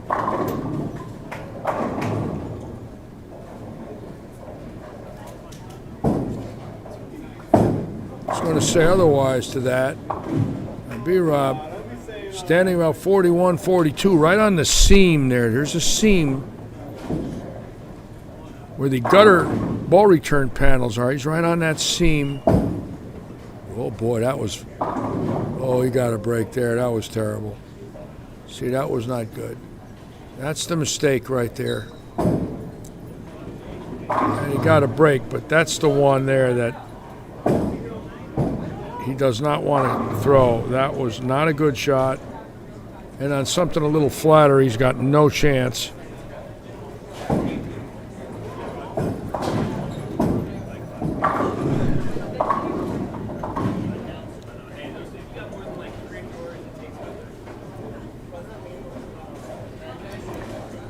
Rathjen.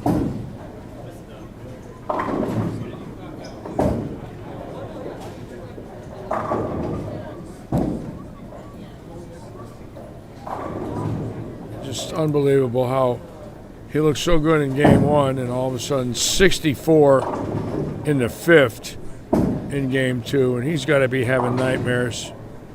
I mean, he is a hell of a bowler, and these lanes are easy right now. I mean, you get in, sawing out, you got plenty of swing, you got some hold, and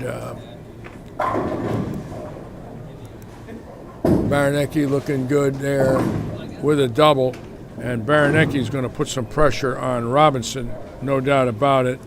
And Schumacher now for 7 in a row, and the Shoe with 7. The Shoe looking good tonight.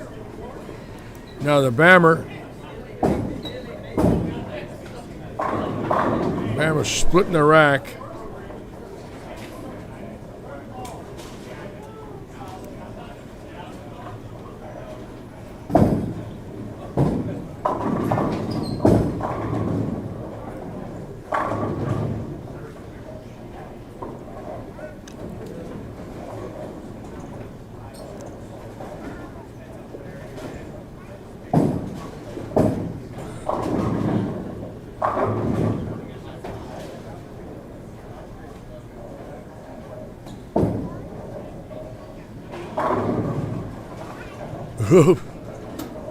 Unbelievable. Yep.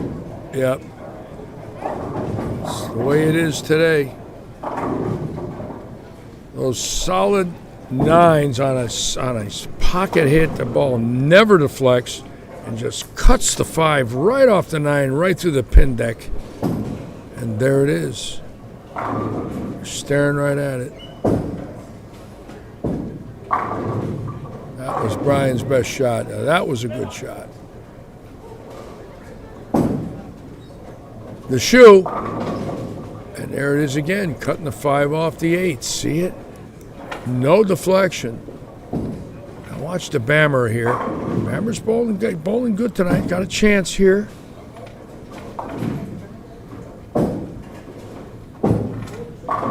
Wow, the Bammer just catching all of it. Tell you one thing, he doesn't get cheated. He's going to be 50 years old. Got a high rev rate on him. Didn't lose any of that at his age.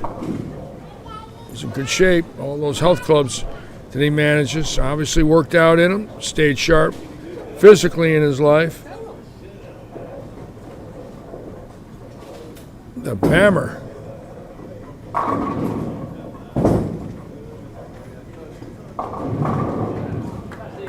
Look where Lee's standing. 45 already, right? Gonna go out over the 5th arrow. Let's see. Oh yeah, 5th arrow. How's that? And there it is again, cutting through the pocket. We've seen 3 shots do that. Rathjen, Schumacher, just cut right through, and Justin McDonald. No deflection, none. Just the ball never stops coming.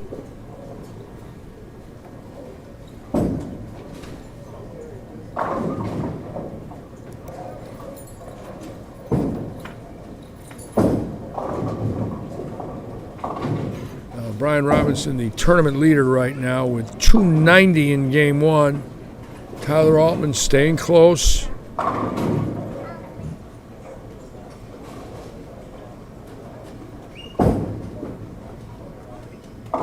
Oops, see, that was, leaked it right again. Now that one there is the one that you touched that dry a little early with all that tilt and not a lot of ball speed, and you could have a problem. Tyler Altman now making a little statement to Brian Robinson. Don't make a mistake. I'm coming. I'm coming at you. There it is. Try boards early.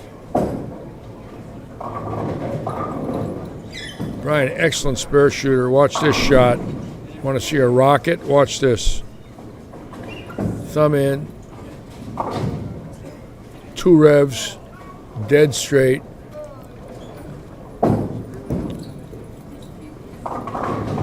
And the Bammer with a 4-pin to go 259.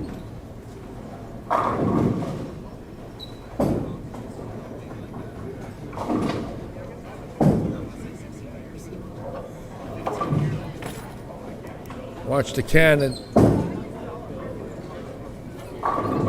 Oh.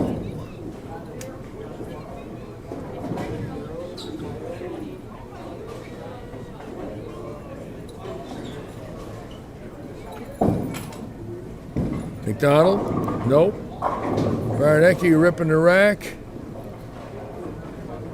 And the Baron with 79, making a statement going into game 3. I will have the scores for all of you at the end of this game. We'll give you the leaders. Right now, Altman, Robinson, Baranecki, all bowling great.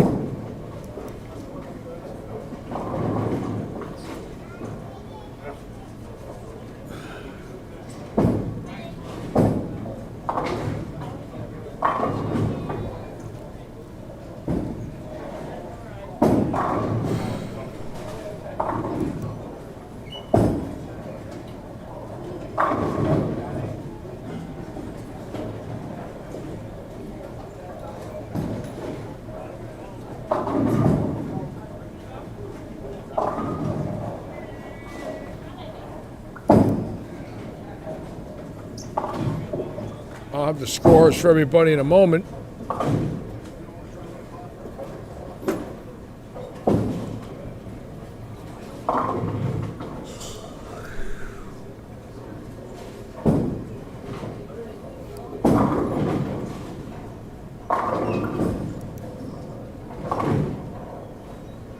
Robinson with the spare. Now watch Altman. Now Altman right now could catch Robinson right here. Be about 20 behind him with a double. Oh, solid 10. Great shot for Altman. He knows it. It's right there.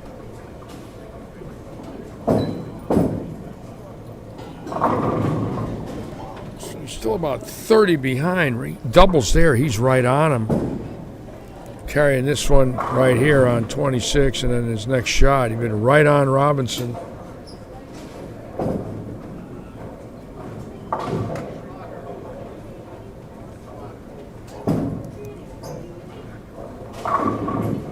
Mid-Atlantic, 228. Good game. Mid-Atlantic's tough. Those Wisconsin guys, they grew up with cheese in one hand and a bowling ball in the other.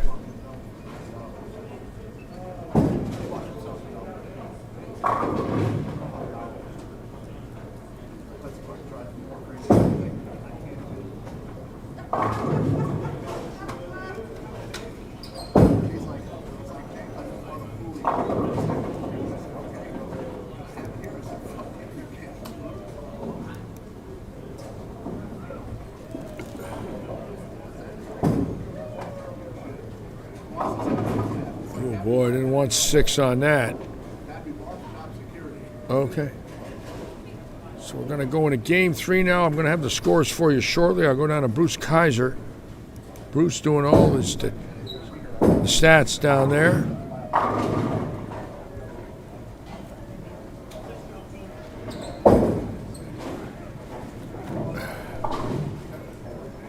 Now, B. Rob and Altman right now are 1-2. Baranecki close. Baranecki's right in there with him. They're all within about 20, 25 pins of one another right now.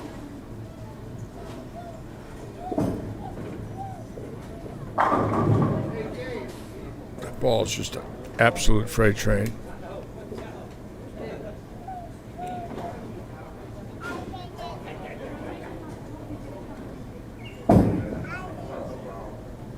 That was a good shot there. That was pure. Oh boy, Brian. Brian hanging tough. Baranecki making a little move now. Remember, with 279.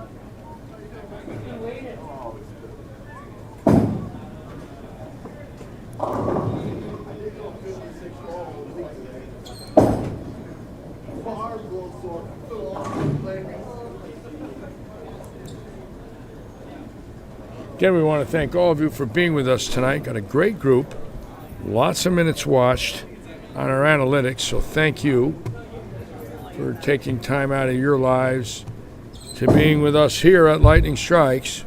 Again, remember, we will be on the air 6:30 Friday, 1:30 Saturday, 1:30 Sunday.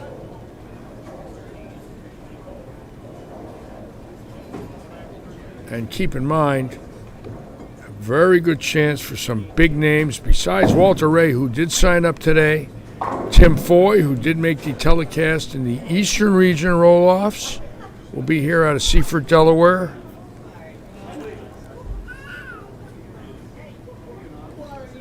Of course, Brian Robinson will be bowling.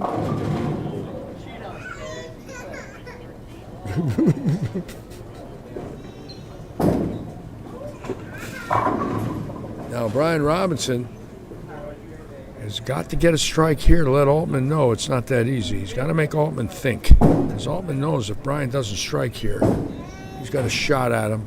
And Robinson, the last 2 shots, really pured him. Those were the shots that he's capable of making. Those last 2 really bared down. Good focus. Beautiful shots. Exact trajectory that he wanted.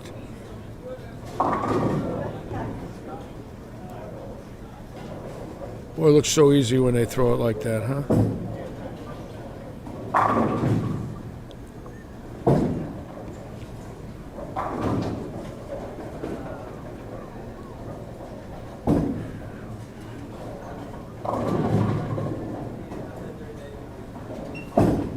It's a good shot again.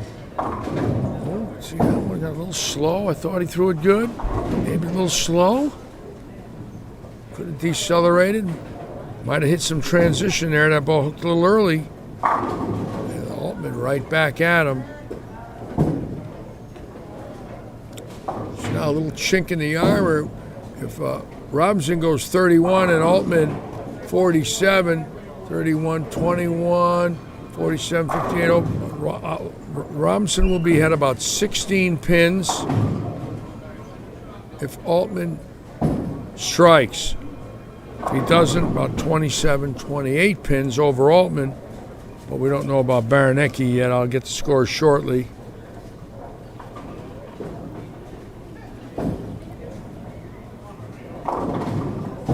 See that? Got it in a little. Rushed a little.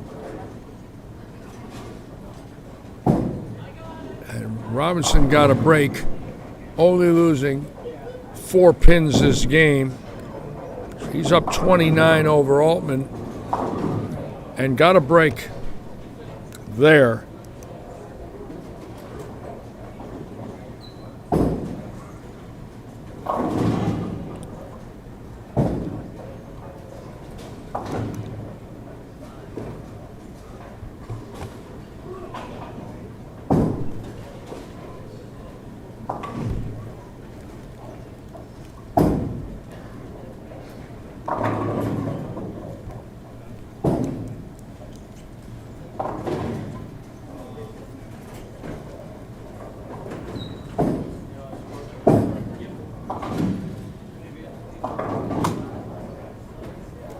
Baranecki standing right, throwing darts. See where he's standing compared to the other guys? Look, taking his hand out of it, throwing hard. See that? Very hard, very little head belly. And throwing rockets right up the pipe. And that is the alternate shot here when you don't want to stand 45 and go out over the 5th yard to the dry. You move to the right and you pipe it. And it takes versatility and a great understanding of your own game. Baranecki not afraid to square it up and pipe it. Now this is big for Robinson. He's got the lead. He does not want to start with an open and start thinking too much. And he didn't want that. Whoa. Now he better be ready for something here because that pair is on fire. So his last 2 balls have went high, if you'll notice, last game and here, and he's already standing 45, right? So he's got 2 balls in a row all of a sudden, and it's transition. There's no doubt about it. He's bowling with Altman. They're burning him up. Bruce, scores? I'm going to give you the scores, everybody. Bruce Kaiser giving me the sheet here. Thank you, Bruce. Evan Baranecki is leading with 257, 279. So that's 536. Brian Robinson in second with 521. Tyler Altman in third with 492. Jerry Michelanek with 480. John Van Baren, actually, I take that back. Robinson in second, Van Baren in third at 515. Scores very high. The Bammer with 515. And the Bammer making a statement now that he wants it. Baranecki and Van Baren, teammates, along with Tyler Altman, 3 of them bowling great tonight. So right now it's Baranecki, Robinson, Van Baren. If they would have bowled that good tonight in league, we would have smashed them. They're killing them now. We split. They're averaging 260. I know.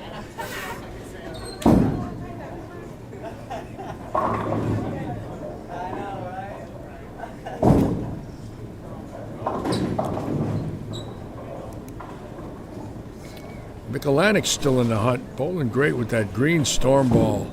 Wow. Oops. Got the Larry Kiss. He's done.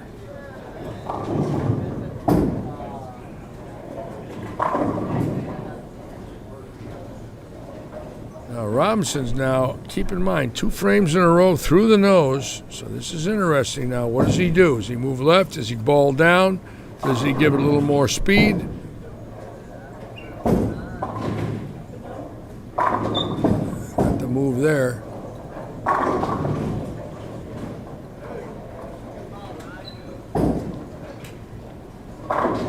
Baranecki, the leader.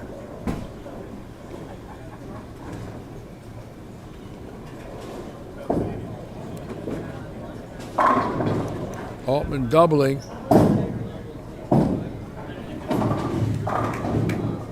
And Baranecki right now at 760 with this one. Wow. How about that, huh? He's great. See that? He squared it up, just piping it. Not swinging it, piping it up. Very little head belly. Maybe 3-4 boards compared to 10.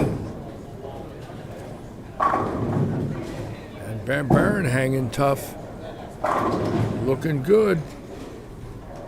So we got ourselves a dogfight here, folks. It's anybody's tournament as we speak. Van Buren definitely in the hunt. Baranecki at a 760 pace.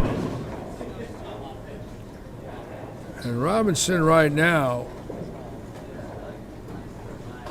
could fall behind to third if he doesn't strike.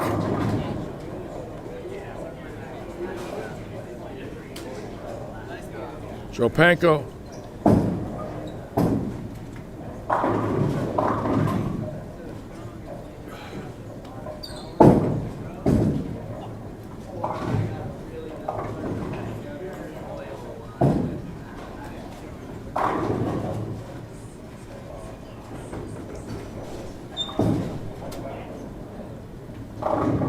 Wow. Now B-Rob right here, this is key. All of a sudden he is in a position right now with Baranecki and look at Baranecki just flushing every shot. He's up to 770 right now. And B-Rob at 730. So B-Rob needs to just continue to strike and hope that Baranecki makes a mistake, and right now that's highly unlikely.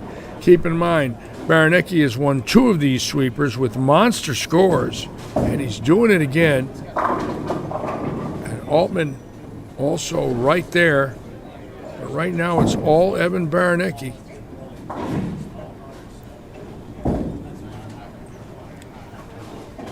The young man just proving to all of us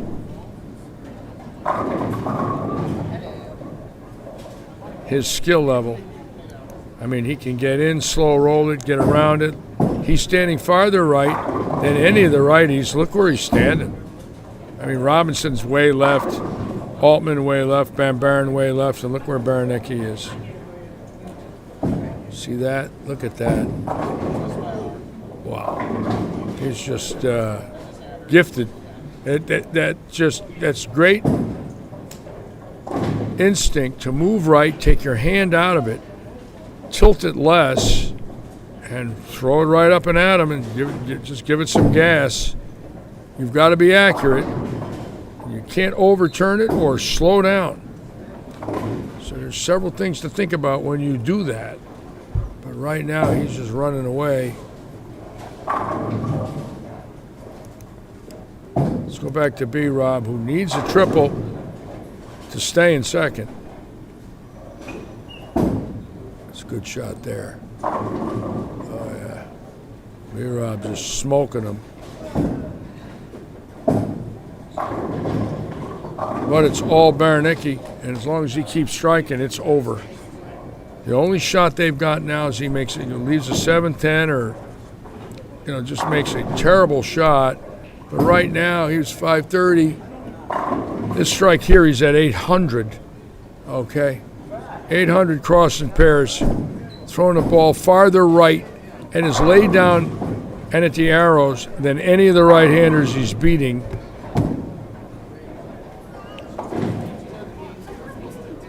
Now Van Baaren right here in the hunt as well, but it's all Evan Baranecki right now, folks. Van Baaren behind Baranecki in second now, with Robinson falling to third.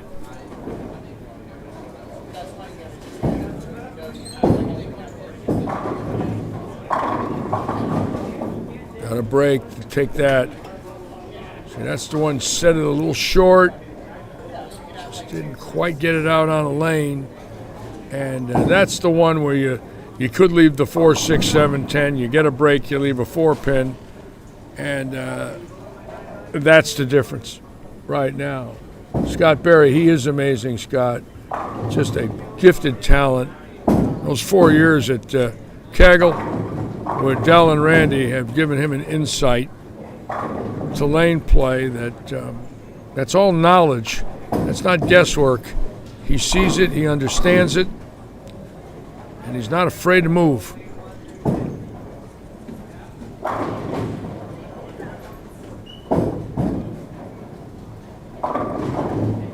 And B-Rob, terrible shot there. That was a pull off his hand. And again, that's the shot that he can't make, and he is making it, and that's the one. Just sets it short, and it's done. And Altman now with 5. So it's all Altman and Baranecki with Robinson in third.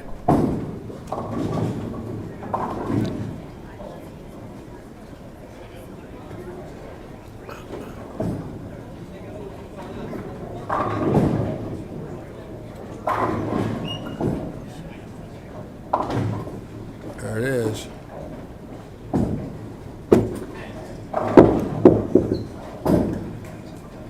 And Baranecki with the strike.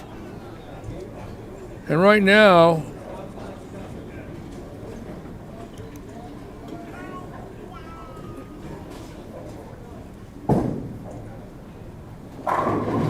this is big for Van Baaren, because if Van Baaren gets this one, he's going to lock in a second. And it's between him and Baranecki for the win, with Robinson dropping the third. This will lock him into second after 6 frames. And there it is. Van Baaren looking good. Best he's thrown it in a long time. He's got a shot at 800. Payoff is 800 is not going to win. We wouldn't have bet that earlier today, would we, folks?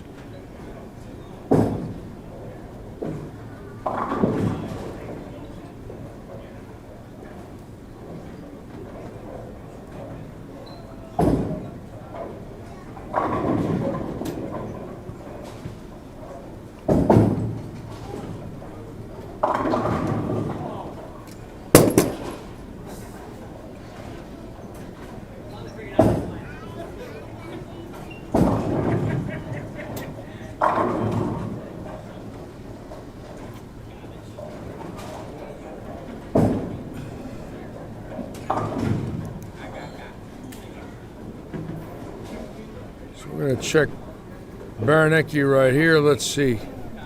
Baranecki coming up now.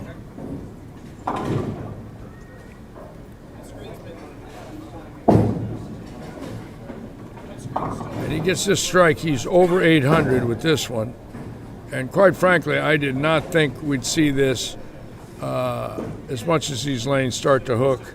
But the amazing part about it is the skill level of Baranecki is why this is happening. This is not lanes giving it to him. This is his ability to adjust and make a great move. Look at this. I mean, that's just, those are darts, baby. He's throwing darts. Now, Altman.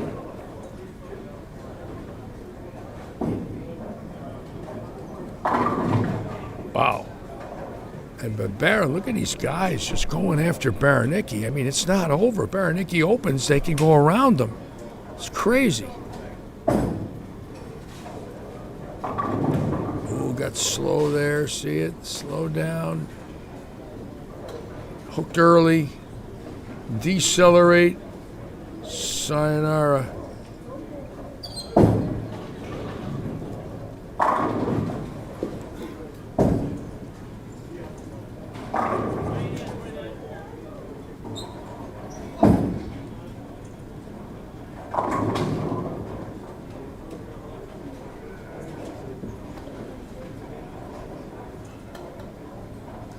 Some real good bowlers here, folks. This is the real deal.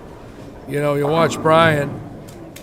Brian's got a chance to shoot 770 and not win. And this is late at night and they're scorching. And just Evan just letting everybody know that it's my tournament. And watch this young man. Needs a mark in the 10th to shut everybody out. And that's a mark in the 10th, folks. That's called Pitsies.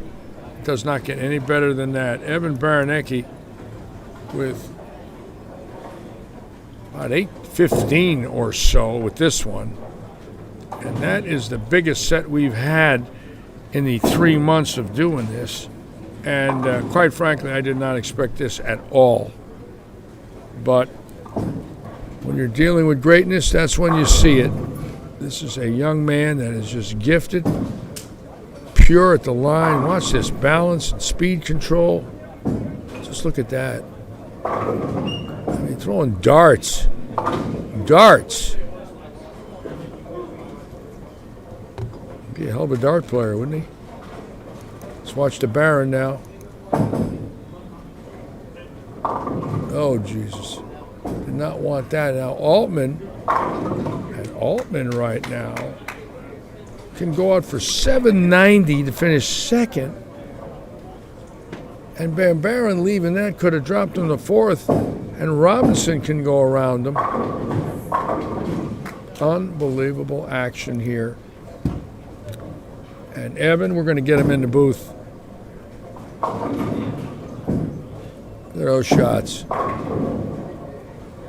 Those are called darts, folks. Evan Baronicki with an absolutely stunning performance that no one expected.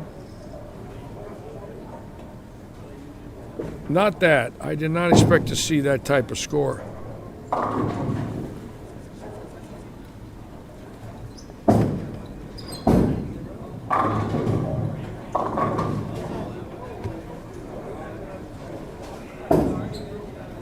And he needed them all in the 10th because if Altman strikes out, he's about 790. And if Baronicki opened the 10th, Altman could win this thing. How's that one? So Baronicki was one ball away from losing. One ball away from losing. If he opens the 10th, leaves a 4-9 or rip 7-10. You know, maybe gets a little quick, goes 2-8-10.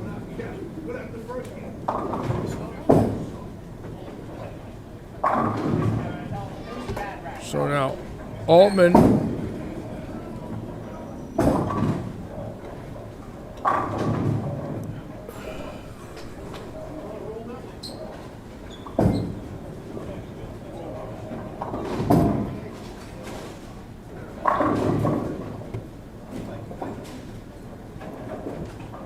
great set. Well, thank you so much, Carissa. This is just thrilling for me. These guys are fantastic bowlers. I mean, this is fun. Look at this. Look what these guys are doing after bowling all night. Look at the determination in their faces. This is all desire to win. There's B-Rob trying his heart out. You know, this is what it's all about. This is why bowling is such a wonderful sport. When you watch this and you realize that, you know, these people aren't getting rich doing this. This is for, you know, $300 or $400. But look at the energy, look at the desire, and the fight they have to win. And if you understand that, That's the best part of all, is to understand what it means to them. They want to win. This is serious business.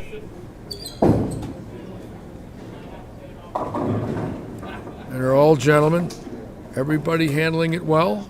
You know, the thrill of victory and the agony of defeat. And now Van Baaren can actually bowl between him and Altman 780 and up. And if just the three of them are on the same team, you see what they just bowled? They just bowled about 2,400 for 9, which is world record.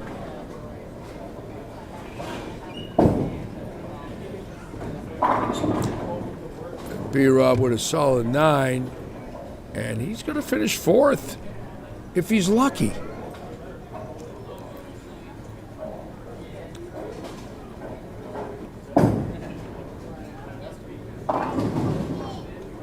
And the Bammer with 251, 259, 256, and Altman. Look at Altman, could go 790. So it looks like Evan first, Altman second, Van Baaren third, and Brian Robinson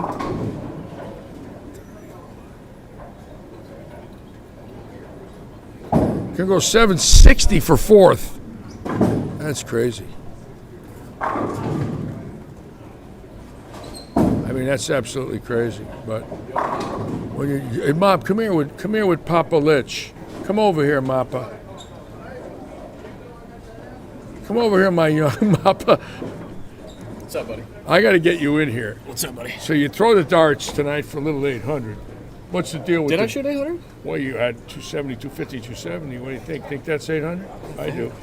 I'm just trying to hit the head pin, bro. Yeah, right. I was. That was really... Throwing rockets. Dude, the payoff between you, Van Baaren, and Altman, you might have 2,400 between you.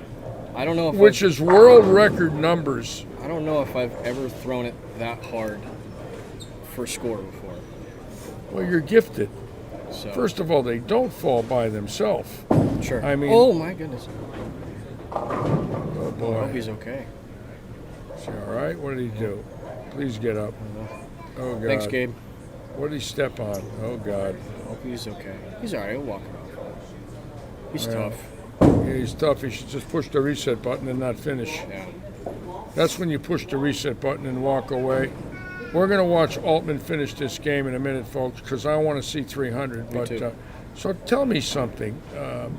How did you come up with this shot tonight? When do you know to stop circling and throw the rockets? When is it rocket time? How do you know? I think our viewers want to know from you when you make that decision. Well, for me to think that I was going to shoot 800 doing that, I would be lying if I thought I was going to do that. But you did do it, and you're the only one that played the lanes that way. Everybody else is inside, circling the 5th arrow, and you're piping. I mean, you're just piping it right at them. Yeah. Well, I mean, look where Brian Robinson's standing compared to you and Tyler. Sure. Yeah, they're 15 boards left of you, and you beat them. More than that. 20 left. Sliding in the left gutter. Right. And you've done something here where I think the viewers should understand that you're the only one that did that, and you beat them all the other way, and everybody's looking for oil left, and you went right. So, when Elise came down, I learned a lot from her, actually. Yeah, that was great that night. She beat everybody and shot 750. And it's not because I'm using the same ball as her. Come on, Tyler, get in there. No! Whoa! But where she's playing the lanes, and that her break point isn't far right on the burn, and this is the burn. Right, and this is the burn. Every time I try to go left and keep my break point in, I get really over under. Yep. And every time I've tried to play him straight, I seem to bowl pretty well. Yeah. So now Brian just shot 760 and finished 4th. Yeah, that's a first. I didn't expect that, not even close. No. And the 3 teammates shot pretty close to 2,400. Yep. You guys just lit them up. For 11. Get in there. Oh, boy. I got that in. All right, but I think he's second. Van Buren third, and Brian He fourth. snapped me off the high game pod too, Larry. I'm sure you'll lose sleep tonight. It's going to be a horrible ride to the Cape. Yeah. You won't be able to stand it all night. You'll toss and turn. I will. Anyway, so go ahead. What were you saying about where you're standing? So yeah, I learned a lot from Elise actually when she bowls. Yeah, And the biggest thing that I learned in college is it's not always not that she doesn't throw it phenomenal, but it's not always the people that you would think that are throwing it good all the time. I learned a lot. I learned from everybody. I learned from everybody that's bowling. You're smart. You're observant. Honestly, you also did something based on your own confidence and your own ability. You just don't do that without knowing how to do it. I feel really comfortable doing that. You're a pretty good pipe at it. I feel really comfortable playing the Duke. Yes. I don't mind doing Just throwing it right at him, give it some gas, don't baby it. I don't mind to hook it, but if I know I got hold when I do that, I'm probably gonna do that. Yeah. So I know the harder I throw it, the more hold I'm gonna have, and there's plenty of hook out there. All the shots that I leaked right. Oh, they're so burned up out there. Oh yeah, all the shots that leaked right, they always got there. So that's what gets. Now, what ball was that you were throwing? That IQ? That is the money ball. That is the IQ Emerald. The IQ Emerald. Yep. That is the ball that also won it. Now, this is the third time you've won this, Evan. I think it's all with the Emerald too. All with the Emerald. I believe so. So now that you know you have a part-time job on Wednesdays. Now, I can't say that. These guys are good, man. Sure, they're good. They're all good. Especially that Look guy. at Brian giving it to you. Look at B-Rob giving him. That's my boy right there. Hey, listen. He gave me some advice during league. He gave me some advice. We got to tell the folks. What did he give you for Go advice? ahead, Brian. Brian, what did you give Evan for advice? What was the advice? Well, so Evan was kind of complaining about I don't know about his bowling or something or Me, whatever. no, I'd never something do that. that's not important. So I would never do that. So I told him, I said, listen, don't be afraid to throw it better. No, that's not the one. Oh, what was the other one? He said if you're not striking, you're not trying. That's also true. Yes, so I took that going into this. Now, I think I struck it. Now, let me ask you something. I think you just shot 760 and finished fourth. I did. You did. Yikes! I picked 765 to win it. Yeah. I did. None of us. I don't think any of the viewers or any of you guys thought that would happen tonight. That's great bowling, man. 760 for fourth. It's all good. Now, Evan. Hey, Bruce, you got the finals? Did you watch my hits on the last pair there? Were they good, Larry? Yeah, they were good. Can you get the scores for me from Bruce? Do we know what they are? Kaiser roll. No, I think, Let's get the scores. All right, Evan. Nice bowling, brother. Okay. Yeah, I want you to know, Larry. Hang on. This is important. What? You saw that's been my luck. Did you watch that last game where I was like, All right, Bammer. Nice bowling. Oh, thank you so much. It's all right. Look, you're getting better, bro. It's coming back. Yeah, it's right in time, too. Right in time for tournament action this weekend, next weekend, the weekend after. Now's the time to get sharp. Yeah, hey. Got to start a hot streak somewhere. All right. Yep. Joe, you making fun of my dome, Joe? Joe Pacos. The crown is dented. No, the crown is never dented. That you. Thank you, Vittorio. Listen. Thank you for watching us tonight, Vittorio. Joe, the crown is never dented. The crown is always there. I have to share the wealth to everybody. God, help me. God, why me? What do you mean? What did I do to deserve this? What do you mean? Just listen. God, help me. Again, you're sitting with greatness. What did Larry. I do? Larry, I don't know if you realize you're sitting with greatness. Punished. You're sitting with greatness. Please. Please. You're sitting with greatness. Can't you accept that? Can't you accept that you're sitting with greatness? I can accept a lot, but this is too much. Oh, come on. It's not that bad. We got scores? No scores. Evan's going to give us scores right now, and we're going to call it a night. I want to make sure that I get the scores, and we're going to call it a night. We got on the air at 6:30, a little 5-hour live stream tonight. I'm tired, and with Friday coming, I'm out of here. I think this is it. Let me see. So here's the scores on a very tough scoring night, ladies. Ladies and gentlemen. Yeah. On a night where the bowlers really struggled. Evan Baranecki, 815. Tyler Altman, 780. Yeah. Brian Robinson, 750. Oh. And what did John Van Buren have? I don't know. 766, is that what that says? No, that's Jarrett. We're I think 766. you showed 766. And Ben Barron 766. My God. These guys are unbelievable. Listen, I want you to know it was a grind fest out there. We were Yeah. we had to really make a lot of spares. Yeah. We had to really ace every shot that we bowled tonight. I just want it to be known that I aced every shot, and I'm the greatest bowler of all time. Yeah. Well. Anyways, ladies and gentlemen, I'm going to call it a night. I'm tired, and I'm going to be on the air at 6:30 on Friday, 1:30 Saturday, 1:30 Sunday. So join us for big action this weekend. Again, the seed.